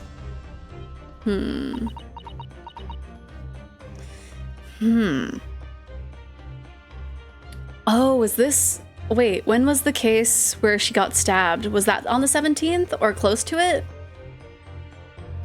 Because I know right now is the 22nd. Wait a minute, the 17th of this month? That's the day you were stabbed on Briar Road. It was. And 5 p.m. is precisely the time when the incident occurred. The Slug and Salad, yes. A pub on the northern corner of Briar Road. Briar Road being the street that Mr. Garrideb's house is on. Does this mean that... Yes, I'm sure you've guessed. That day when I was struck in the back by the knife, I was actually on my way to the Slug and Salad. Goodness. So that's what you were doing on Briar Road that day. I'm sorry I didn't say anything before. It's all connected! I think I really will have to ask you to excuse me now. I've told you everything. Yes. I'm very sorry to have drug up such painful memories for you. No, it's fine. Miss Green.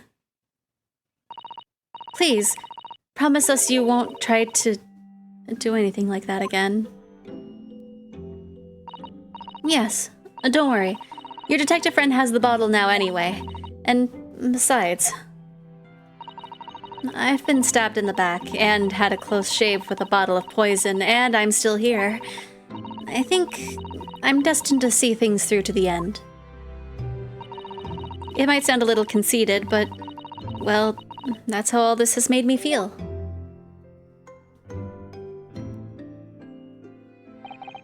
Leaving Miss Green and St. Bartholomew's behind, we made our way back to Baker Street with Mr. Sholmes. Well, it would appear we've reached the end of the investigative trail for today. Yes, it's late. And, Mr. Naruhodo, did you discover anything that may be of use to you in court tomorrow, do you think? Details about Mr. Shamsphere, Mr. Garrideb's lodgings, the convict Selden? There are many facets in this case, and we're yet to see to the heart of it, if you ask me. That's my feeling, anyway. Can't help wondering about the results of the analysis. Into Mr. Natsume's tea, you mean? Yes. Will they have found strychnine in it or not? Well, I fear that either way, it will be hard to escape the grip of our friend, Mr. Reaper. Oh dear. Yes. Beric von Zieks.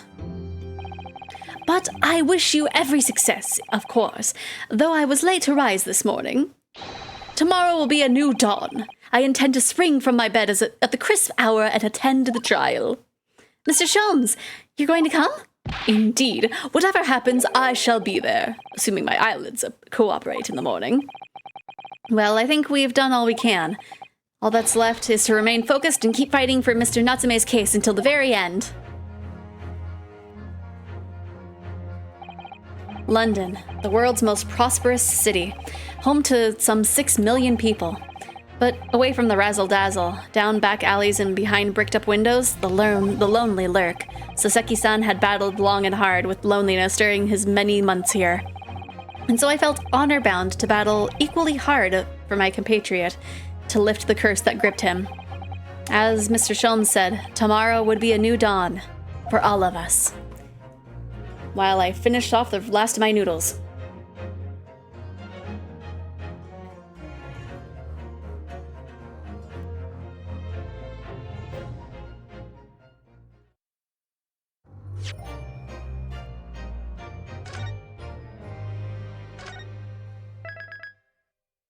Thank you for the hydrate.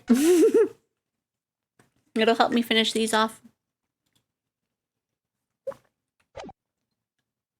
9:23 a.m. Pretty sure Shums is probably gonna still be asleep.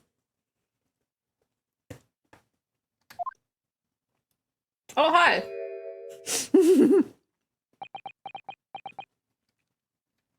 Are you gonna pretend to be a cat again?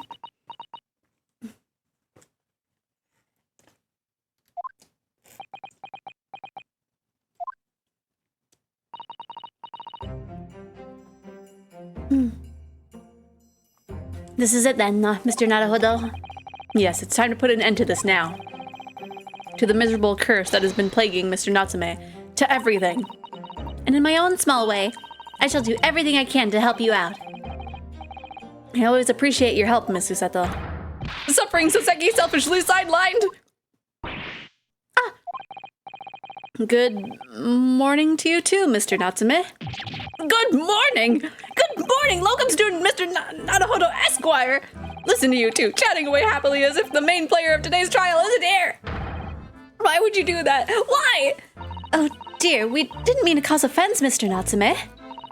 I thought perhaps that because you had your eyes shut so tightly you were meditating, finding inner calm. It seemed wrong to disturb you. I was waiting! What's the matter, Mr. Natsume? You seem different somehow today. Why, naturally, that's because I have attained spiritual enlightenment. The path of literature, you see, as a journey to discover one's own death. Or such like. That's the sort of morning conversation I was hoping for. That's why I had my eyes shut! I missed the sign, I'm afraid. Somehow you'll have to forgive me. And you mustn't talk of your path leading to you to death, Mr. Natsume. That was just an example! Oh, yes, there it is. Inner calm. I'm almost done with my noodles.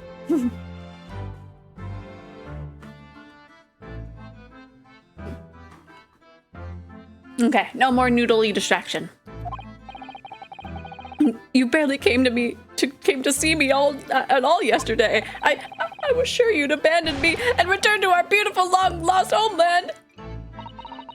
We've not even been in Great Britain a week yet. Yes, well, anyway. I intend to set everything straight in court today. I'm determined to uncover the truth. Oh.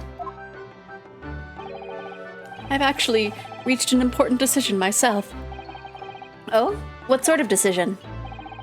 I shall fill you in after the trial. But noodles are tasty. What? They kept distracting me. Also, hello, how are you? Did you eat today? Did you eat? We didn't ask you yesterday, so I'm asking you today. Did you eat? All right. It would seem Mr. Shums isn't coming today after all. It's a very clever message, I think. My dear fellows, you must win this battle on your own merits. It's a very clear message, I think, that he's overslept again. You had breakfast? Okay. When did you have breakfast? The great detective, my arch nemesis. Long may he stay away, if you ask me. Defendant, and your legal representative. The trial is about to begin. Make your way into the courtroom immediately.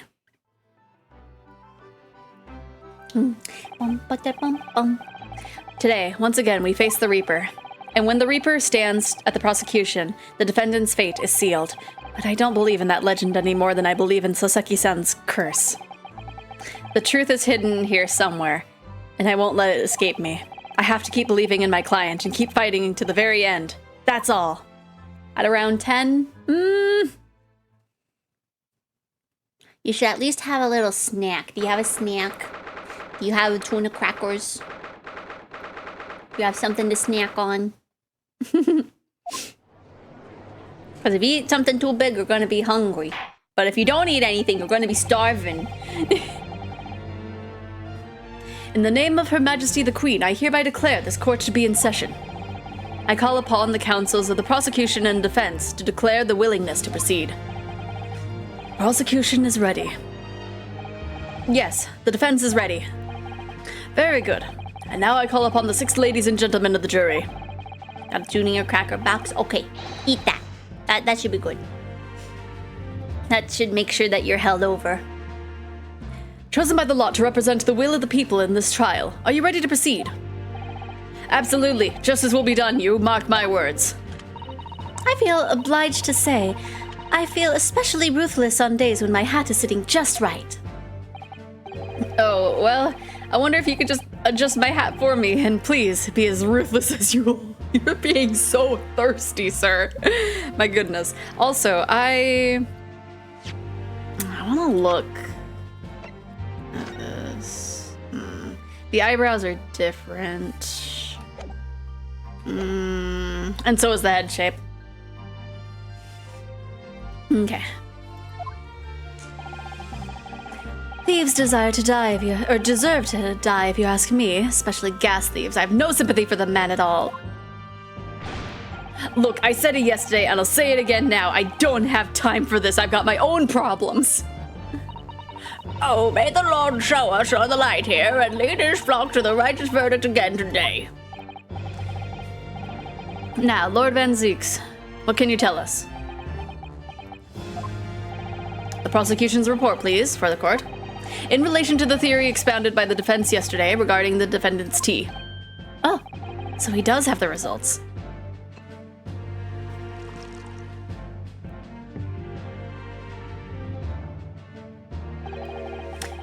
Before the prosecution delivers the black news about the black tea belonging to the blackguard in the dock. Pray, allow me a moment to savor the liquid of a more sanguine hue. In fact, I'll defer to the good detective for the report. Here's to you, Inspector. Yes, sir. Thank you, sir. As indicated by the defense, we found a bar of soap just outside the victim's window in the snow, and there was indeed a frozen reddish liquid in the little depression on the top of it. Yes, that's the tea! That's what Mr. Natsume brought with him that night. Well, the brains at the yard analyzed it, and yes, you're right. It was tea. And there wasn't a trace of strychnine or any other toxic substance in it. No poison at all! In other words, the tea that the defendant brought with him into the victim's room is innocent. It's in the clear. What a revelation! As I suspected. This makes it quite clear. The defendant, Mr. Soseki Natsume, is What? My learned friend is jumping to conclusions again. A typical Nipponese reaction. What? Yes, it's true. No poison was found, and the few drops of liquid recovered from the soap on that window ledge. But what logic is that? Would you take a drop from the Thames and conclude that the water in the ocean isn't salty? My word, the water in the ocean is extremely salty, Counsel. Exactly. Unfit for drinking, just as the victim's tea was on the night in question, as the court has already heard. Bitter was the precise word from the lips of Mr. William Shakespeare, whom the prosecution now calls back to the stand. I'm so confused on the logic. Very well, I will uphold the prosecution's request. Mr. Shakespeare. Yes, it sounds like we're going to have another confrontation with our theatrical friend. Bailiff, show Mr. Shakespeare to the stand.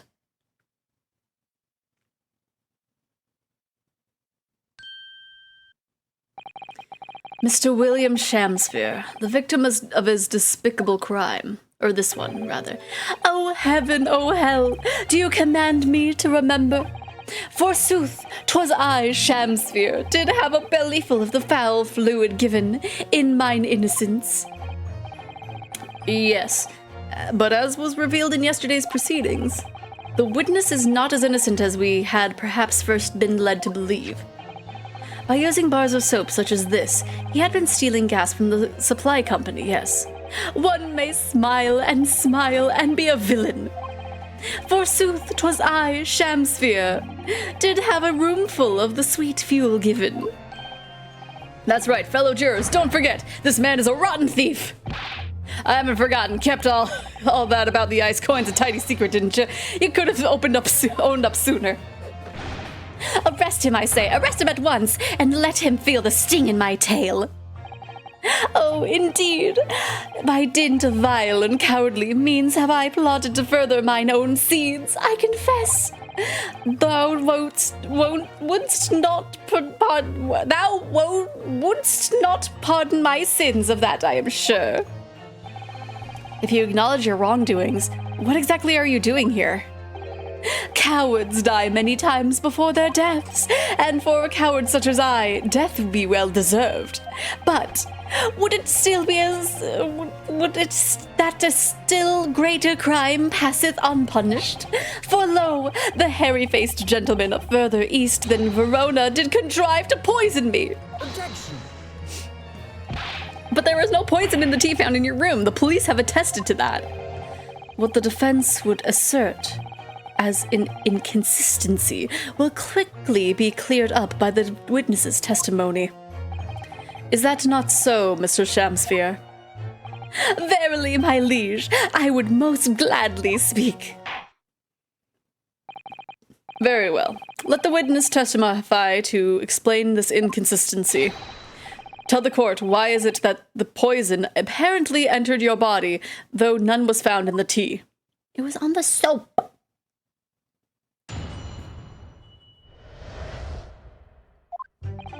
The Japanese man did come to my chamber with tea brewed in a pot. 'Twas in my cup alone that the wicked miscreant secretly poured his wicked poison. Whilst feigning distraction in our debate, ne'er did a drop of his own drink pass his lips. When he departed by and by, I did use the tea that remained in his cup to make my coins of ice. Thus 'tis no surprise that poison not be found in the tea that I did pour into the mounds of soap. What? Oh, this is gonna be a wild time just tearing it apart. The poison was slipped into the cup after the tea had been poured. The normal way for poison to be administered, in my experience. Quite. Otherwise, it would be disastrous if the poisoner were to mix up the cups, for instance. But no poison bottle was found in the scene. Because, quite simply, the Nipponese took the bottle back to his own room. The absence of a vessel containing the poison only becomes problematic when considering suicide. Ugh, I knew that. By now, it should be perfectly clear. A bar or two of cheap soap is wholly insufficient to wash the deep stains of guilt from the accursed's hands. Ugh. Sirs, madams, 'tis true that I, Shakespeare, be a common thief of gas. But, listen here, ladies and gentlemen.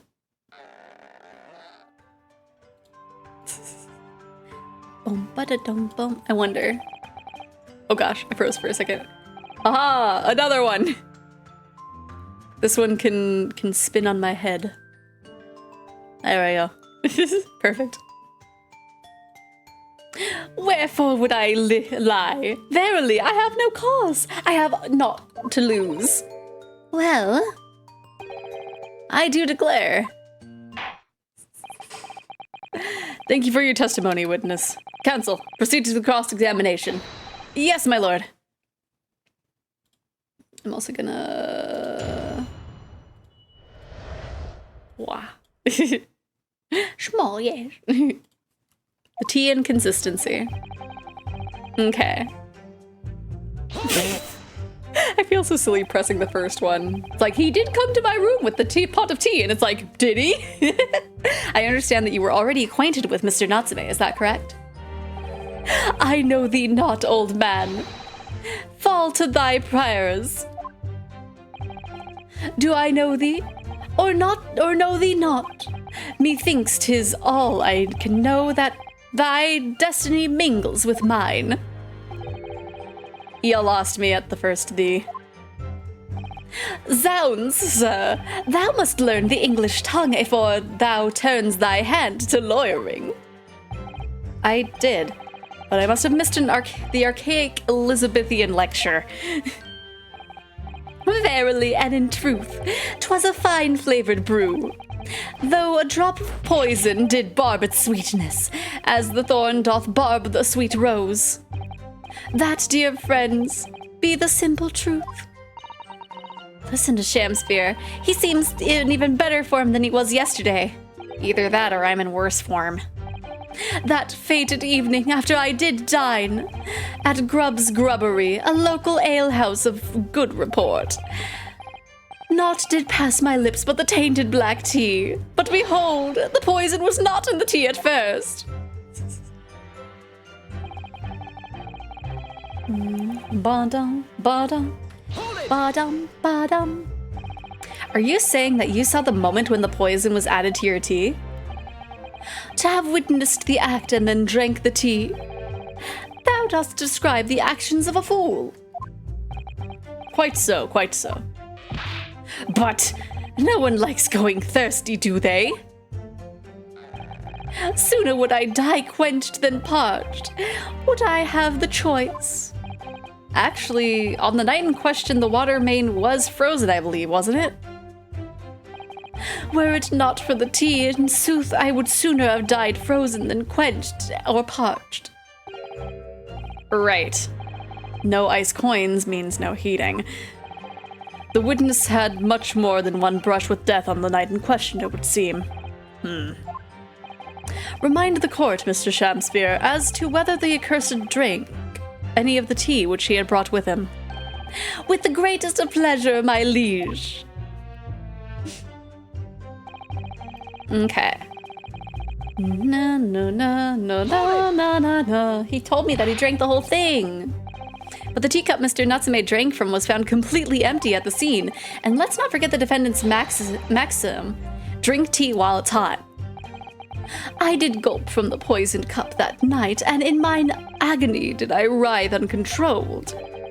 In fits of pain I did knock the fellow's cup, and its contents spilt as blood from a gaping wound, methinks. Though certainly 'twas after I had made the coins of ice from his tea. An upset cup was found on the table that the victim was slumped over. There is no contradiction here. It's true, there was no tea left in either cup when we found it at the scene. But still, something about this statement is troubling me. Yeah, everything about it. Yes, of course, I know what it is. It's Mr. Natsume's wise drink tea while it's hot maxim, isn't it? No, I'm not sure that's it. Hello, nobody, how are you doing? Thank you, witness. Now, reiterate for the court what it is that occupied you after your guest had left and before you drank the tea. When he departed by and by, I did use the tea that remained in his cup to make the coins of ice. Yes, so that you could cheat the gas company, in fact. Isn't that right? To cheat or to die, 'tis life's only choice. Yes. Faith, to cheat be the wise choice, and mine occupation be not an ugly one. Pray thee, dost thou not see beauty in the simplicity of the ruse? No, I don't. And be very sure, sir. Once this trial is over, Altamont Gas will take you to task over this legal task. I shall not run, I shall not hide. Sooth to say, I have nowhere to run nor hide. But my lady, what wouldst thou with this pitiful player? Oh, I'll tell you what I'd like to do with you, starting with the shoddy shirt on your back. 'Tis time for a Shakespeare dance! What a harsh world we live in. The thieving of the gas was addressed in yesterday's proceedings. The prosecution calls on the defense to not muddy the waters with irrelevancy. Consider that a warning, counsel. Yes, my lord. Why am I the one in trouble here? Mr. Shakespeare, after the accursed returning on his own lodgings, you used his tea to make your coins. Is that correct? To cheat or to die, I did make my choice many moons ago. Thus, 'tis no surprise that poison be not found in the tea I did pour into the bowls of soap. Hold it! If, having first made your special coins, it was after 2 in the morning when you collapsed, that would mean you can't have drunk any tea yourself until around that time. Once ensnared by literary debate, naught else will be found in the furrows of the mind. The debate about Romeo and Juliet, you mean? The who was the stronger of the two? Rightly did I pay no heed to the tea as I wrestled with the abominable fellow. I don't remember debates like that when I was studying. Are you suggesting that neither of you actually drank the tea whilst it was hot that evening? My lord, wouldst thou be privy to some Shakespearean wisdom? Husband, wife, and tea ought I tepid be? Ah, yes, so very true. Everyone has different preferences when it comes to tea. I think you might have interpreted that wrongly. So I have to present something. So it's been proven that there was no poison in Soseki-san's tea. That should be hugely in our favor. But the atmosphere in this courtroom today... It feels as though everyone is against us, Mr. Naruhodo. It must be the Reaper's poison. I'm afraid that if we don't find a significant flaw in this testimony somewhere, the jury will pounce and find Mr. Natsume guilty. It really feels like we've jumped into the fire here. So I think it's like the teacups, probably?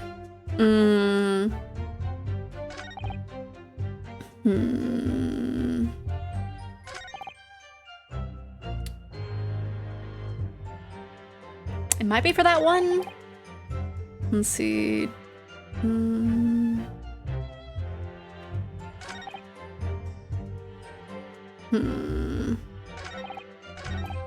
might do that one. I might save first. Thank you for the hydrate and starts nobody. Majima! I think that's the first Majima we've had today. Okay, let me hydrate with totally water and not gamer subs. I mean, there's water in it, so.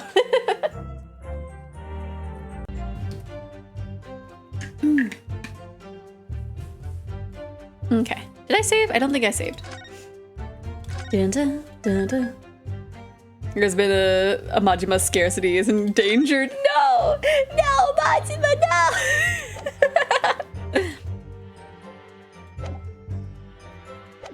Okay. I think this is the one that we would provide.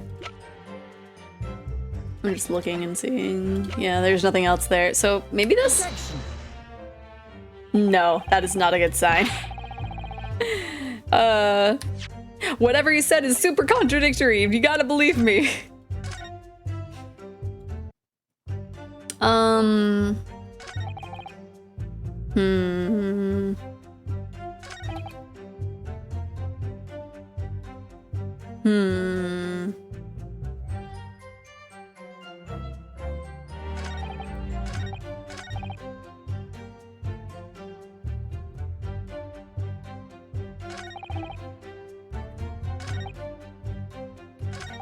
Maybe it's this one?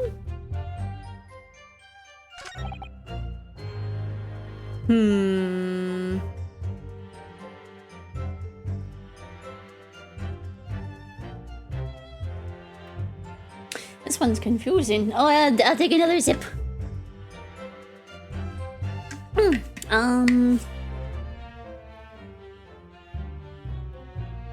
Because the only thing that I can think of like presenting is the teacups. Unless there's something in here.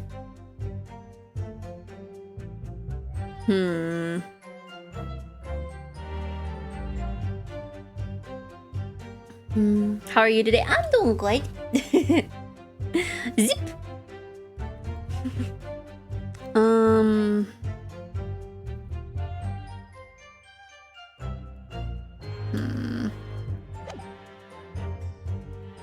Maybe I'll present this one here? Objection! No. That last statement was contradictory in a number of ways. Oh, we've had this dialogue. Interesting.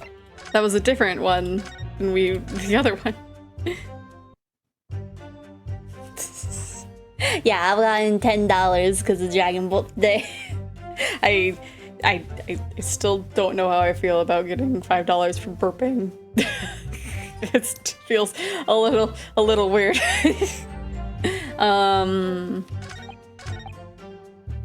Maybe. Maybe here? Objection. No.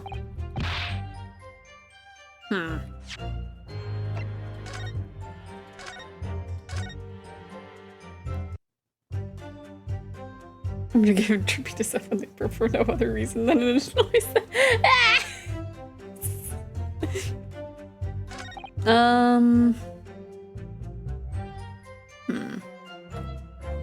Because we already pressed on everything, right? I didn't forget to press on anything. Objection.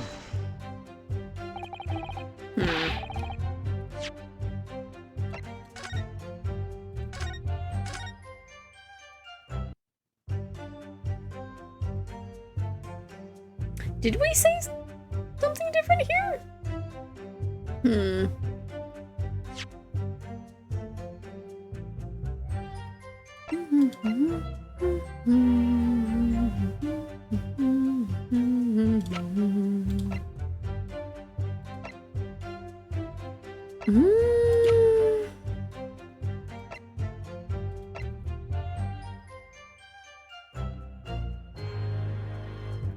Objection.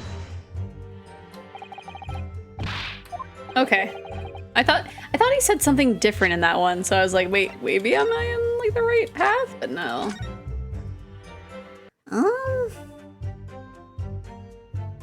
What else do I have to present? Like, it would either just be like the soap or the picture at this point.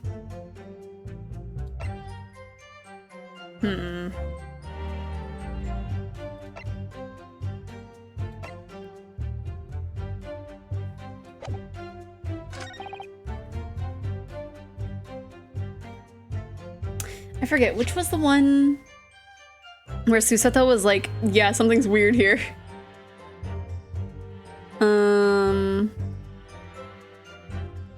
I don't know if it'll show me here.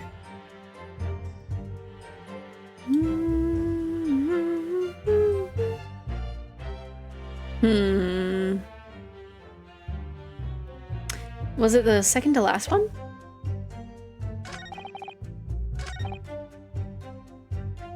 No, it was... Okay, so it was this one. Maybe I'll just press it again?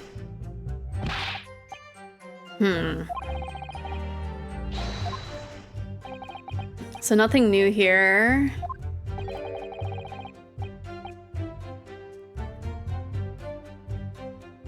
Did knock the fellow's cup and its contents spilled his blood from the gaping wound, methinks.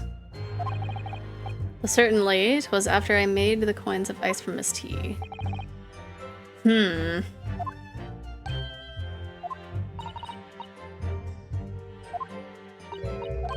Still...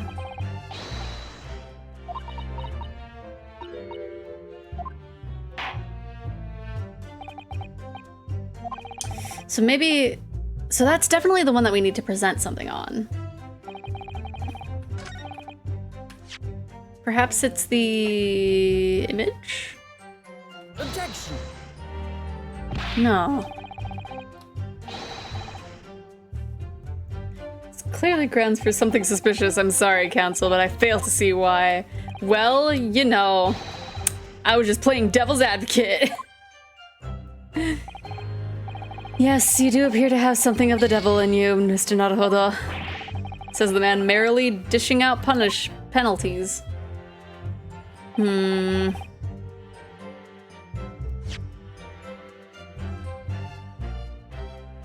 Whilst feigning distraction, Anar debate narrated a drop of his own drink past his lips. Da da da da da da da da.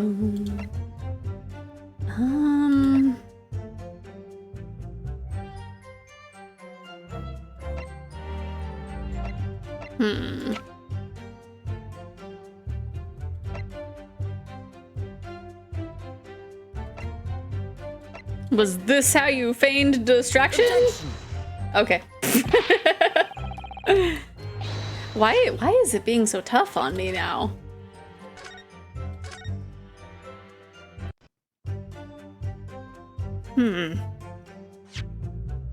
I don't want to necessarily look at the guide quite yet, but I might have to.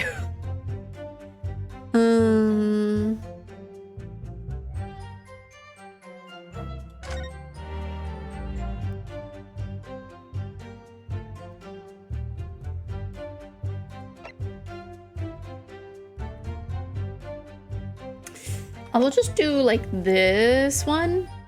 Objection. Okay. I was like, if that doesn't work, then I'm looking up a spoiler-free guide.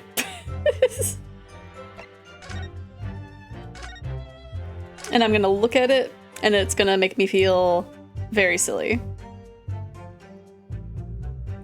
Let's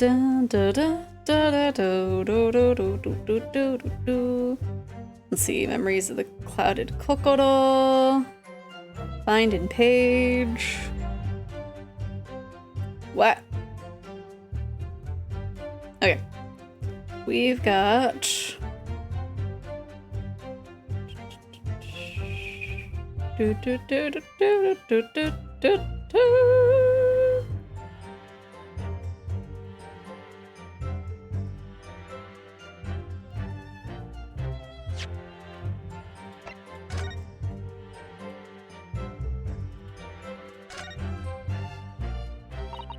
This is the teacup from which Mr. Natsume was drinking. Yes, unlike the other one, the inside of this cup is completely clean. I suppose he must have drunk the contents before the tea had a chance to leave a mark. I always gulp it down too. Sorry, Mr. Naruhodo. Well, if you just sip a little by little, it goes cold. Clearly, I shall have to instruct you on the proper way to take tea. We had to look at it first. For information that we were already aware of. Okay, anyway, let's see. Okay, now that we have the information, now we can actually present it correctly.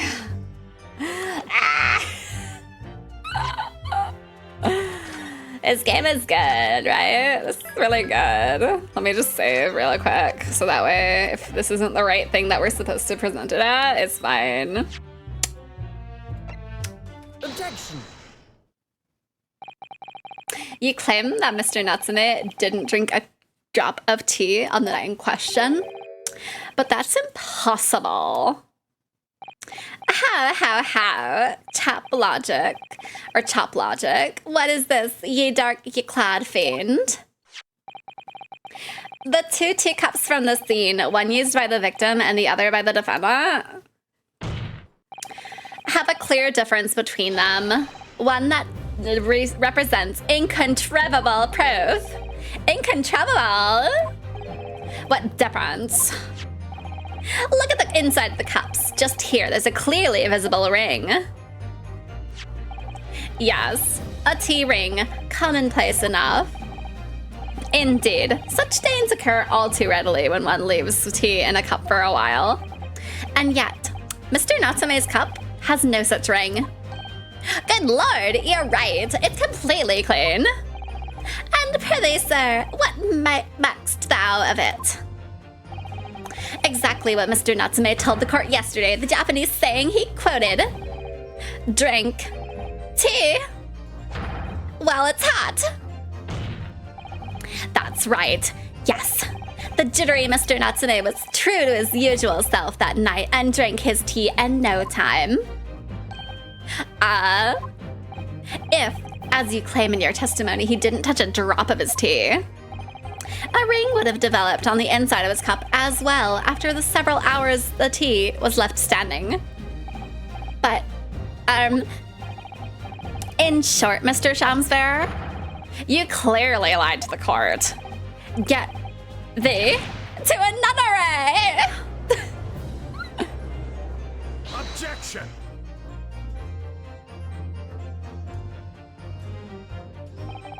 As a rule, I fill my hollowed chalice up to 7 times during any one trial. You might want to keep that information to yourself. Yet, on occasion, Tedium distracts me and I pour more times than I intended into the bottle is dry. Your drinking habits are fascinating, but irrelevant?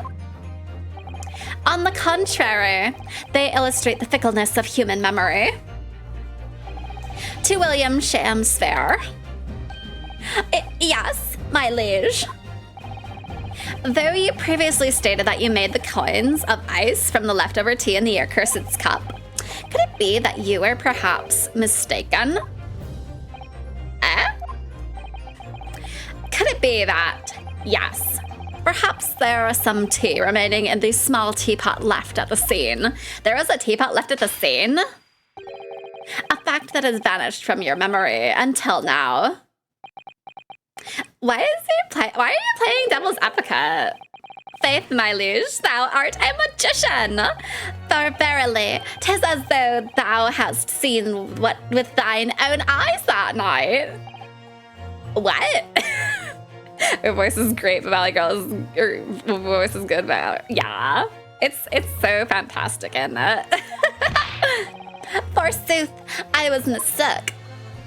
I did plan to use tea from the Japanese fellow's cup, but lo, when I looked, 'twas empty, and thus did I use the dregs that festered in the teapot, as my liege did suggest. Objection! Shakespeare fits the Valley Girl voice a little bit, yeah. Objection, you can't produce new evidence. Right? It's like, objection, there was never the teapot there. Get out of here, stinky. And you've just suddenly remembered now that you've made a mistake before? Are we supposed to believe that? Objection! People's memories are imperfect, my learned friend, which is why we rely on evidence instead. Objection, we have an updated autopsy report. Objection, he's not even dead. But in any way, it makes no difference. The victim's most recent testimony tells us two things of note. Firstly, that the poison was put into the victim's teacup only. And secondly, that the spoilt cup Was not the source of the insipid ice coins that have bewitched this court. Prosecution makes a fine summary of the facts. Furthermore, that testimony remains valid and in full support of the established facts. In other words... All right, Castlevania, stop being a bad lawyer. No, it's fine, he's the prosecutor. The inconsistency claimed by the defense simply does not exist. No. What does this mean, then? I do declare it means there's no issue with the gas thief's testimony. Apart from the bit about thieving gas, obviously. My lords, ladies, and gentlemen of the jury, I do solemnly swear, after I did dine at Grubb's Grubbery Alehouse that night, naught did pass my lips but the black tea given me by the Japanese whose back we'd be stooped as low as death. And on what did you dine, sir? Isn't perjury illegal? A little bit. But that's not what we're here to talk about. Why, I did partake on my favorites, a broth as wouldst be called soup, and a tea as wouldst be called salad. As insalubrious a menu as the establishment where it was served. Hello! Hello, Tricky Zerg. How are you doing? Thank you for the follow. Because that's all there is in these flipping cases, right? But you gods give us some faults to make us men. Willingly would I suffer what punishment 'tis been seen fit to serve a wicked thief of gas. But I pray ye, wise and noble fellows, ne'er forget the simple truth. That be one thing, and this be another. Jurors all, your humble servant Shakespeare doth entreat you, punish the Japanese fellow for his sins. My lord! If I may speak, my lord. Guy's a punchable face a little bit. Yes, Mr. Foreman? I believe we may have been duped by that rotten defense lawyer. By me? I do declare you might be right. We all know the waif there was making coins of ice to keep himself warm. Oh yeah, he is. But this lawyer lad says he's stealing gas, or says if he's stealing gas, he deserves a dose of poison, eh? He's been leading us up to the garden path. That's what he's been doing. I really never said anything like that. But what we just heard from the victim there has opened our eyes again. We reached a decision this time, and we won't be swayed from it. The court acknowledges the position of the jury foreman, and will duly hear the jury's findings. What? No! You can't yet! Ladies and gentlemen of the jury, you will state your decisions now. Guilty! Guilty. Guilty! Guilty. Guilty! Guilty! I feel for the bee lady. I feel... Isn't that the same voice as, like, the lady with the telegraph, I feel? They just reused it. I hereby declare the jury to be in one accord.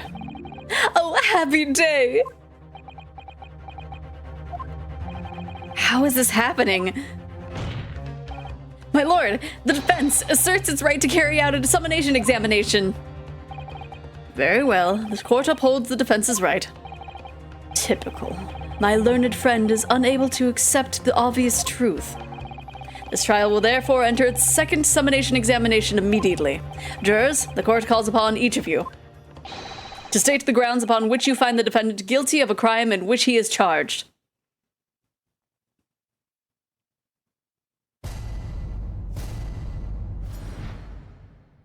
Okay, the jurors' contentions.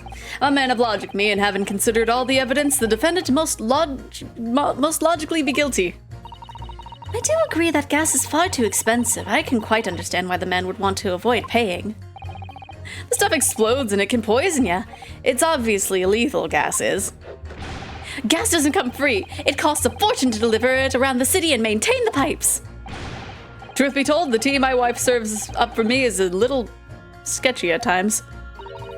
If nothing else passed the victim's lips that night, there's no other explanation, is there? Typical, my learned friend can't accept the obvious truth. Big talk for someone who's lost every case against us, right? I do feel that perhaps personal opinion about gas and its supply has influenced decisions somewhat. But never mind. No, you really should mind. The truth is, our counter-argument wasn't as unassailable as we'd hoped. And Mr. Shakespeare was poisoned. There can be no doubt of that. Then how are we supposed to turn this around? I think we need to establish the method by which Mr. Shakespeare was actually poisoned. Our only hope is to demonstrate that to the court, incontrovertibly. But there's surely almost impossible at this stage. If we don't manage it, though, Mr. Natsume will be found guilty. No delays, counsel. Proceed with the summonation examination. Okay, time to press everybody. Look at him standing back there. Okay, I'm just gonna press everything. all the evidence, you say. That's right. There's no room for doubt. Ah! It's all pointing to the Japanese man with a big mustache.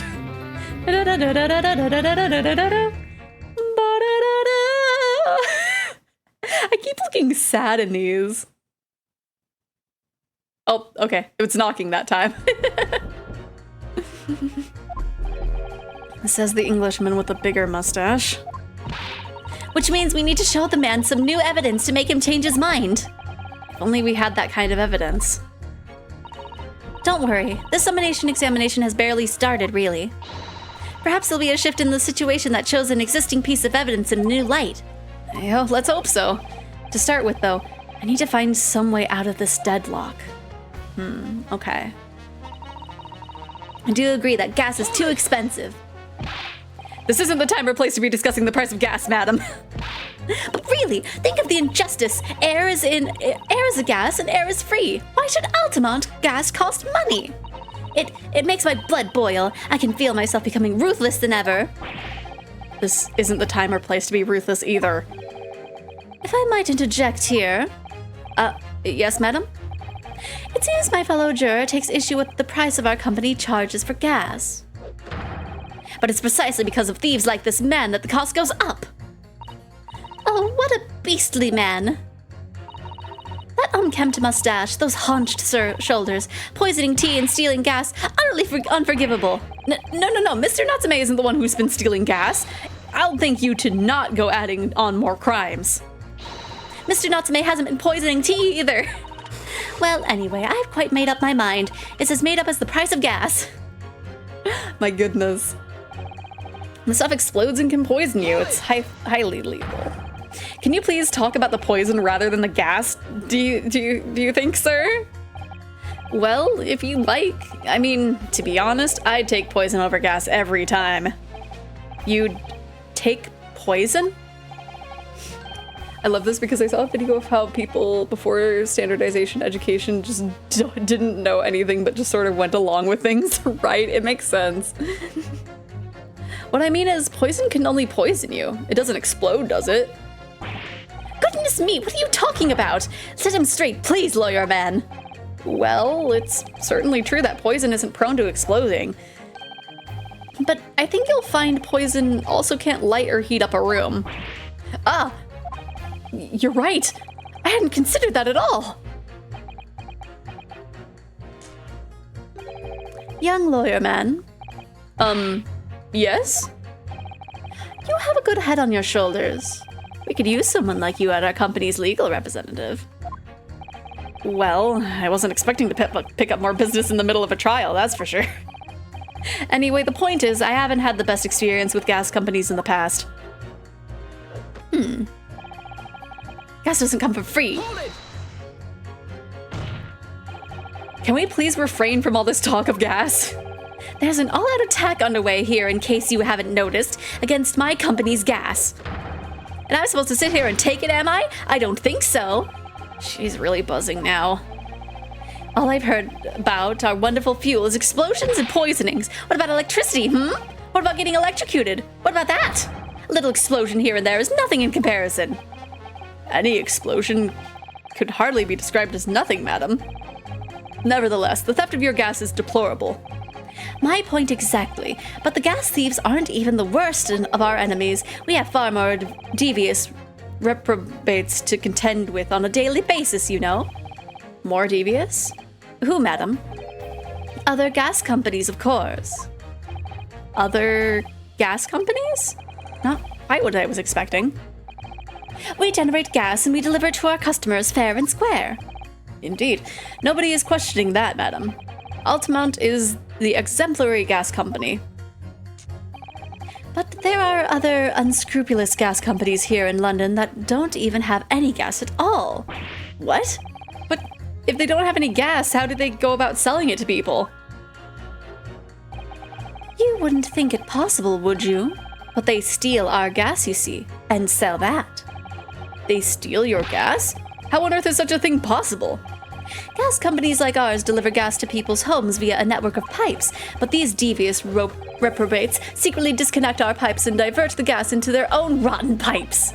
Then they make a contract with the household supplied by those pipes and take money from the previous gas, or the precious gas, that's rightfully ours without even us knowing. They're diverting gas into their own pipes illegally. What a brazen form of theft! When we visit customers' houses to collect the money from our meters, we always have to check whether or not one of these devious companies have set up to its tricks. Excuse me. Do you have something to say about that, juror number 3? Oh golly, you mean me? I'm terribly sorry. I was just thinking to myself. I really did catch him off guard there. Thinking about what the lady next to you was saying, correct? Well, yes. I just got a little riled up about it recently, you see. Go on. Right, gas thief spotted. An Altamont gas worker visited my house the other day to investigate the pipe work. We need to ask for your cooperation while we carry out a secret check of your property, sir, the fellow said. So I let him in, and do you know what he did? I'm, afraid I have no idea. Please, tell us. He proceeded to take one of the lights off of the wall. Then he grabbed the exposed mouth of the pipe and started blowing into it? Is that a thing? What do you think you're doing, young man? You're giving away company secrets here. Oh, please, everybody knows. But it was very nearly the death of me, I can tell you that. What do you mean? I'll explain if you don't mind. As I said before, these unscrupulous other gas companies connect their customers to our pipe network. Yes, but how does blowing into the pipes come into it? Obviously, there's gas in the pipes, and it's at a fairly low pressure. By blowing air through the pipe, you can make the pressure drop temporarily. And if you do that, any lights connected to the same pipe will flicker for a moment. Ah, I see. In other words, if upon blowing into the pipe the lights on the adjacent property that has no contract with your company flicker, you can know that these devious scoundrels have meddled with the pipes. Exactly, my lord. That is it in a nutshell. It's the reason why we have teams of workers going around neighborhoods to investigate which lights flicker. The trouble is, the particular worker who came by to my house didn't know the strength of his own breath. He blew down the pipe with all his might, and you can guess what happened, can't ya? Well, if he blew hard, then... Oh, wait, you mean... That's right, the lights didn't just flicker. They went out, along with the stove. Gas started pouring into the house. What a disaster. The gas supply must have been interrupted briefly because the man blew too hard, so the flames went out. I'm afraid I yelled at the fellow. Are you trying to kill us all? I said. So by disconnecting a lamp and blowing into the exposed gas pipe, it's possible to extinguish gas lamps and stoves connected to the same network of pipes. And then when the gas starts flowing again, it just silently seeps into the room. Mr. Naruhodo, I think perhaps... Yes, this is almost certainly the clue that we've been looking for. Juror number 3, the defense requests that you amend your statement to include that information. Oh, well, if you like, I don't mind. Well, I do. That's our company's secret method of identifying the rogues that try to diddle us. Like I said, madam, it's widely known already. Very well. Juror number 3, you will amend your statement accordingly. Yes, my lord. Although I'm not really sure what the point of all this is. Boom, bum, bum, ba, dum. Blow too hard in the gas pipe and you extinguish everything in the house, and then you're in real trouble. Okay, I think I want to double check what...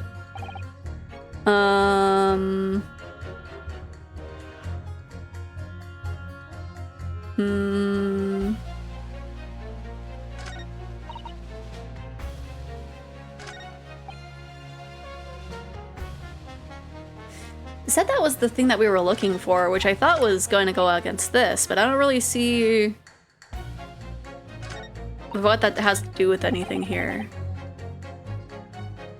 Maybe we just press and we get more information, maybe? When you say extinguish everything in the house, do you mean even on different floors? Oh yes, all floors are connected to the same pipe after all. That's true of every building, because gas supply contracts are issued for whole properties. Well, I had no idea that it was possible to extinguish gas appliances simply by blowing down the pipe.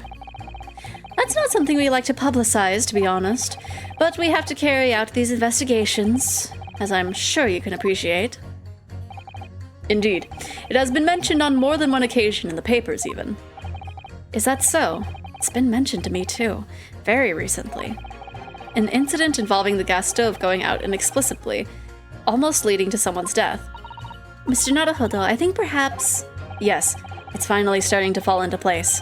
The secret link that joins all of these strange occurrences.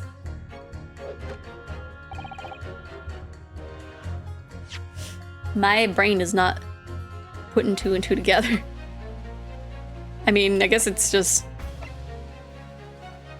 Because it's obviously something to do with the curse that's going on.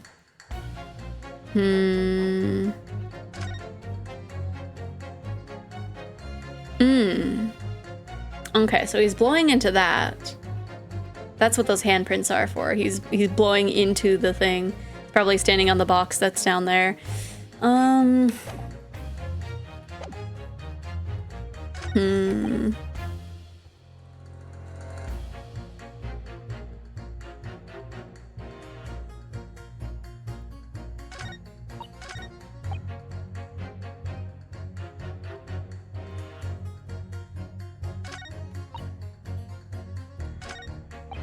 I'm just trying to think of like where to present it.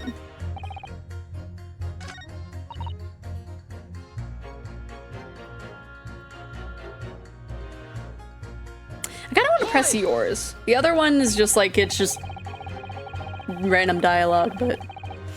Does that mean that if the victim could be shown to have ingested something else, you change your leanings? Sorry, what's that now? Oh, I was just saying if the victim did actually eat or drink something else on the night. What's the matter with you? Sorry? I said if nothing else passed the victim's lips that night, there's no other explanation, is there? Haven't you been listening to me at all? I feel there's an English expression about a pot and a kettle that's appropriate here. Compared to the other jurors who don't even appear to have anything to say about the case at all, it would seem that this elderly gentleman has been listening to the proceedings far more intently. I suppose. The trouble is... he has selective hearing? Exactly, but still, this juror may well be the key to the breakthrough that we want so desperately need. This is hopeless. There's no way for me to appeal to these people. I do think that the only way we shall overcome this difficult situation is by exposing the way in which Mr. Shakespeare was really poisoned. We have to prove that it happened some other way and not via Mr. Natsume's tea. Yes, I know. The trouble is, I have absolutely no idea how it did happen. Mr. Naruhodo, I wonder if perhaps there's something you might have forgotten. Oh? Like what? It's important to watch everyone involved and pursue people if they react to something someone else says. So maybe we do have to talk to juror number 5. If you'd like me to remind you exactly what I'd mean, I'd be more than happy, of course. Once again, Soseki-san's fate is entirely in my hands here. I probably owe it to my client to hear any advice my assistant may be able to offer, so perhaps I ought to let Susato-san remind me? Then again, I've already done it, Susato, don't worry. Actually, I don't think there's any need. It's vital that we start trying to change these jurors' minds as soon as possible. Of course, I'm sure you're right. But if you decide you would like your memory refreshed, you need only ask, Mr. Naruhodo. Okay, because I feel like we're still missing something, and the only person that we haven't really pressed is juror number 5. So maybe it really will give us something? You mean it's poisoned? That's right. It's happened a tidy few times now. This is the most troubling indeed. It's always days like this one when I don't get any wages. I get in at tea time, see? And I see her doing it, my wife. She gets that devilish look on her face, and she slips some white powder into my cup. That's sugar, I think. She accidentally grabs salt. and you drink it anyway? I was brought up proper, I was. If someone gives you a cuppa, you drink it. And what happened to you? What did it taste like? It was god-awful, believe you me. Salty as hell. She accidentally gives him salt instead of sugar. Oh no. Then I think perhaps what your wife put in your tea was salt. No. No, she doesn't even care enough to poison me properly, eh? Unbelievable. Let's move on, please.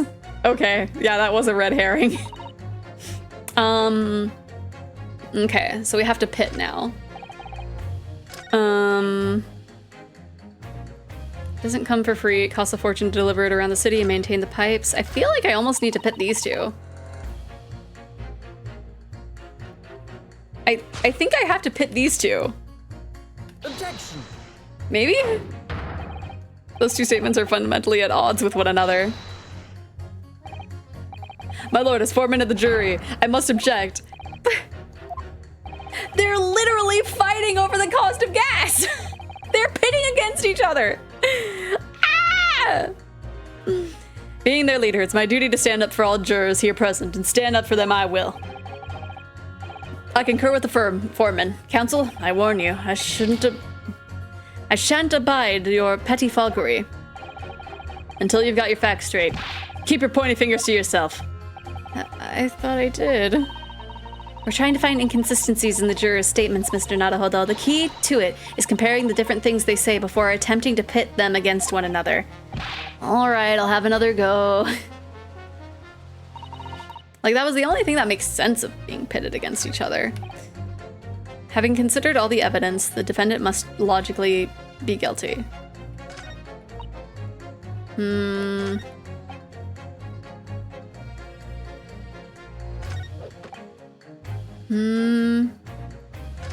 Like, it's obviously this.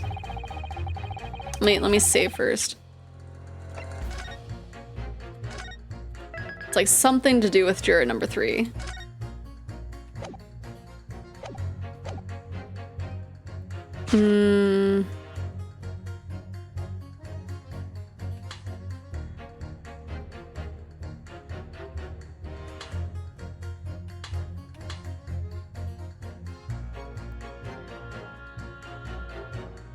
Oh, wait, do we pass these two together, maybe? Objection. Yeah, okay.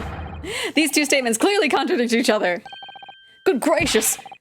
To whose statements do you refer, counsel? Juror number 6. Did you hear what juror number 3 just said? What? Yes, of course. I heard him mumbling about something or other.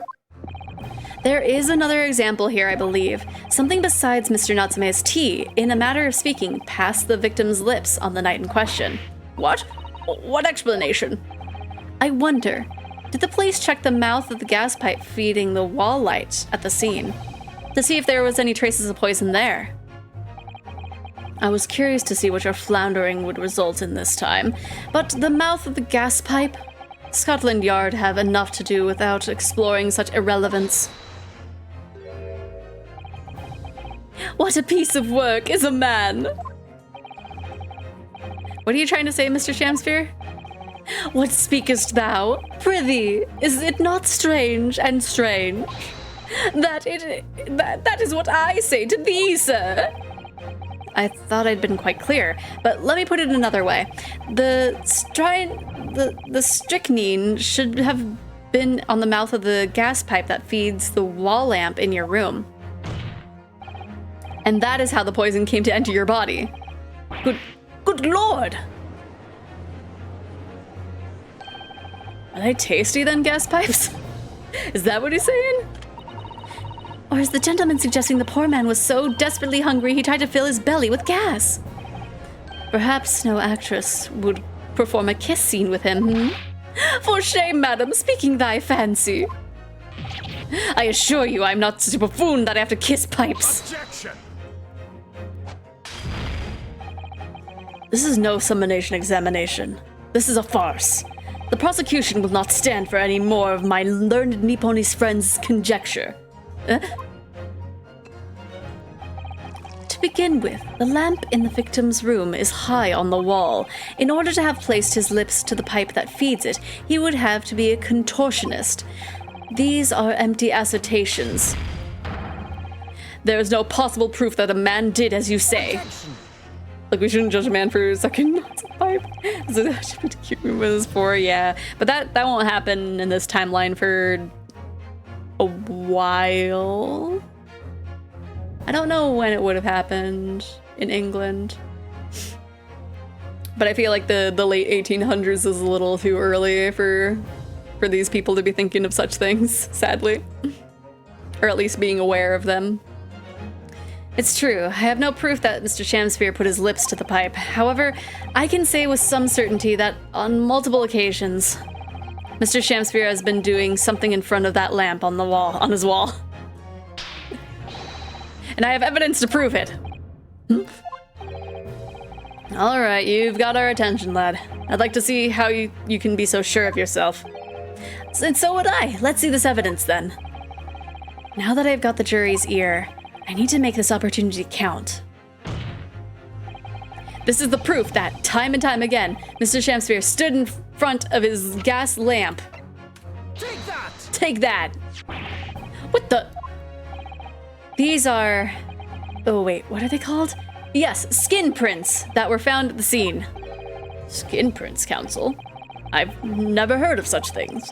The Justice Ministry is currently assessing whether or not to permit fingerprints as evidence in court, however.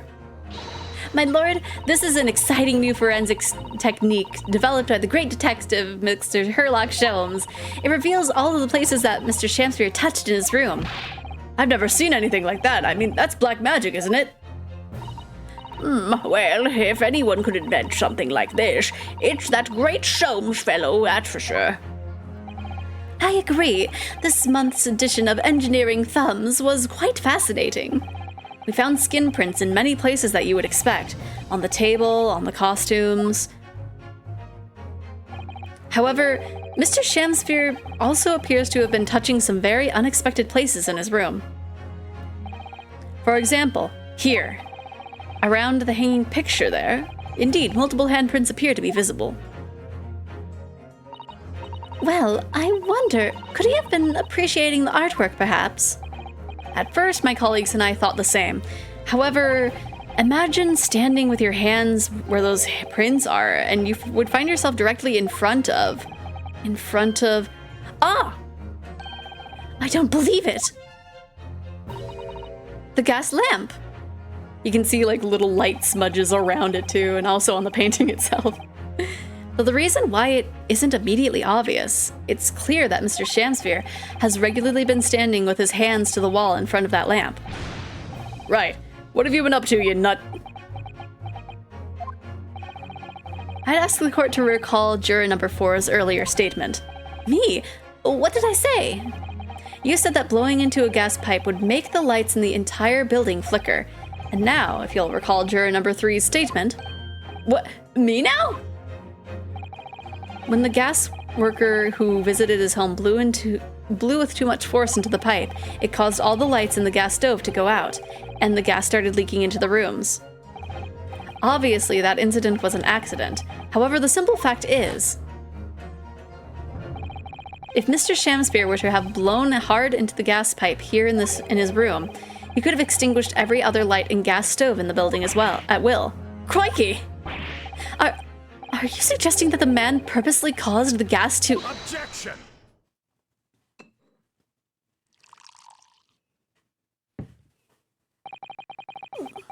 Whilst I acknowledge that the prosecution is required to remain silent during a summation examination, I must toast my learned friend's utter disregard for the letter of the law. What is the meaning of this, Lord Van Zieks? This curious photograph, or whatever it is, presented by the defense, the so-called skin prints, clearly that cannot be accepted as any form of usable evidence in this case. But isn't it an exciting new forensic technique developed by a great detective? It's nothing. A mere toy developed by an amateur sleuth with too much time on his hands. Certainly, even research of this nature by the esteemed Mr. Sholmes can't be recognized by the court as formal evidence. But... Hold it! Please, my lord, if I may, Miss Susato? It was not the defense's intention to submit the skin prints as formal evidence. We merely wish to present the results of the great detective's investigation of the scene as a tool by which to explain a possibility to the ladies and gentlemen of the jury. And if the trial were to come to an end now, we should never learn the truth behind these mysterious handprints that everyone has now seen. I don't believe we can allow that to happen, and I'm sure the jurors would agree.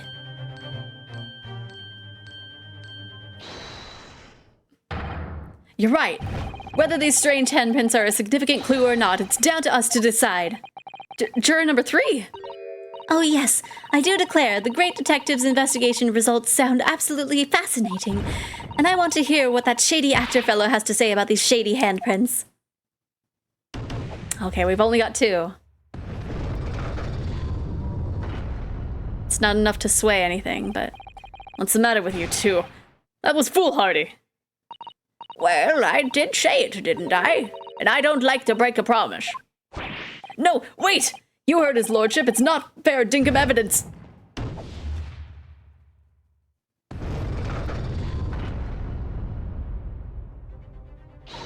Oh, well done, Mr. Naruhodo.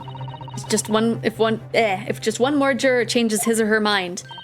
Mr. Natsume's trial will have to continue. Thank you, Miss Susato, but I couldn't have done it without you. Oh, no, it was you who had identified the clue after all. This is very much your success. Why, Mr. Shamsphere? You seem to be losing your composure. Just one more juror, Mr. Naruhodo. You can do it! Very well. Continue, counsel. One more juror. I've considered all the evidence and the defendant must logically be guilty, but why?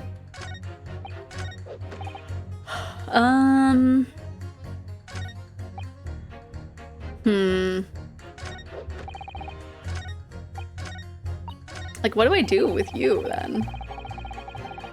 Do I just, like, press you again? Hold it!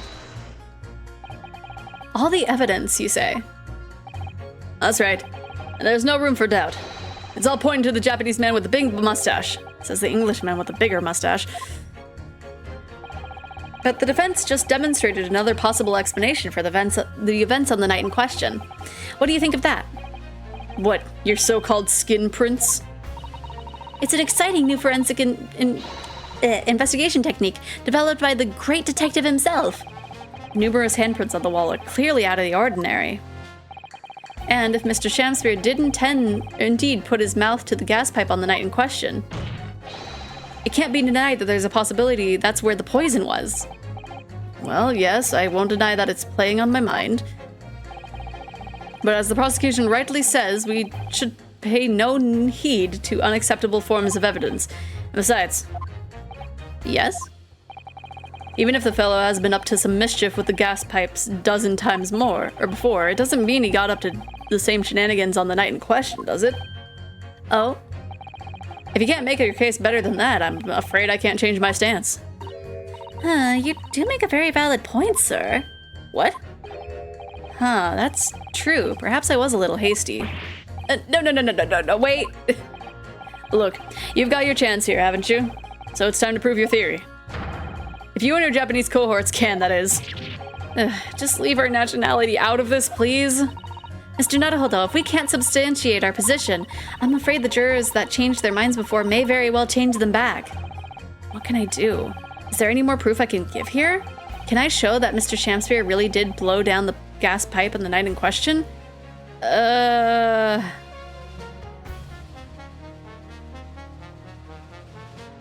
supporting testimony, maybe?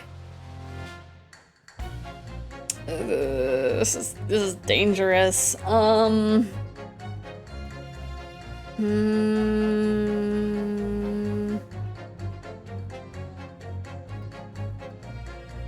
Yes. This one. Right? And no, in truth, I don't have any evidence to support my theory. However, there is witness testimony that substantiates it. What's that? Testimony? This is incredible. Whose testimony? Yes, it's all connected. Everything is linked. A person whose testimony revealed details about the gas in Garadeb's residence that night. Namely, Soseki. Yes. Take that! Yeah! Obviously, I'm talking about the defendant. Mr. Soseki Natsume himself. The defendant? At the very beginning of the proceedings here in court yesterday, Mr. Natsume said the following. My lodgings! There's been a whole series of strange happenings in my lodgings. Even on that fateful night it happened. When I returned from Mr. Shakespeare's room, I lit my gas stove and climbed into bed, but before long, the stove went out, and somebody tried to kill me! On the night in question, the gas in the defendant's room went out. So I asked the court, was that a mere coincidence or not? Good golly! So that Shakespeare fellow blew air into the gas pipe to make the man's stove go out on purpose? Now hold your horses there. What would he do that for? Mr. Foreman. What is it, man? We can't allow judgment to be passed whilst this doubt remains. It's true that I don't have conclusive evidence yet. However, you must surely agree there is more to this case than meets the eye. Ugh.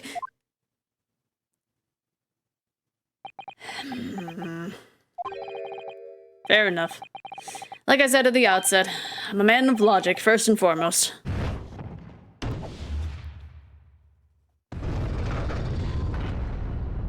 Yay! That's 4 jurors leaning towards not guilty, my lord. We've overturned the decision. Therefore, the defense calls for the trial to continue.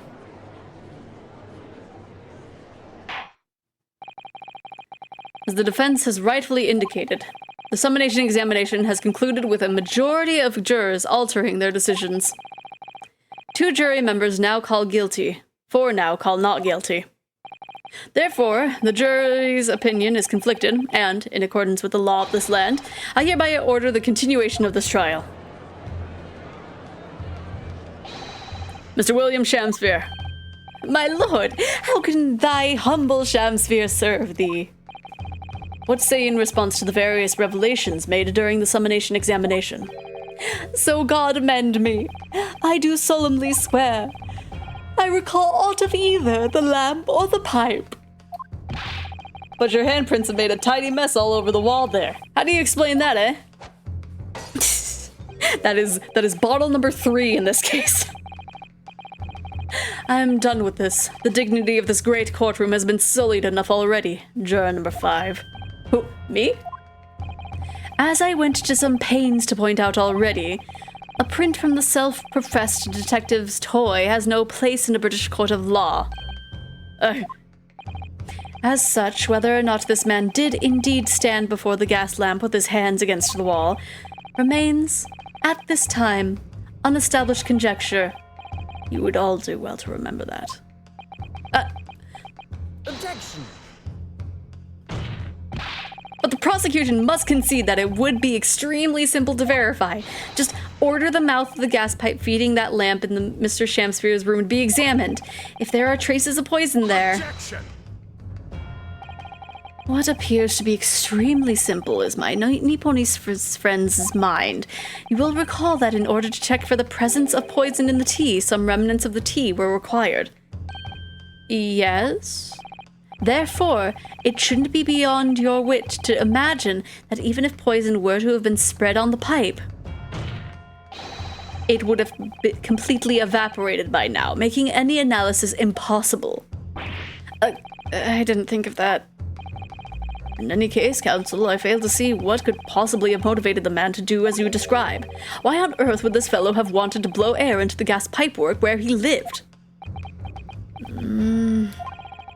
There's only one possibility that I can think of, and that is to use the leaking gas to commit murder.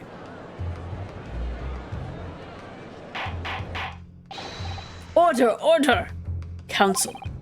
Precisely whose life do you propose this man was plotting to end? The answer couldn't be simpler. Now we've unraveled the mystery this far. Mr. Shamsphere wanted to end the life of himself. Take that! If a gas lamp were to go out, it would be noticed immediately, of course. But a gas stove, on the other hand, could be silently extinguished by the killer without anyone noticing. I live around those parts myself, so I know what it's like. I can tell you, trying to sleep without the stove lit is pretty much suicide. You'd freeze to death in no time. Mr. Garadeb, the landlord, has a large fireplace in his part of the residence on the top floor. In other words, it wasn't the landlord, but a fellow lodger whose life Mr. Shamsphere was trying to end. Outrageous! I'm talking, of course, about the defendant.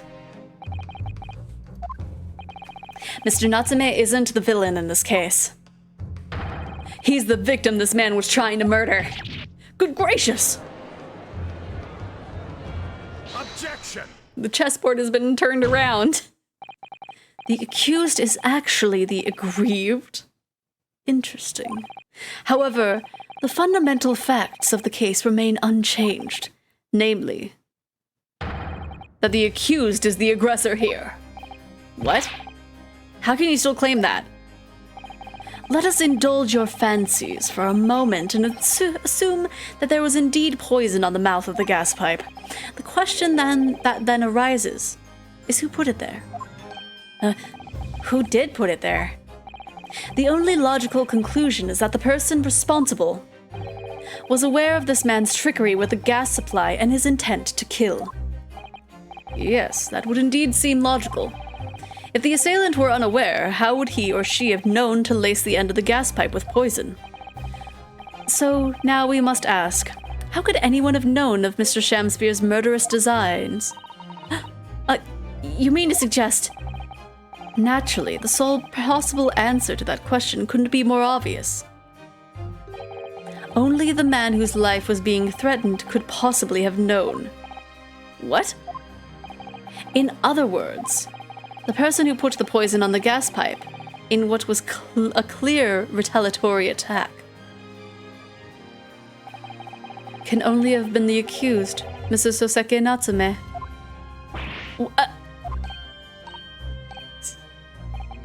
Whatever Mr. William Shamsphere may or may not have contrived to do, he was nevertheless the victim of a potentially lethal poison attack. And the only person who could possibly have perpetuated that attack is the accused, Mr. Natsume. The defense counsel's theorizing has failed to avert suspicion from the accused. Far from it. In fact, now that a clear motive from the poisoning has been successfully established, that suspicion is greater than ever. Would you not agree, my Nipponese friend?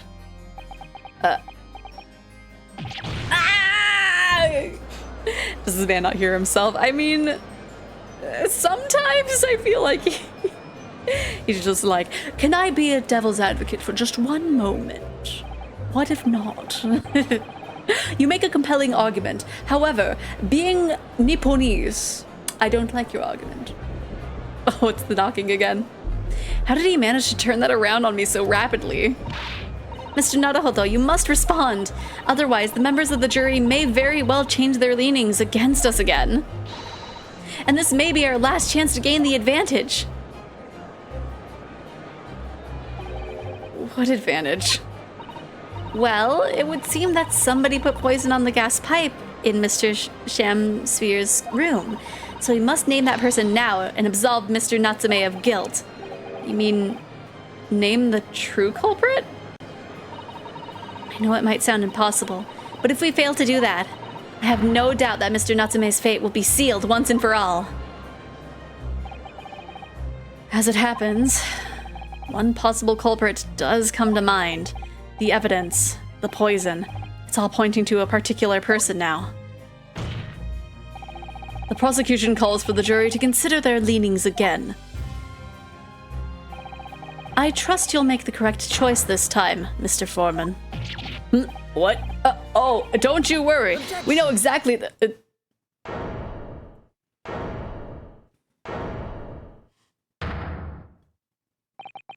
There is one other person who I believe could have been involved in all of this. The true culprit of this crime. The true culprit? A term found only in second-rate novels featuring third-grade great detectives, my Nipponese friend. But why not? This farce has gone on for so long already, I see no reason to cut it short before its disappointing climax. Thank you. Tell us, my learned Nipponese friend, what is your latest theory? Who is this so-called true culprit of this crime? You! I mean, because of the envelope.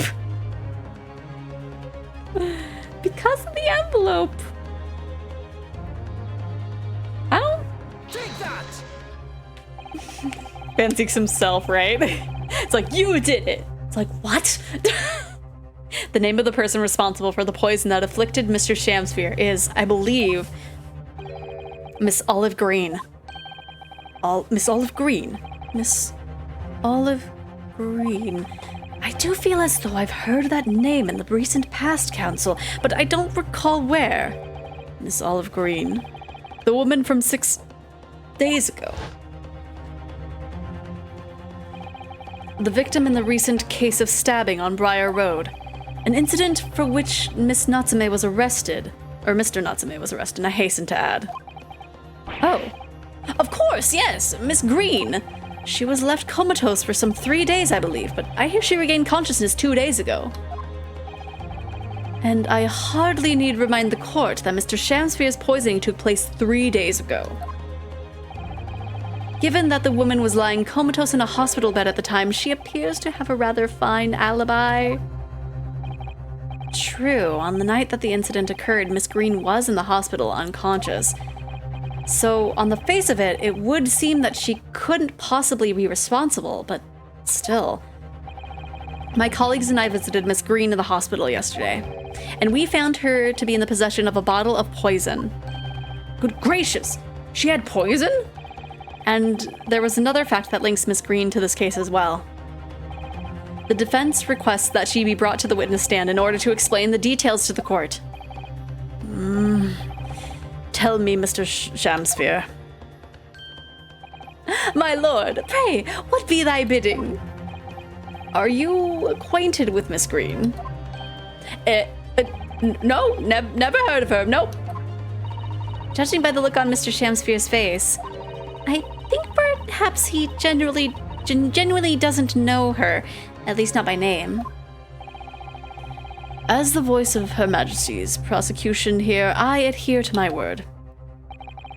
We will see my learned Nipponese friend's farce through to its conclusion. Whoops, I pressed a button almost. I appreciate that. The prosecution requests a short recess, my lord, in order to subpoena the witnesses and bring her here. Yes, Miss Olive Green. Indeed, my lord. 1 hour should be sufficient. Very well. I grant the request. Excellent. I hope. The defense has made a most extraordinary accusation, I must say. But at the present time, I feel the prosecution's argument remains largely uncontested. Accordingly, I'm afraid the defendant and his culpability remain the sole subject of this court's attention. Thank you, counsels. We reconvene in an hour. Court is adjourned.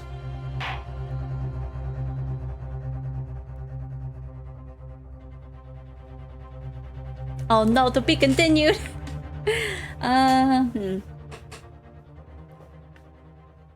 Santa's presiding over this case. A little bit, yeah. How are you doing, Codester? Okay. Let's see. Yeah, it's much too early to call it here. We might be able to go a little bit over time, though. So we can still keep going.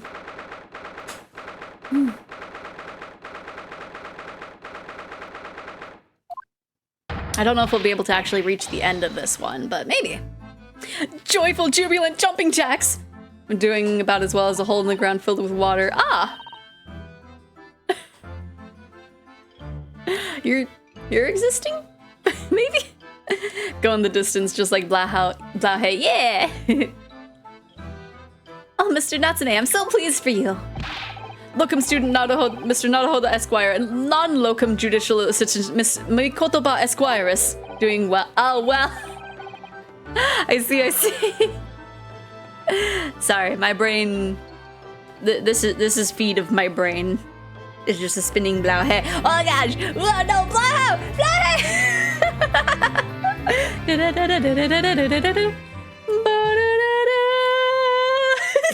I look cursed. It's been disassembled. I know. Poor Blauhe. No. Now, finally, at long last, there can be proof. Proof that I'm innocent and proof that my tea is innocent. Wait, no!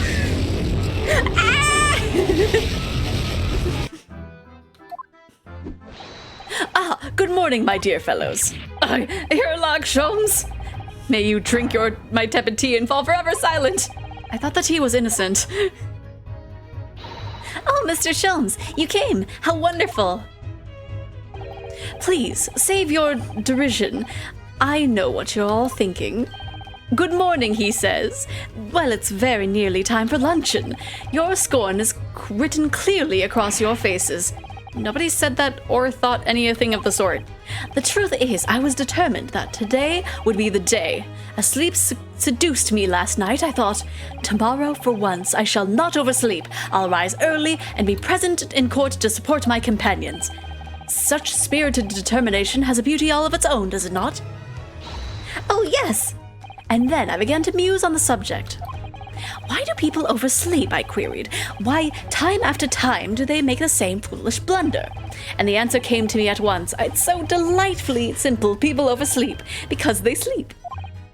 Well, is that not an astute insight into the matter? Oh, yes. Upon which realization, I attempted an experiment. I didn't sleep a wink at all last night. And the results? By first light, I was exhausted and began to be assailed by fits of drowsiness. Shocking. This guy talks exactly like the voices in my head, right? And so, the conclusion of last night's experiment is this. A good night's sleep is quite simply essential. Yes, I think most of us probably knew that already. What others presuppose, I prove by experimentation. That, my dear fellow, is the scientific method. Ah, yes, and one more thing. Do you remember this? Ah! Yes, of course. It's the poison that Miss Green was about to drink at the hospital yesterday. Oh, you didn't manage to... It was a laborious task, as the bottle was near empty, but such inconveniences do not hinder Sholmes. I managed to confirm that it contains strychnine. So I was right. Perhaps. Though, of course, circumstantial evidence doesn't prove Miss Green's guilt. I shall leave the bottle in your care now, but licking the inside of the neck is not recommended.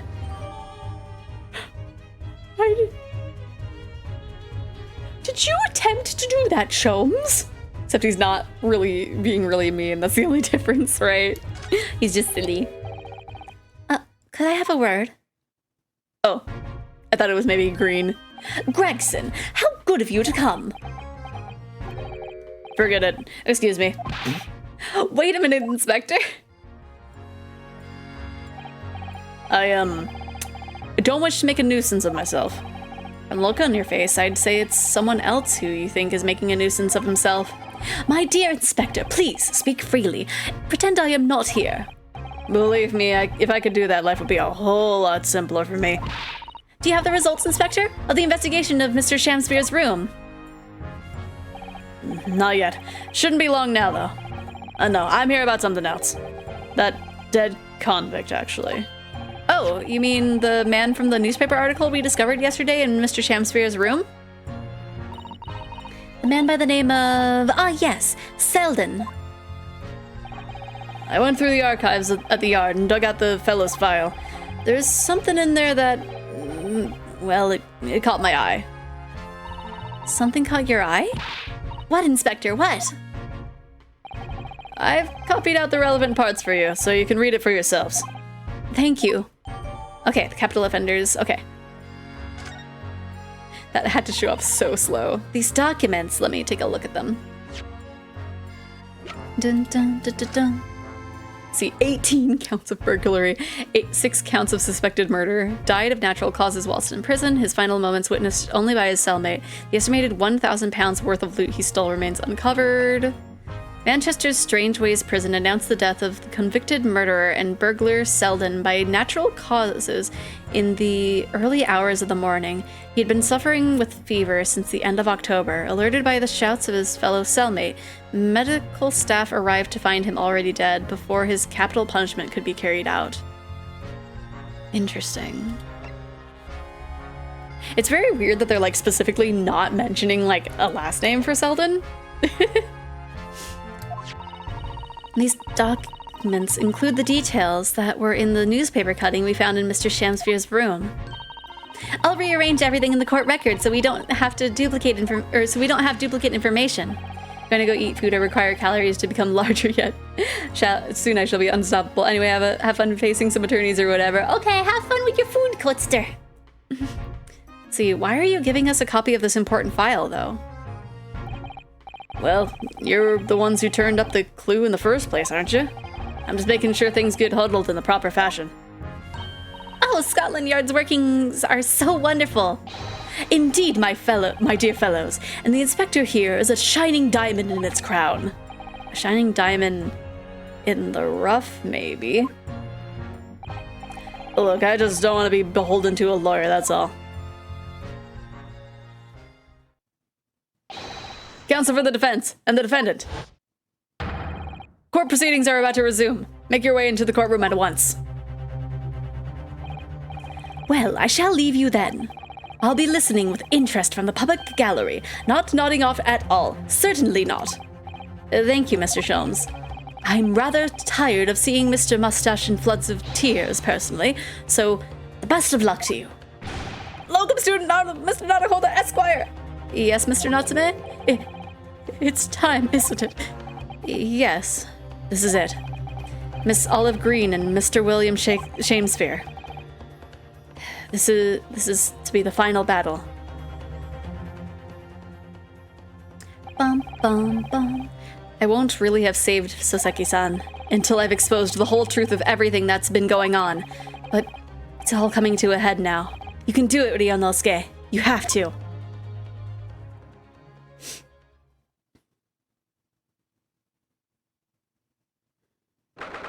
What dramatic changes are going to be revealed in today's episode?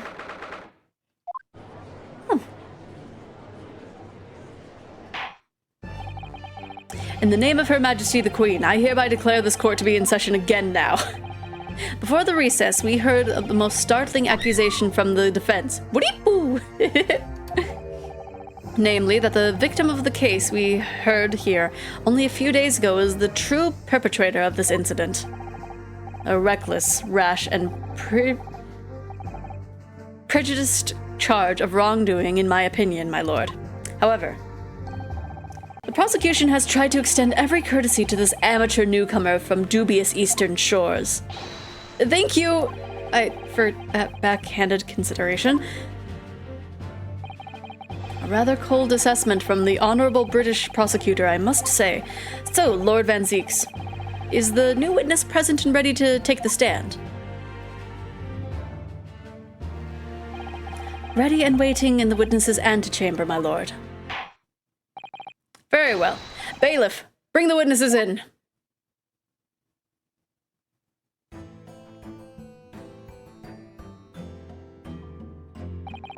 Witnesses, state your names and occupations for the court, please. William Shakespeare, my liege. For mine occupation, I can say only that I be a tragic victim, to be pitied. Currently unemployed, in other words. I'm Olive Green. I'm a fledgling artist. No. Not a fledgling, really. A hopeless failure who's too weak-spirited to admit she has no talent, I suppose. Also currently unemployed, in other words. What a coterie. Coterie? Mr. Shamsphere. My lord, I am thy humble servant.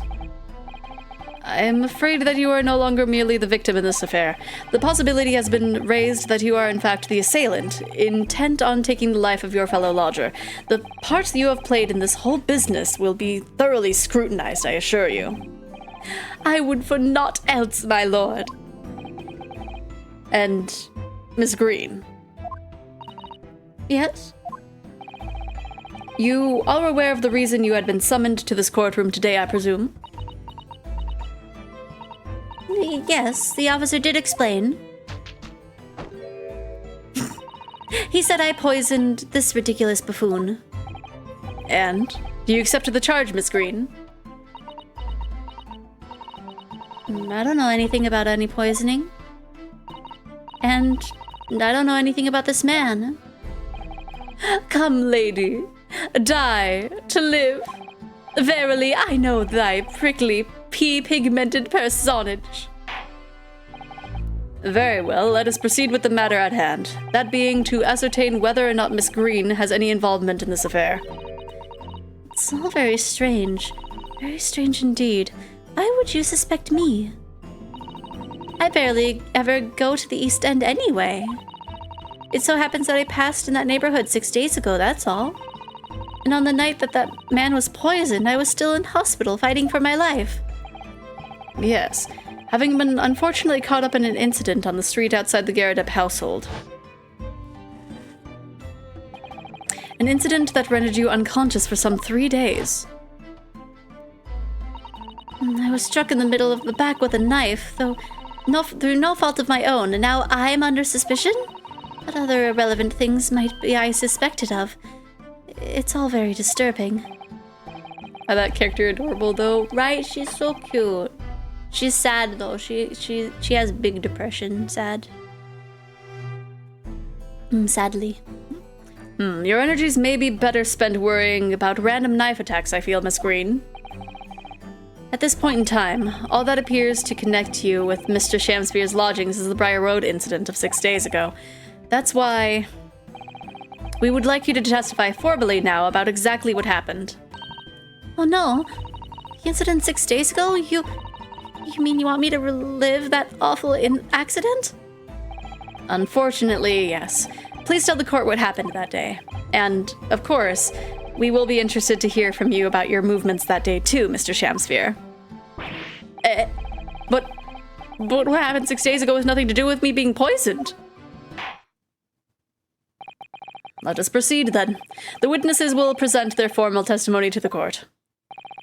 On the subject of the incident that took place on Briar Road the evening on the 17th of February.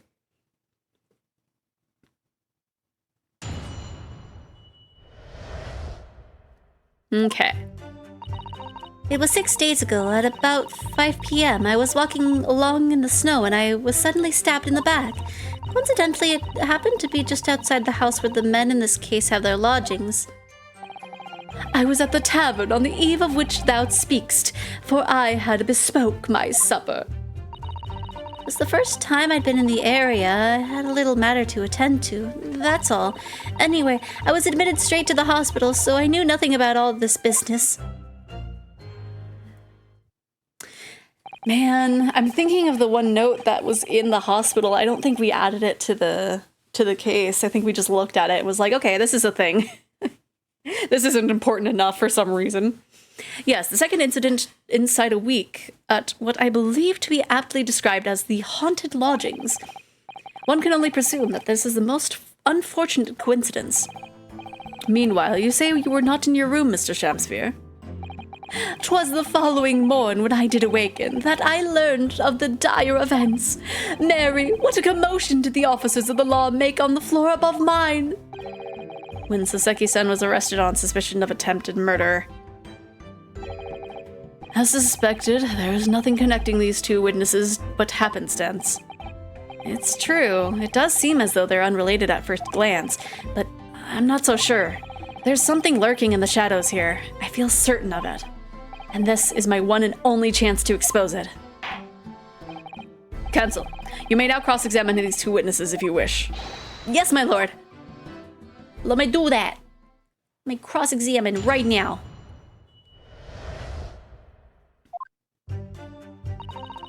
"6 days ago, at 5 p.m., I was walking in it. Oh, I'm well acquainted with the case. I'm sorry you had to go through that. It was awful. I still can't believe I was unconscious for so long. I woke up to find that the case had been solved and the culprit arrested. Yes, the incident had been resolved already. Perhaps it would help you to consider it was a bad dream that ended with your awakening, and should now be forgotten. Yes, I suppose so. Thank you. But before you put it completely behind you, Miss Green, I need you to remember the details one last time. You must tell the court exactly what happened that day, for us to arrive at the truth about this new case. The trouble is, there's nothing to tell, really. I was just walking along the pavement. Coincidentally, it happened to be just outside of the house where the men in this case have their lodgings. What? What were you doing there that day, though? What do you mean? The art school you attend. What's it called? Yes, it's the Thorndike Academy of Fine Arts. According to Mr. Sholmes, it's just in the vicinity of Brixton Road, which is some 10 stops away from the scene of the underground. I believe you mentioned before that you also live on Brixton Road, isn't that right? So why then would you have been walking along Briar Road in the middle of the East End? Well, it's because, Oh yes, of course. I thought I might make a nice picture. The witness is a student of art. City-dwelling artists can't all paint grand urban vistas. That's right. I happen to like the crumbling look of that part of town. Perhaps quaint would have been less grating term. The point is, she's definitely hiding something. Yes, it seems she's not going to be forthcoming with the truth. Or she's trying to hide why she was there that evening. It must mean that there's a reason for her not wanting us to know. That's the key to this. And you, Mr. Shakespeare, on the evening of the incident 6 days ago, would you tell the court what exactly you were doing? 'Twould be my pleasure, sire. I was at the tavern on the eve of which thou speakst, for I was... why do you keep interrupting us? A tavern, you say? Which one? 'Twas the Slug and Salad where I did tarry. 'Tis a jewel in the East End. And a little unexpected, I feel. What do you mean, Lord Van Zeeks? The Slug and Salad offers unusually fine dining, for the locality, at least. Not an establishment you expect to be patronized by a man with not even a crumb of bread in his room. Oh, it's true, the menu lists premium crusts of bread and glasses of water in different levels of cloudiness? What? I would have expected Grubb's grubbery at the local vicinity to be more appropriate for your means. Watery soup and mushy peas, or rather, soupy water and pea-like mush. All equally appetizing. I just wanted to try some water in a different pub for once, so what's wrong with that? How different can water really be? Or perhaps there's a more plausible explanation. A specific reason why he had to go to that particular establishment. Agreed. The fact that on that day of all days, he dined at a place he wouldn't normally, it does stand out. So when Mr. Shakespeare's own actions on the day of the incident 6 days ago were slightly suspicious, I wonder if we have some evidence that can explain those actions. I don't think we grabbed it. We did not. Because we have this, which was the other half of the envelope that was in Olive's room, but we don't have it with us right now. And the prosecution is going against the client, right? Not at the moment. I wish we did, but sadly I can't think of anything at the moment. If we find a clue that could explain why Mr. Shakespeare went there, we must present it to the court. Yes, absolutely. If that is all in this matter, counsel, I would ask Miss Green to reiterate her next statement. Yes. It was the first time I'd been in the area. I had a little matter to attend to, that's all. What little matter, Miss Green? Please elaborate. It was nothing really. It's not worth mentioning. If you remember, you mentioned it to us yesterday at the hospital. It was related to the card you were holding. Miss Green!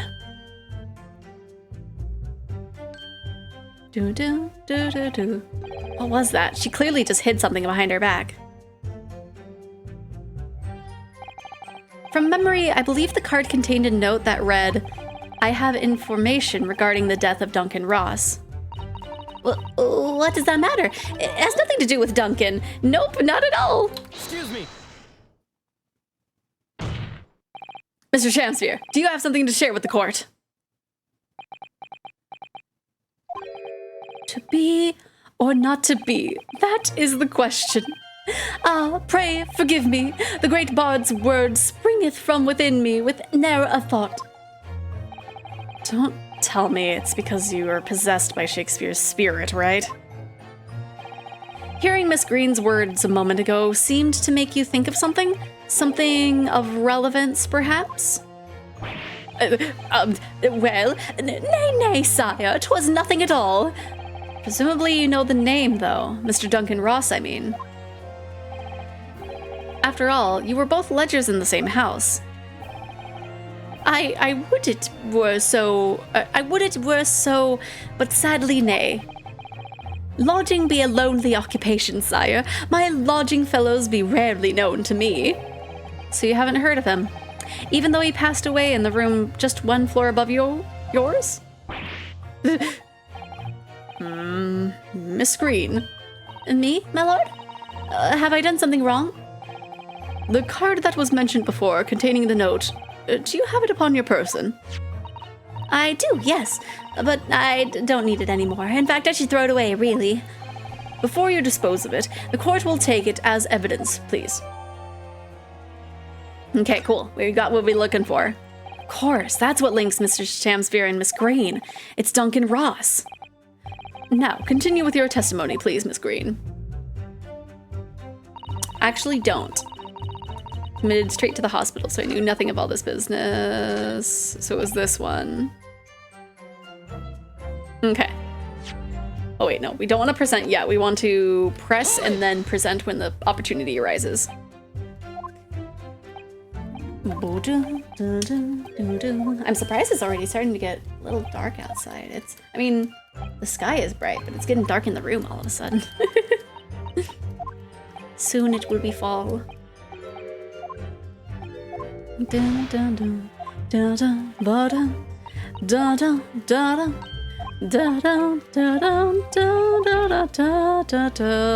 Okay, present evidence.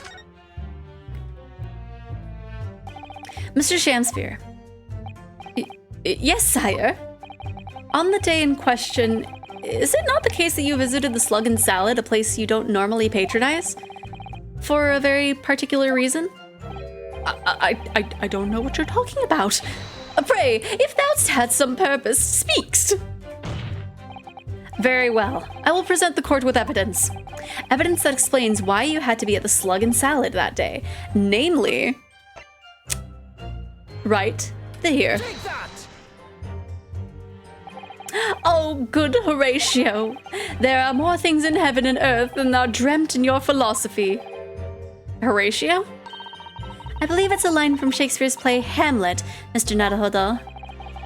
Be it a line from the great Shakespeare, or from this, or Mr. Shakespeare. The message is the same. My learned Nipponese friend is wide of the mark. What? What do you mean? Is it a thing I have to look? Do I have to get more information from looking at it? Can't find anything out of place. What do you mean it was flashing? The envelope has been ripped open rather carelessly. Miss Green strikes me as the type to open correspondence more neatly than that. Ah, what is it? The way the envelope is torn, I'm almost sure I've seen that exact shape somewhere before.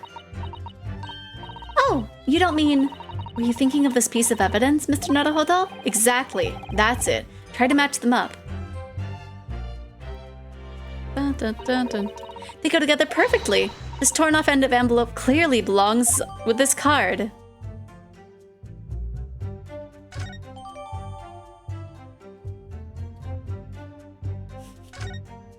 Man, I sure do love having to backtrack and look at the information that I already know in my brain. I feel like this wasn't a thing in like the other ones. I feel like this is just specifically this one. Hardly surprising given this witness's obtuse literary quotes. Who keeps knocking? My goodness. I do wonder if there isn't perhaps some evidence that would explain why this was it was there that he visited. I think we have discussed this issue enough. Let us return to the witness's testimony, please. No. Gladly I would do thy bidding, do Horatio, do.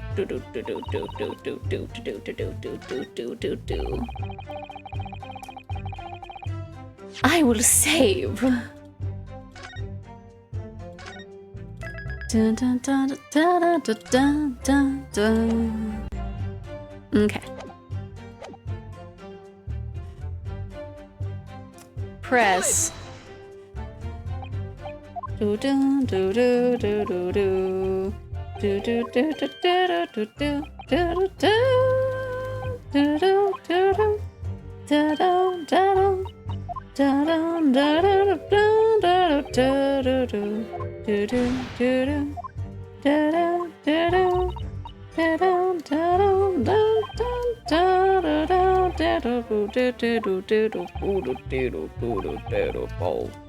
Yes, I will present evidence, and it will be the same thing, but this time you'll be like, oh, yeah, that's actually it.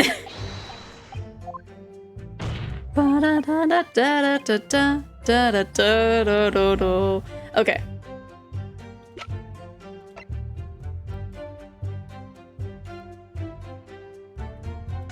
We don't have to look at the letter again and see that it said something about meeting there, right? Because we know it said something about it. Take that! I believe this card reveals the answer. Now that I am aware of the of the tear, matching the tear that's in your room. I didn't think it was gonna be the case before, but now that I've actually looked at it, good lord, Mrs. Green's card, you mean? That's right, my lord. It reads, I have information regarding the death of Duncan Ross. Come to the Slug and Salad on Briar Road at 5 p.m. on the 17th. Don't tell anybody else about this letter or the meeting. It is a matter of utmost importance. Mr. Shamsphere, your actions on the afternoon of Miss Green's stabbing are exactly as described on this note. Personally, I find it hard to believe that it's a coincidence. Don't you, Mr. Shamsphere? Well... Excuse me, can I say something? Yes, Miss Green. That card was delivered to me. It doesn't have anything to do with this odd man, does it? Well, you'd think so, yes, but it's hard to believe it's merely... My lord, may I? May what, Miss Green?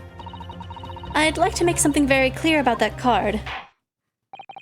Very well, then. You may amend your testimony to include details about the peculiar note.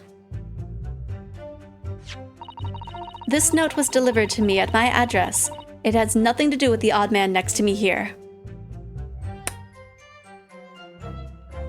I think I can just present, right? I can just present the other half of the thing. Objection! Yeah. The day before the incident, exactly 1 week ago now, this note was delivered to your address. Upon carrying out the instructions in the note, you found yourself in the hospital. Yes, I did. It's terrible, everything that's happened to me. Yes, it is terrible. If it's all true, that is. What do you mean? Miss Green, have a look at this, please. It's the torn off end of the envelope. Oh, is it? And it so happens that it fits together perfectly with the envelope of the note you received. Where did you find that? In Mr. Shamsphere's room. In my room?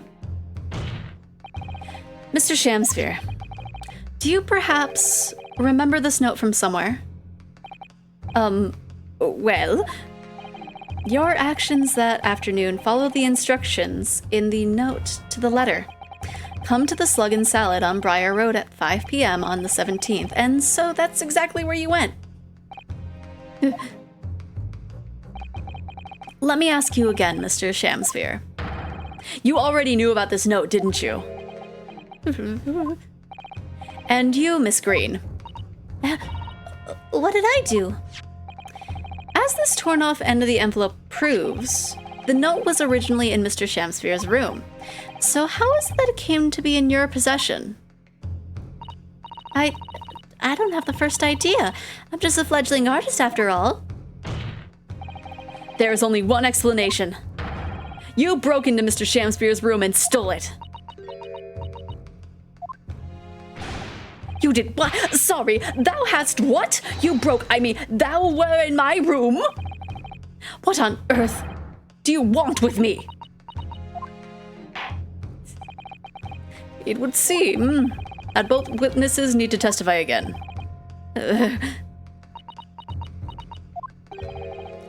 Miss Green. Yes?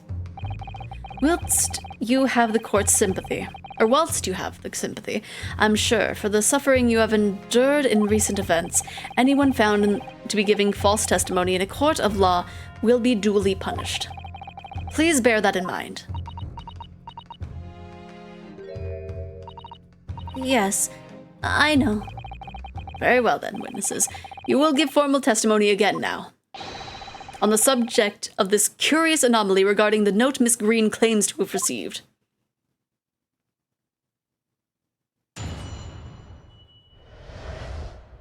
The anomaly of the note.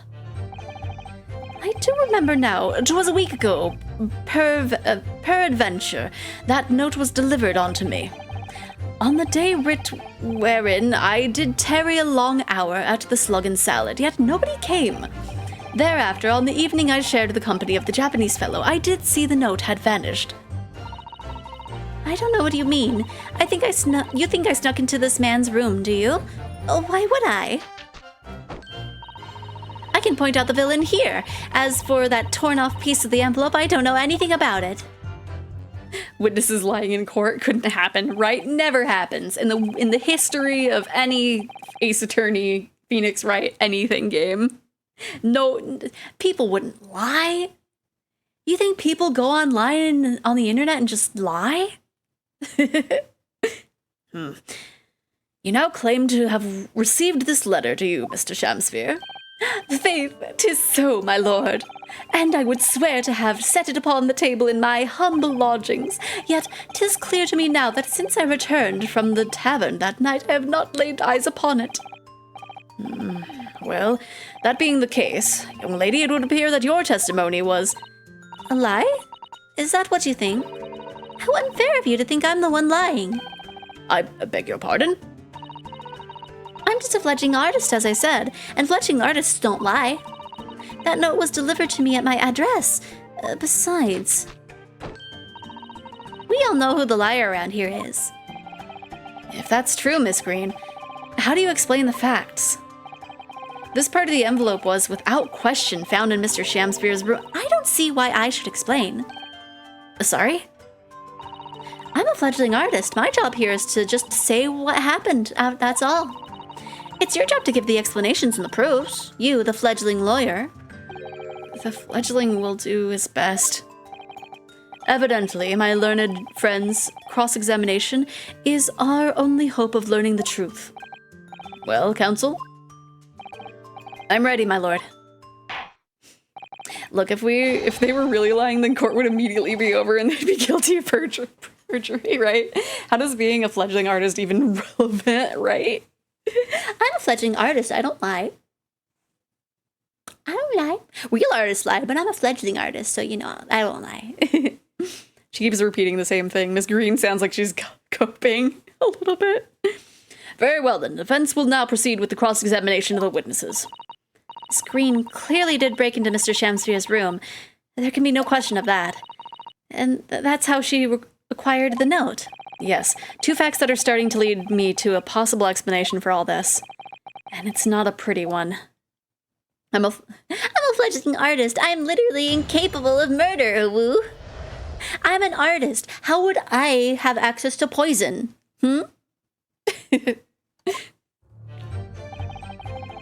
Okay, a week ago, pre-adventure. And can you shed any light on the contents of the note at all?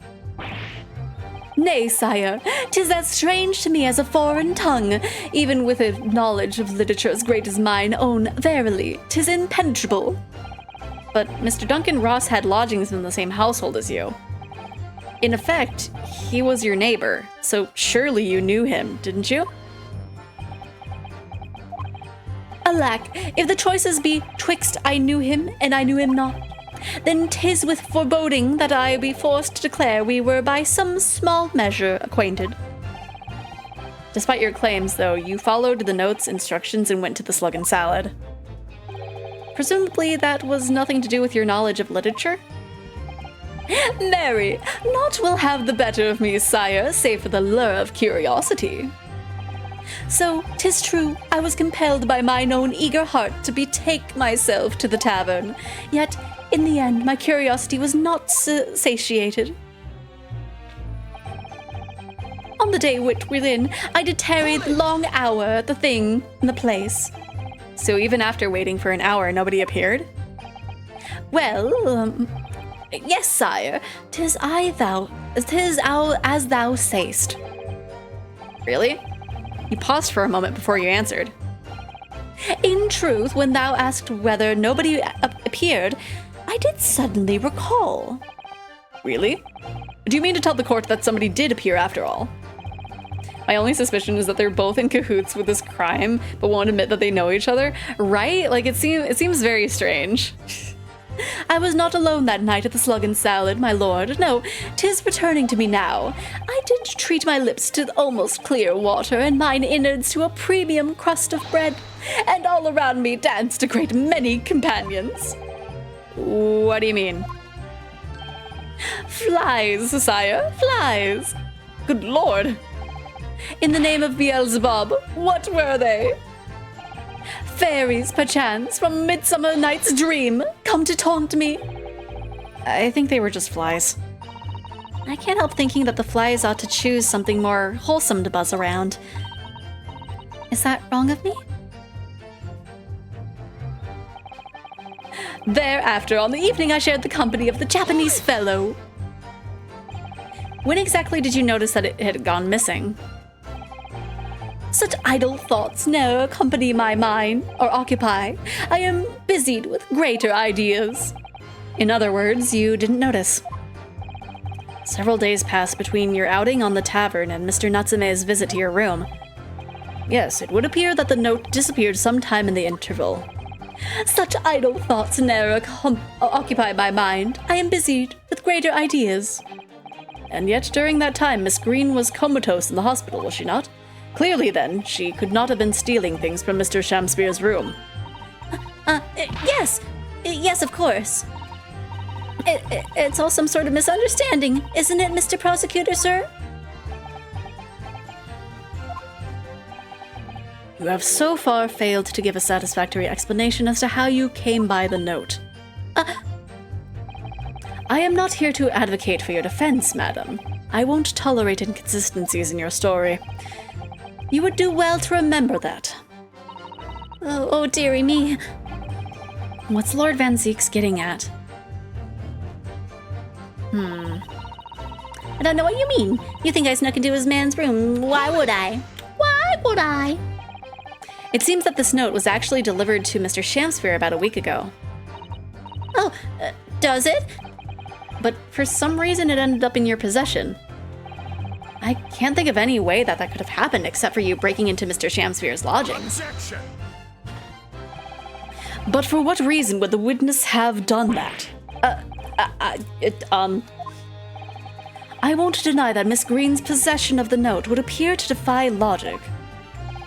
However, until and unless her involvement in this case can be proven in some other way, any further pursuit of this note is meaningless. Miss Green could only have come to be in possession of the note by stealing it from Mr. Shakespeare's room.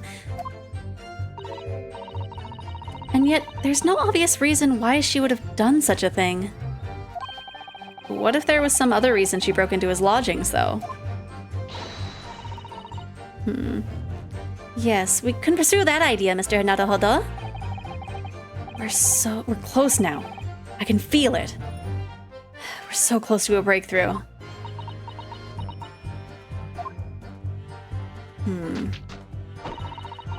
I can point out the villain here. And as for the torn off piece of the envelope, I don't know anything about it. Why would I? So this is where we want to present.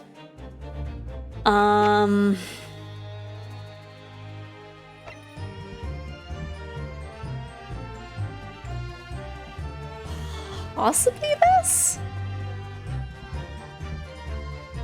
That's like the only thing that we have.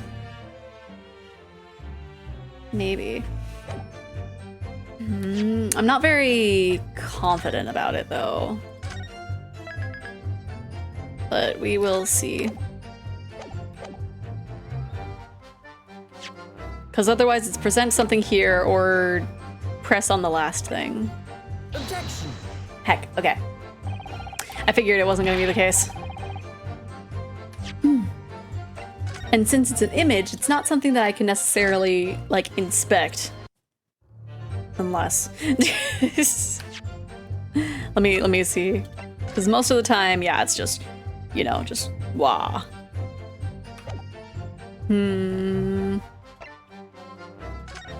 Is there any other information? No.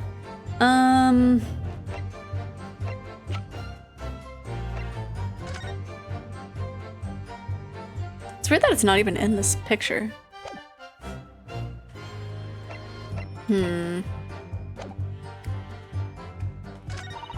Maybe I will press here. So you don't want to tell the court the truth about the letter, is that it? I'm a fledgling artist, remember? Artists are nearly always introverted characters. Introverted? Fie, this fledgling doth readily cast aspersions about my nature. Yet I am an angel, a seraph, birds do harmonize with my song, and the wind doth frolic on my wing. O pity, wherefore dost thou accuse one so pure of heart, ample woman? Pure of heart? I don't think so. Even a fledgling like me can see you're just a failure. Tragedy! Thou shalt not know the true heart of an artist until thine instruction hereafter by death. Oh, the days, oh, the years, alas, to enlighten thee, thou must wait so long and in vain. Was he been Fortnite dancing on a staircase? I don't know.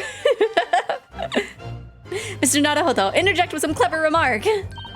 This is your chance to shine. I'm no Shakespearean actor, Miss Usato. No, as far as I can tell, the only thing that's going to resolve this argument is evidence. Yes. Just a matter of where. It's clear that Miss Green did in fact break into Mr. Shamsphere's room, isn't it? And that's where she found this letter. Yes, two more or less foregone conclusions that led me to one terrifying conclusion. Terrifying? Yes, I'm afraid to say that the outcome of this cross-examination may well change how we look at this case completely. Let me see, what all do we have again? I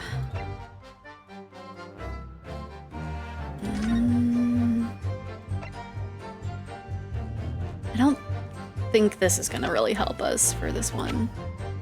Like, it would have to be one of these, right?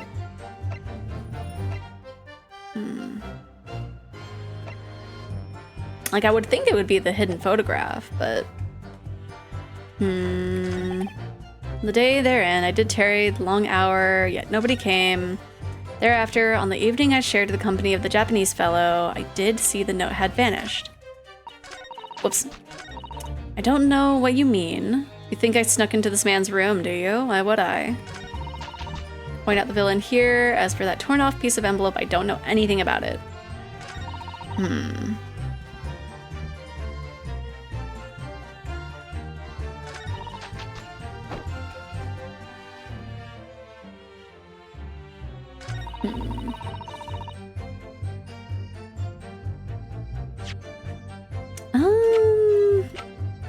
Let me see, what information do we have?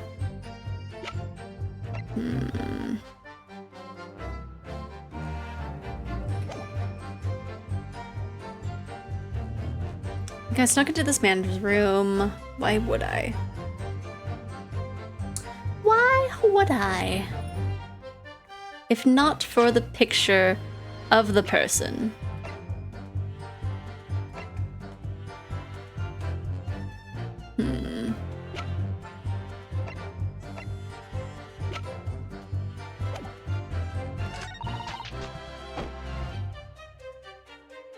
I mean, we did just save, I think, after making a mistake, I think. I'm just gonna save again, because I forgot.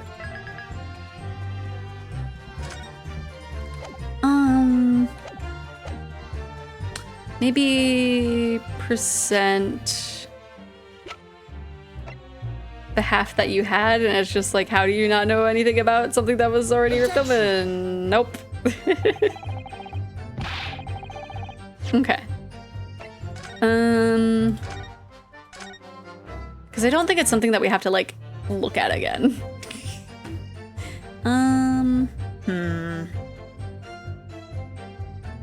Do do do do do do do do do.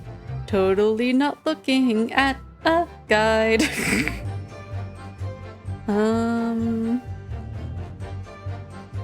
Man, this might actually go a little bit longer. Well, no, maybe not.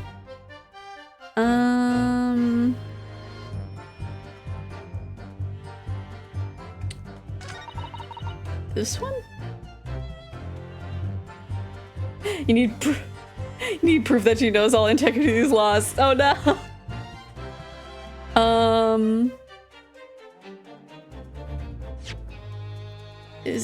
Is it the poison? Objection.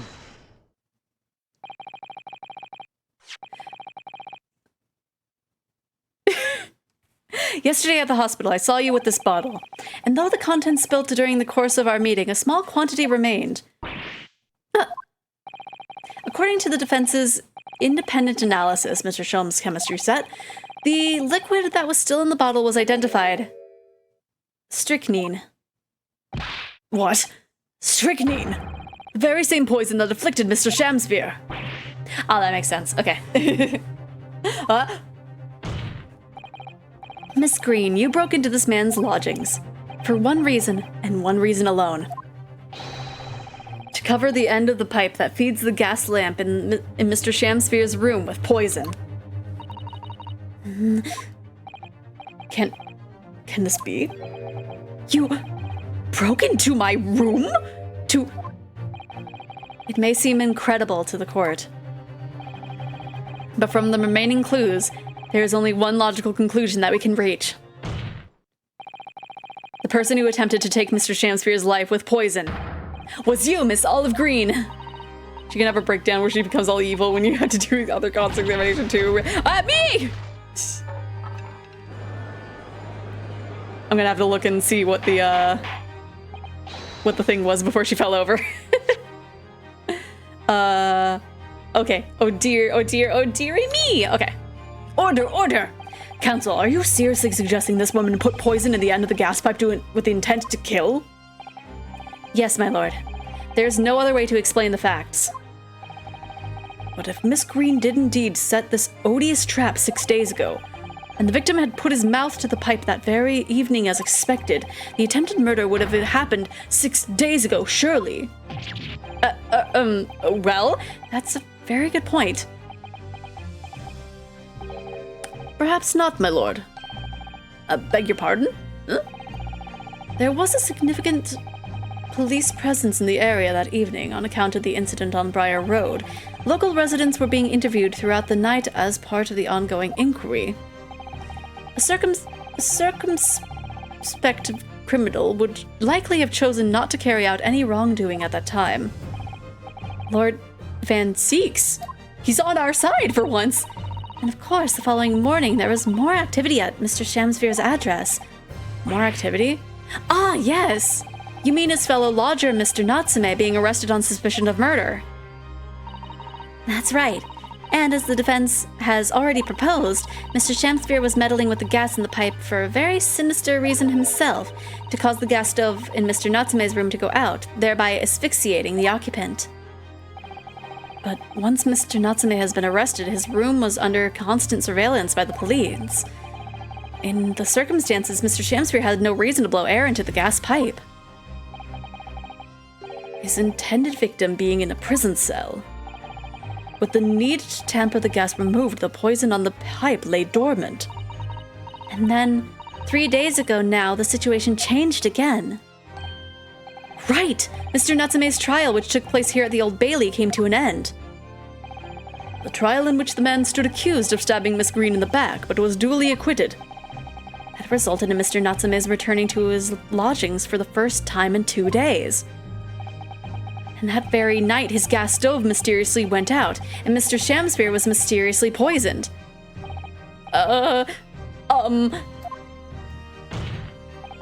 In conclusion, the poison that was present at the mouth of the gas pipe had been put there in the victim's room some 4 days earlier. Mary! There's not even anything on the canvas. With that new understanding, it becomes clear that this letter was all part of the plan. What plan? The court will recall that the note gave instructions to visit the Slug and Salad at 5 o'clock, and that the recipient should tell nobody else. The reason for these instructions are now clear.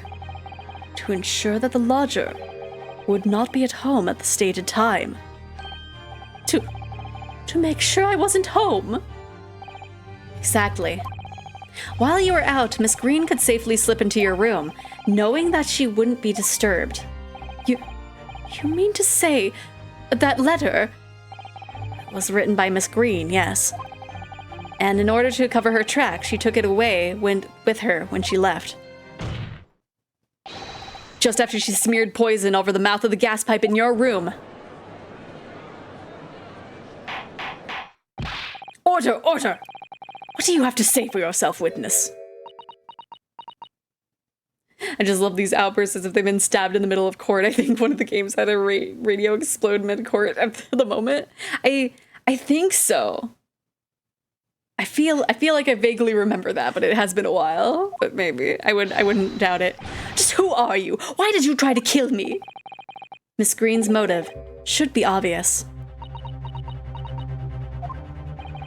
It's all tied up with someone whose name we've heard several times already during the course of this trial. We're gonna get another unhinged outburst, right?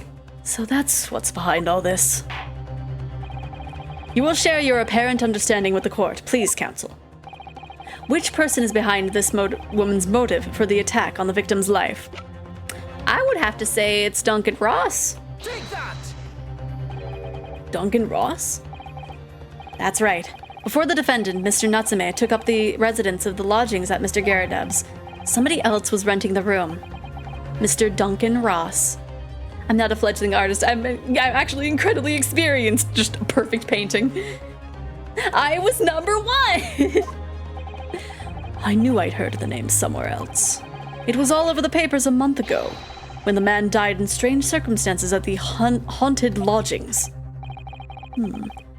That does ring a vague... Ah! Of course, I remember now. The young man they claimed was strangled by the convict's curse or some such. Sadly, my lord, it wasn't a curse of any kind, nor was it an accident. The man died as a result of Mr. Shakespeare blowing into the gas pipe and causing gas to leak into the room. It was murder, plain and simple.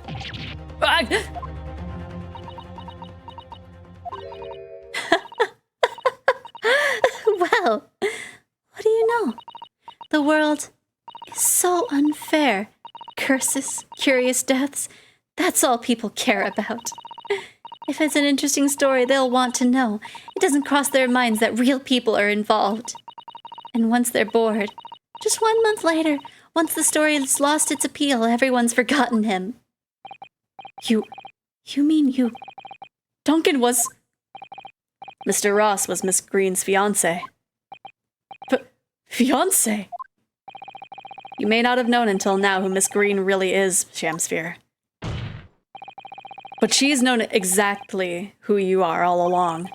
Because you're her sworn enemy. The murderer who took the life of the man she was to marry. Marry! Miss Green, is that not the case? In order to exact revenge on Mr. Shakespeare, you smeared poison all over the end of the gas pipe. Turns out the fledgling artist is a paid assassin. Oh no! This is all quite extraordinary. Am I correct in my understanding that you now accuse both parties, counsel? Each on different counts of murder?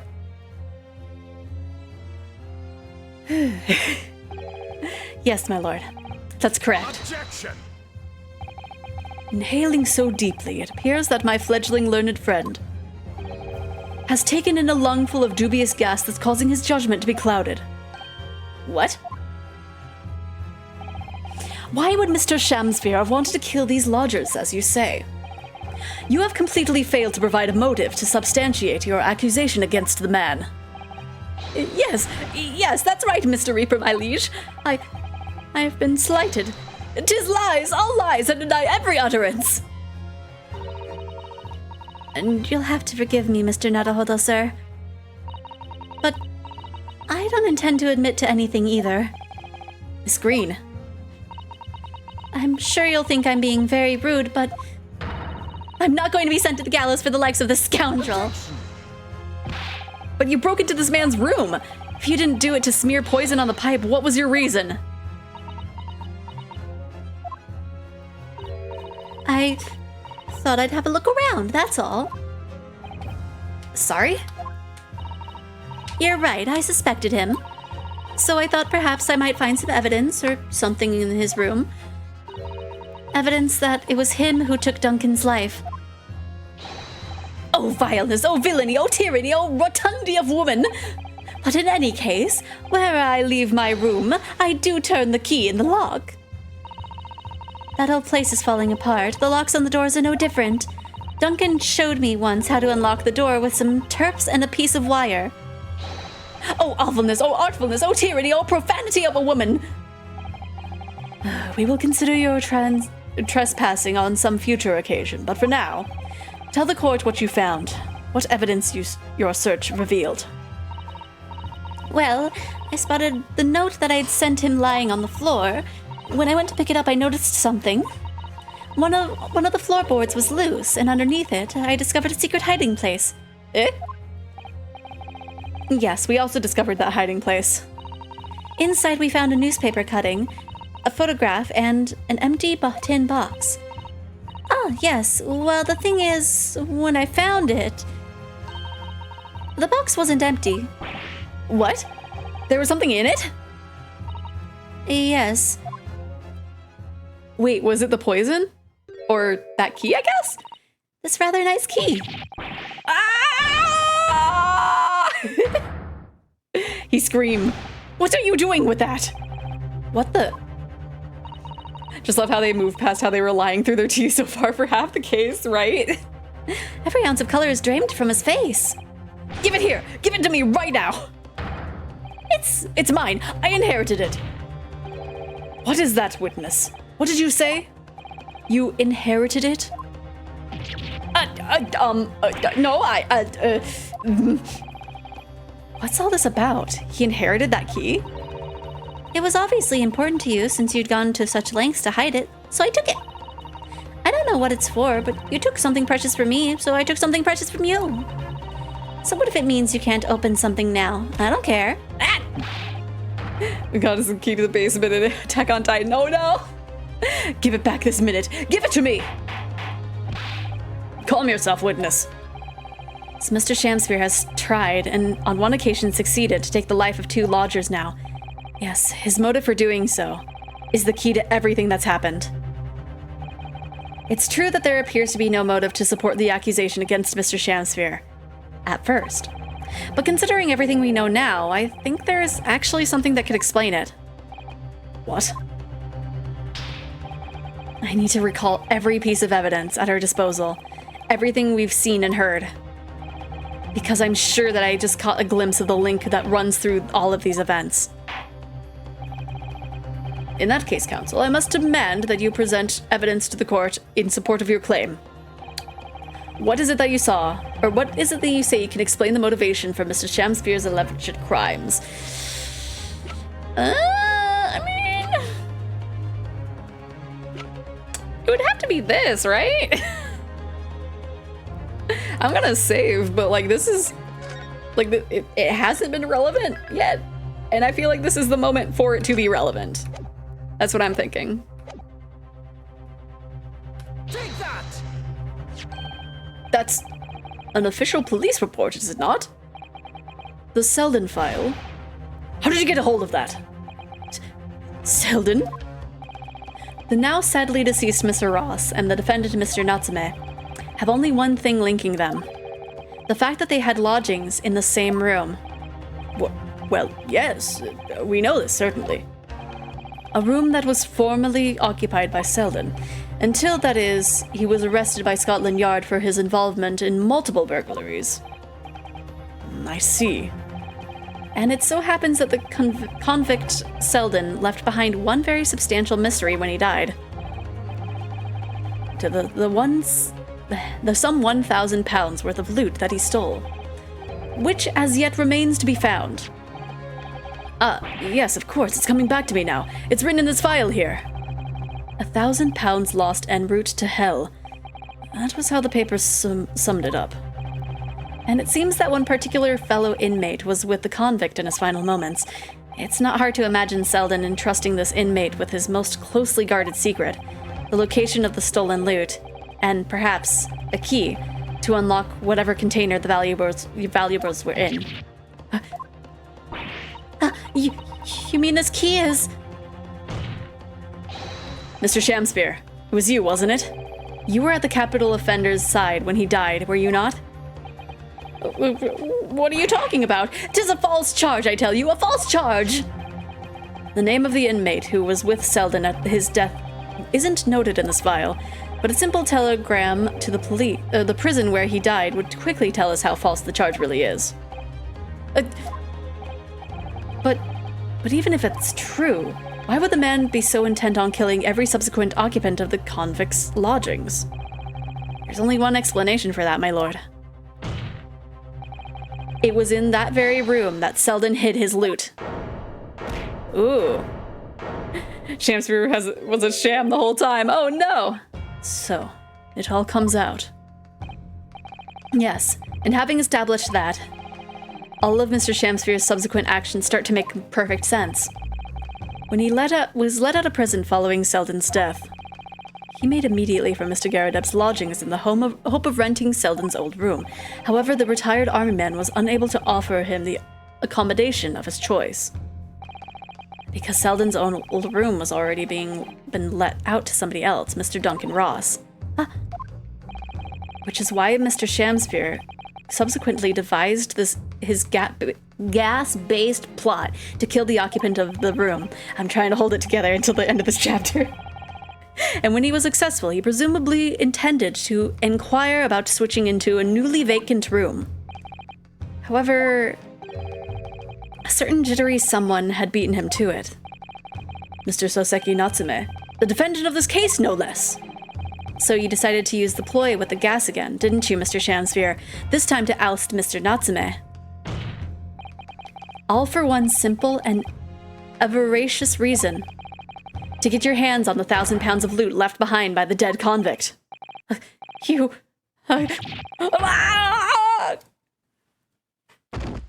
Have a breakdown. Break your staff. Break your staff. Looks like I'm gonna snuff it before they get to stretch me neck. What? Listen. I want you to have me loot. Anything. To stop the coppers getting their mitts on it. This is Selden, I'm pretty sure. It's hidden in the room where I was lodging when they got me. Here. This is the key to it. Take it. Always stay one step ahead, mate. See you in hell, I guess. Shakespeare.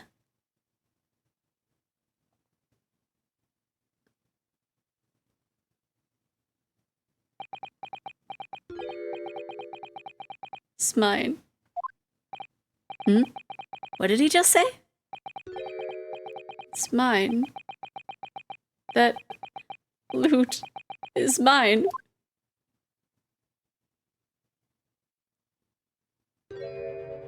Oh no! Mr. Shakespeare!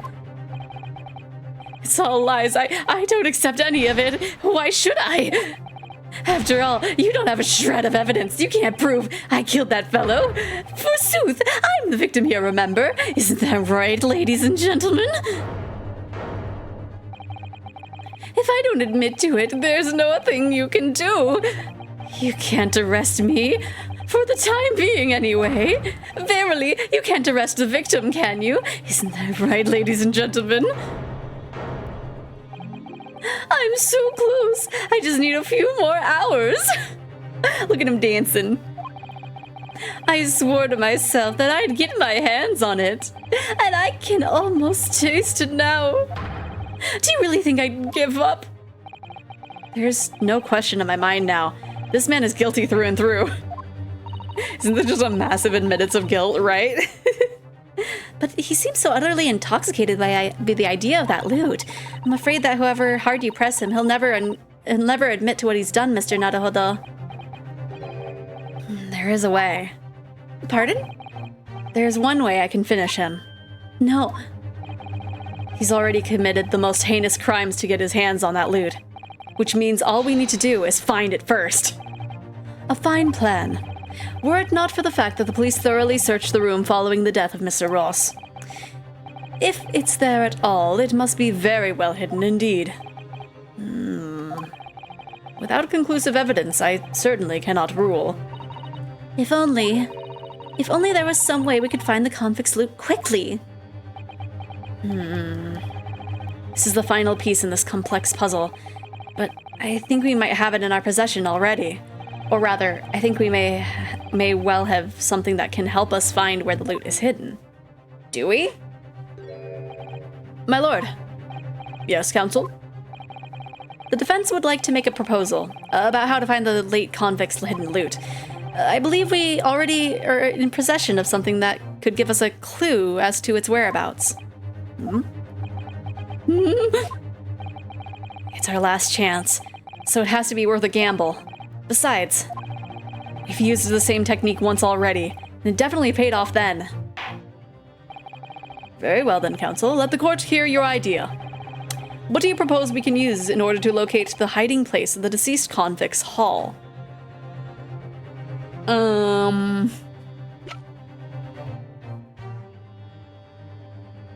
What indeed?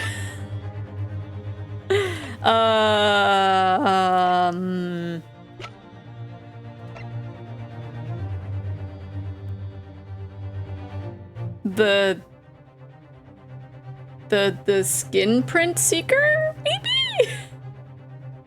That's the only thing that makes sense. I think.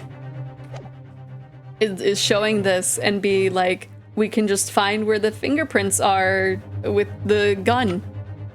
Right? I think that's the only thing that makes sense. I will save though. And then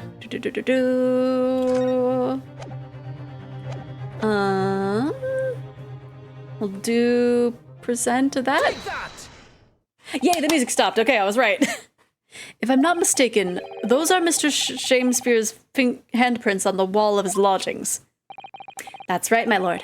Exposed as a result of the defense's independent investigation of the scene. Based on a wonderful new discovery of the field of forensic science by the great detective Mr. Sholmes. Great detective? Is that some kind of joke? Do you really think I'm going to be daunted by a man with such a ridiculous title? I should think the great bard ought to recognize such a title when he hears one, Mr. Shamsphere.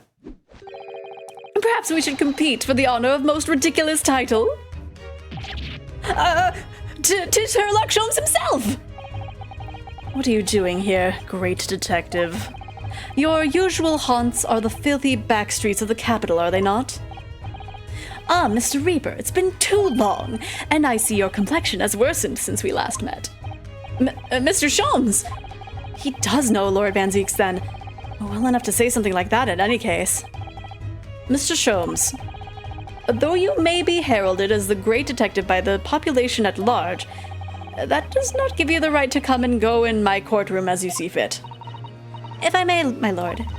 Mr. Sholmes' newly developed scientific method has helped us to uncover vital clues in this case already. Clues, you say? I call them skin prints, my lord. My method identifies every location touched by an individual under scrutiny. It's the method by which we are able to ascertain this gentleman's gas pipe activities. You need only a small sample of something the individual has previously touched to make an indicator solution. In your case, sir, I used the teacup you had been holding. Elementary. So now, Mr. Naruhodo. Yes? What am I to use as a sample to make the indicator solution this time? Thank you for offering to help, Mr. Sholmes. When the convict was arrested, he was living in what was now Saseki-san's room. We need a sample to help locate Selden's loot that's hidden in his old room. What form will the sample take? Oh, that's a good question. Also, sorry I'm taking a little bit long to end my elf. I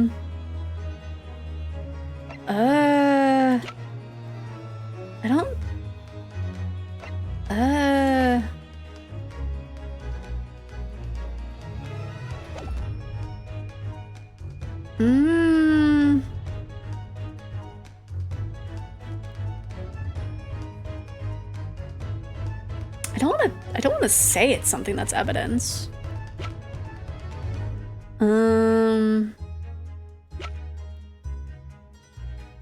But I mean, we can just probably present a person and have it be like, you know, just take the information from them themselves, right? Maybe? Maybe?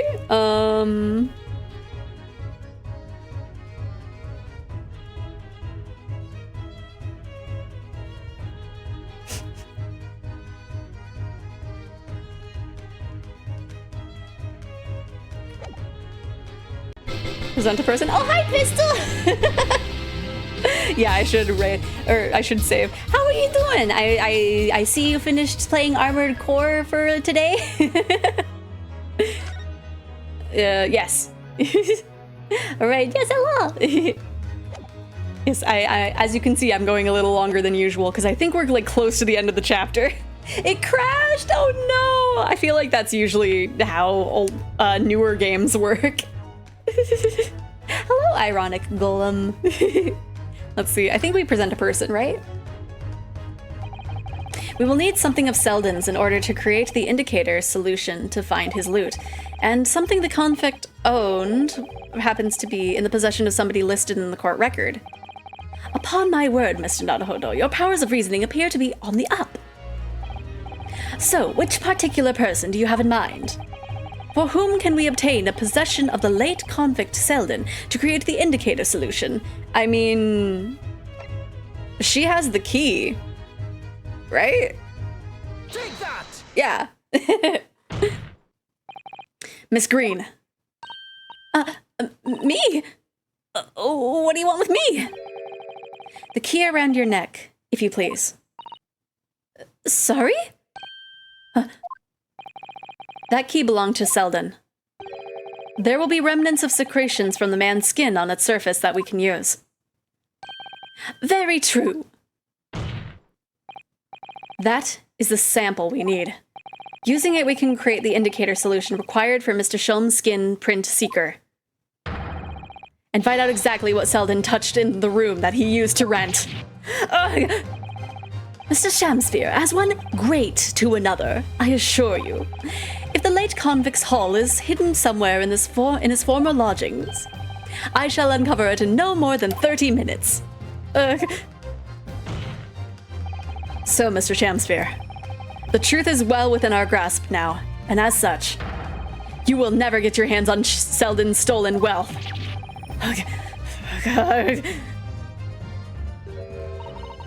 In that case, I'll gladly let Mr. Sholmes have this key. No, give me the key! The detective shan't have it! It's over, Mr. Shamsphere. No. No. You're out of options now. There's only one thing left for you to do. Admit your guilt! Whoa. Oh, shameful spear! Despair! Be thy name!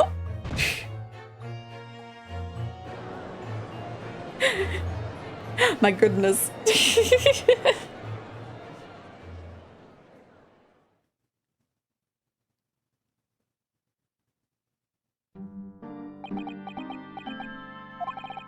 I never intended to kill the man. I just wanted to drive him out of the room. That's all. So you'd have time to find the convict's haul of stolen goods? Yet after you'd killed the young man, you still didn't move into the room. I asked the landlord, of course. I pleaded with him, but he refused. Why? I was 3 months behind with the rent, for one thing. Mr. Garrett really has a lot to put up with. And he had the gas repair work done immediately afterwards, putting the room out of action for a while. And then, this Japanese man swooped in at just the right moment to sign the new lease. Poor Mr. Natsume. How unfortunate what unfortunate timing. Then, 5 days ago, after the incident on Briar Road when the Japanese fellow got himself arrested, I thought I'd finally have my chance, but it wasn't to be. No. The scene was sealed off and guarded by the police night and day. And if I remember rightly, Mr. Sholmes spent the whole day in there reading books. I can't even enter the room, let alone search for the loot. Which is why, on the day Mr. Natsume was acquitted and returned to his room, you once again tried your trick of blowing air into the gas pipe that feeds the stove in his room. Unbeknownst to you, however, that action would lead you into a deadly trap.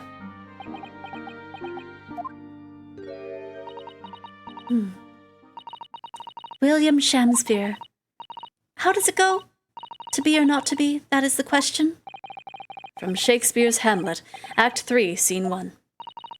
Well, let me tell you, in your case. It's not to be. That is the answer. You deserve to die for what you've done. Absolutely savage.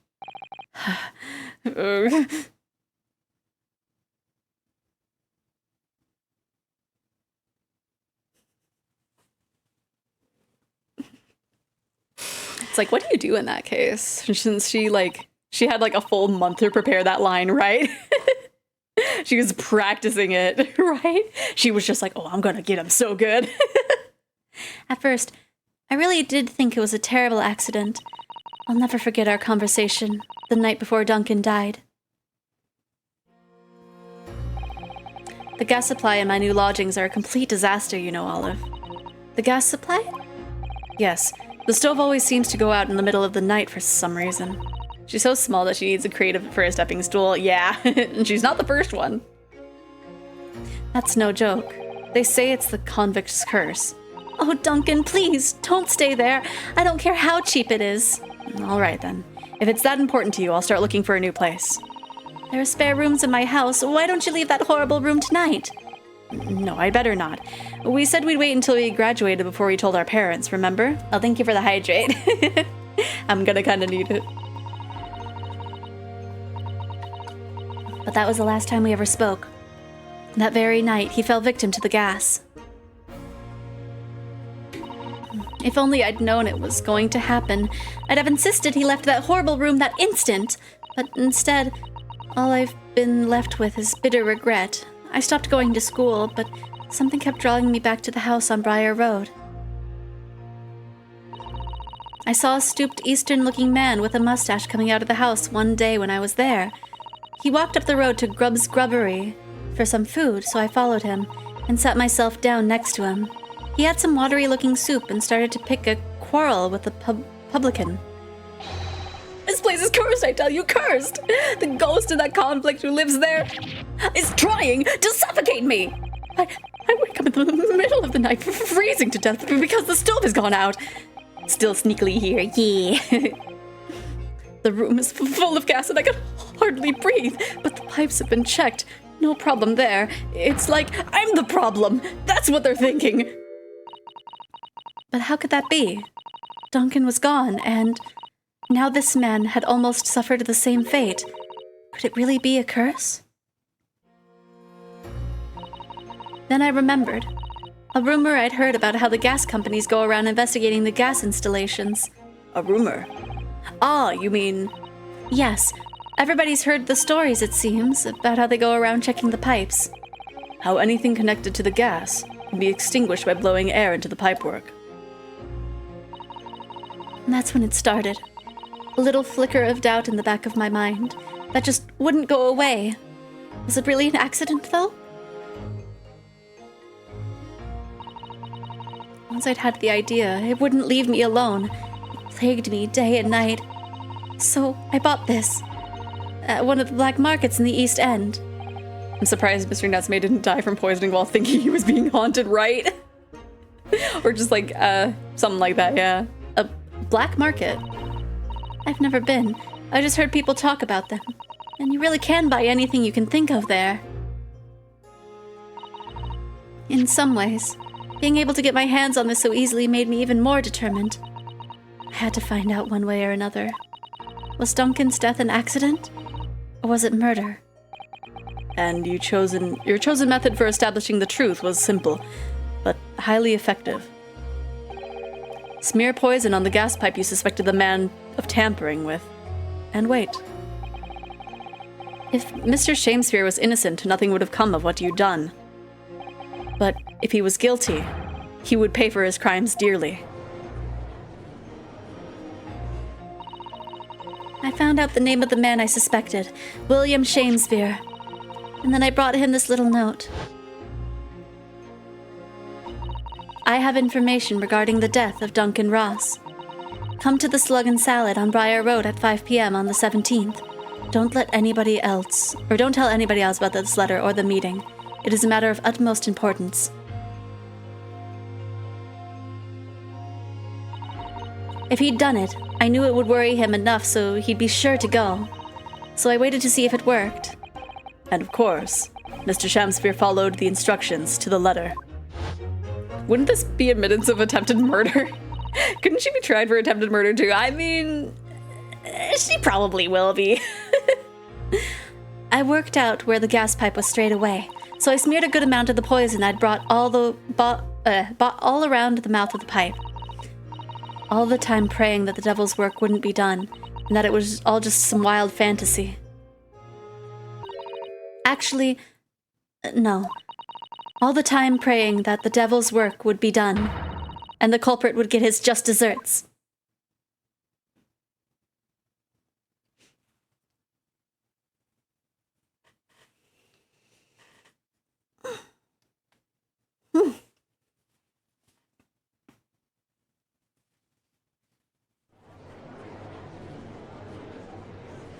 Because I think a similar thing was happening with Mrs. Garadeb, of like she technically was the murderer. I think someone else, or was she the main one? I don't remember. I don't remember what the exact thing was for that.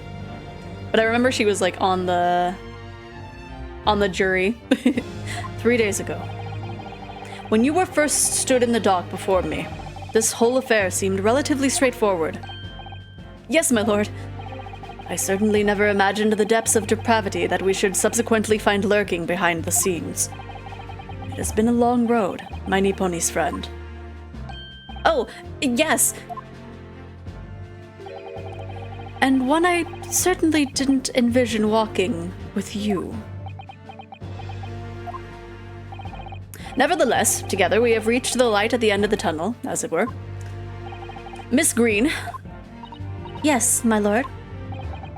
You will henceforth be stripped of your freedom, as punishment for the attempted murder of Mr. William Shakespeare. Yes, I know. And you, Mr. Shakespeare, you will be tried for the murder of Mr. Duncan Ross in cold blood, and the subsequent attempted murder of Mr. Soseki Natsume, here present.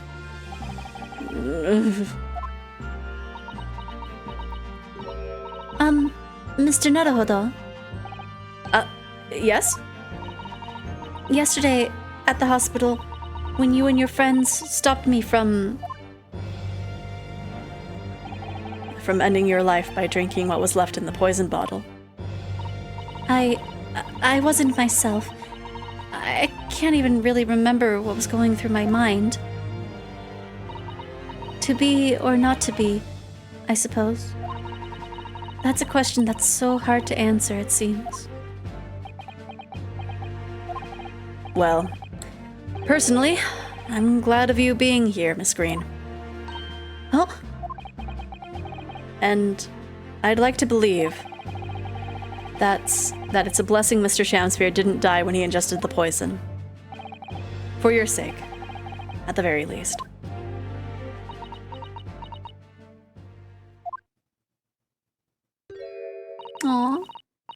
of you.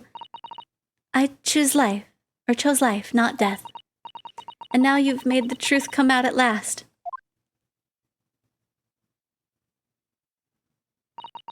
Really, I can't thank you enough.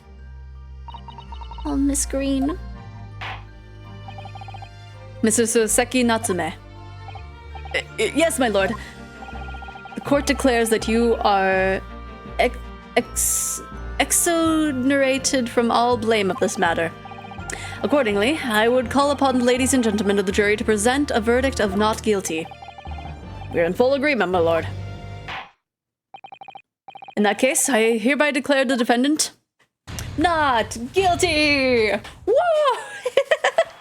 It only took an extra, hour. Or maybe? Yeah, something like that. And then it has to do a little bit of the ending stuff, and then we can reach the end of this chapter, and then we can save, and then find somebody to raid. Yeah. Court is adjourned. Instead of not guilty, why not say he's innocent? Because it's more dramatic when it's like, not guilty! They really do stretch them out near the end.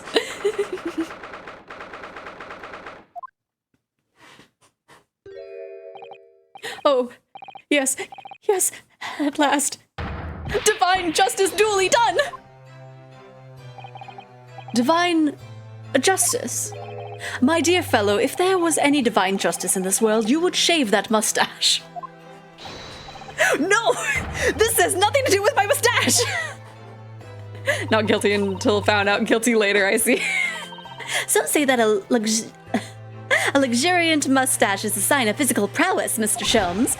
Locum student Naruhodo Esquire. Once again, you've saved me from doom. I'm very happy to have been able to help, Mr. Natsume. Congratulations on your acquittal. You're second in almost as many days. I was first acquitted with and gained affection for English literature whilst in our great homeland empire. And then, by a twist of fate, I was brought to the land that bore fruit of that literature. Only, the city of bricks and mortar became my prison. Try as I might, I never found my feet here. In the end, I confined myself to my room and lived life through friendly old books. You've had such a difficult time, haven't you? Ah, but a week ago, I dragged you out from that dark and dingy room of yours, did I not? You did, and I've seen more of life in this week than in all of my years to date, and for the first time, I feel I've begun to see the true face of the English that's so far hiding from me, behind a wall of fog. My dear fellow, there is nothing special about the true face of the English, as you put it. Wheresoever one goes in the world, humans are human. There are few genuine differences. Yes, I think you're right. I've finally started to see that, and I've come to understand something. I've worked out why I was attracted to English literature in the first place. It made me see that whatever our nationality, we humans all have the same hopes and fears. We're all just doing our best to live. Well said. I've come to feel the same way. I've made a decision too. I'm going to cut short my study tour here and return to Japan. What? Just when we've become friends here in England. What a terrible shame. Oh, I know. That does tug at my heartstrings. It really does. But I've decided I'd like to take everything I've learned here in Britain and write something of my own. A novel of sorts, I suppose. Oh my! So you'll be creating your own literature, Mr. Natsume? How wonderful! Oh, well, no, I mean, I wouldn't presume to call it literature! Why not? When it is precisely the definition, Mr. Mustache. Now's your chance to leave the country before you get sent to the court a third time. Oh, that's probably why he's leaving, yeah. I suppose you're right, yes. It will, in a way, be literature. But as of now, all I know is that I'd like to try my hand at writing. I have no delusions of grandeur. I, for one, would love to read your work. Well, all things considered, it may be for the best. After all, you have once again emerged victorious. From a battle with the Reaper, That's very true. And there is no salvation for a person in the dock when the Reaper is the prosecutor. The desire to return post-haste to the perceived safety of your homeland is one I quite understand. My goodness, yes, faced with such a terrifying prospect. Nobody would consider that cowardly, I'm quite sure. But that's not why I'm leaving! I mean it!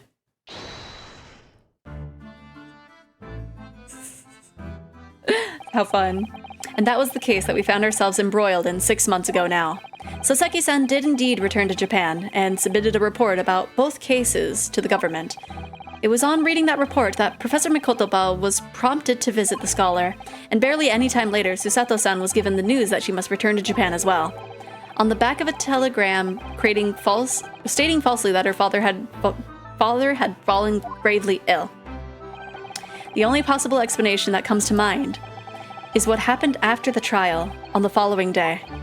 The day that we uncovered the loot, hidden by the now deceased convict in his former lodgings. Please do not show me that at this very moment. Heck.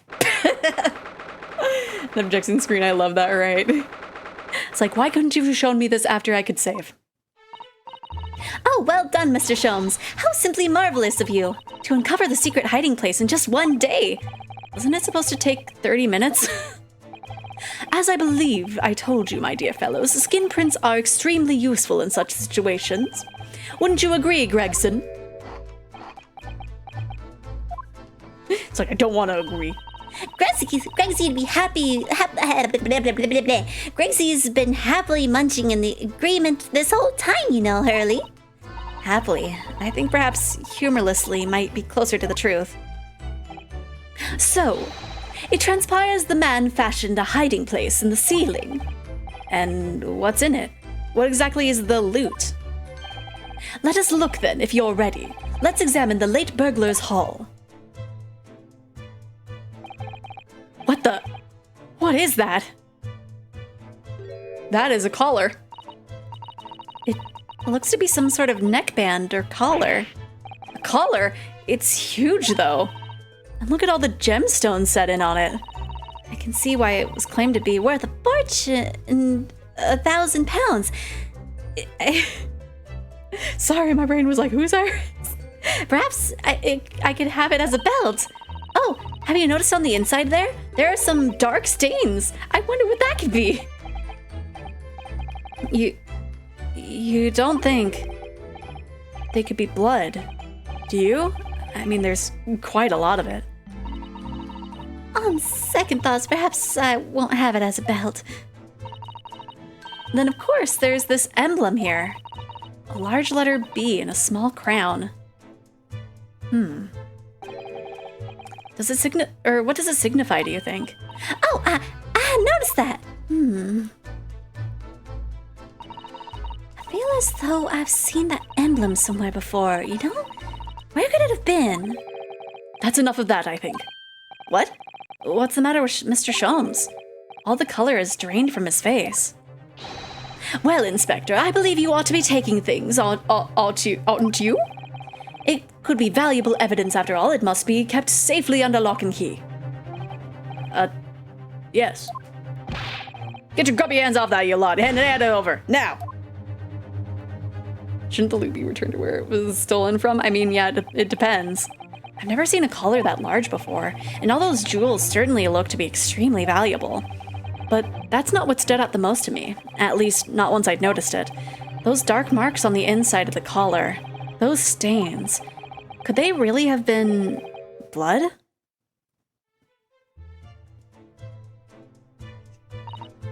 Well, that was a funny case, wasn't it? But it's all buttoned up now. And you look very pleased, Iris. I am, because I was starting to wonder what I could use as a basis for this month's story in the magazine. But this case will be perfect. It's been so fascinating. You're talking about the latest installment of the Adventures of Herlock Sholmes, I presume. The mystery of the knife in the mist, and the mustached man and the convict's curse, perhaps. I can make it a 2-part story. Oh, I can't wait. A word, please, Iris. Yes? What is it, Hurley? I'm sorry, but you can't write about this case. It's out of the question. What? Why not? It's a great case. Then I shall have to insist that you limit yourself to the first of your 2 titles. The second must never be written. Is that clear? Huh? Yes. And so it was that the second of Souseki-san's cases became buried in obscurity. Now, looking back, I feel I understand. I can see why Mr. Sholmes forbade Iris from publishing the story. Thanks for finishing off It for would me, take voice a little actor. longer before I saw the link between everything that had happened and would happen. For it wasn't until 2 months after the arrival of Susato-san's letter that events began to unfurl again, with an incident that took place at the very heart of the eagerly awaited Great Exhibition of London. Why doesn't Sholmes want the case published? It seems strange. Yeah, it's something to do with the collar, obviously, but we're not sure. We're gonna have to find out here soon. Okay, let me save. Let me save. Let me save. Okay, we saved. So now we can go over here. Oh my gosh, okay. I didn't anticipate it going for that much over, but I'm glad that we actually got that out of the way at the very least. Okay, so who is streaming? Wow, a lot of people are streaming today, actually. Let me see. We got Prince VTube. It only took us an extra hour. Because remember, the thing where it was like to be continued, and I was like, it shouldn't be that long. That happened at like 5:40-ish, I think. So it took an hour and a half. Okay. Let me see. What do we got? Let me see. Do we wanna see a Catboy? Do we want to see a Catboy play Baldur's Gate? There's 2 people playing Baldur's Gate. Do we want to see an elf or a Catboy play? Let me see. Because both of them have like not many. To be fair, yeah. We like the elf here, yes, but it's not this elf, it's just another elf. Let me see, it's also an elf that I haven't rated. But I've seen them through TikTok, so do we want do we want to watch someone play Baldur's Gate? Wait, why are you crying? Is it because we're talking about another elf? Okay, let's see. Let's get it prepared at least. Cause yeah, we have like a few options. We have quite a few options. Looking at another elf betrayal. I know. I mean, we'll go for the less viewer option. I think we're going for the less amount of viewers. Okay. What is that? A burrito? Do you want to go to Del Taco? Is that what you're saying? Okay. Courtroom raid. If anybody can think of anything better, we can go with that one. But yes, here we start the raid, and then there is the raid message. Thank you, Eggy Buddy, for joining me for this longer than anticipated stream. I won't do that one, but yeah, you know what? I can't stop you. But anyway, thank you, Eggy Buddy, for joining me today. Tomorrow we have another stream. It's gonna be a shorter stream, so it starts at 3, but we're gonna do some art. And, you know, we always know how those end up, right?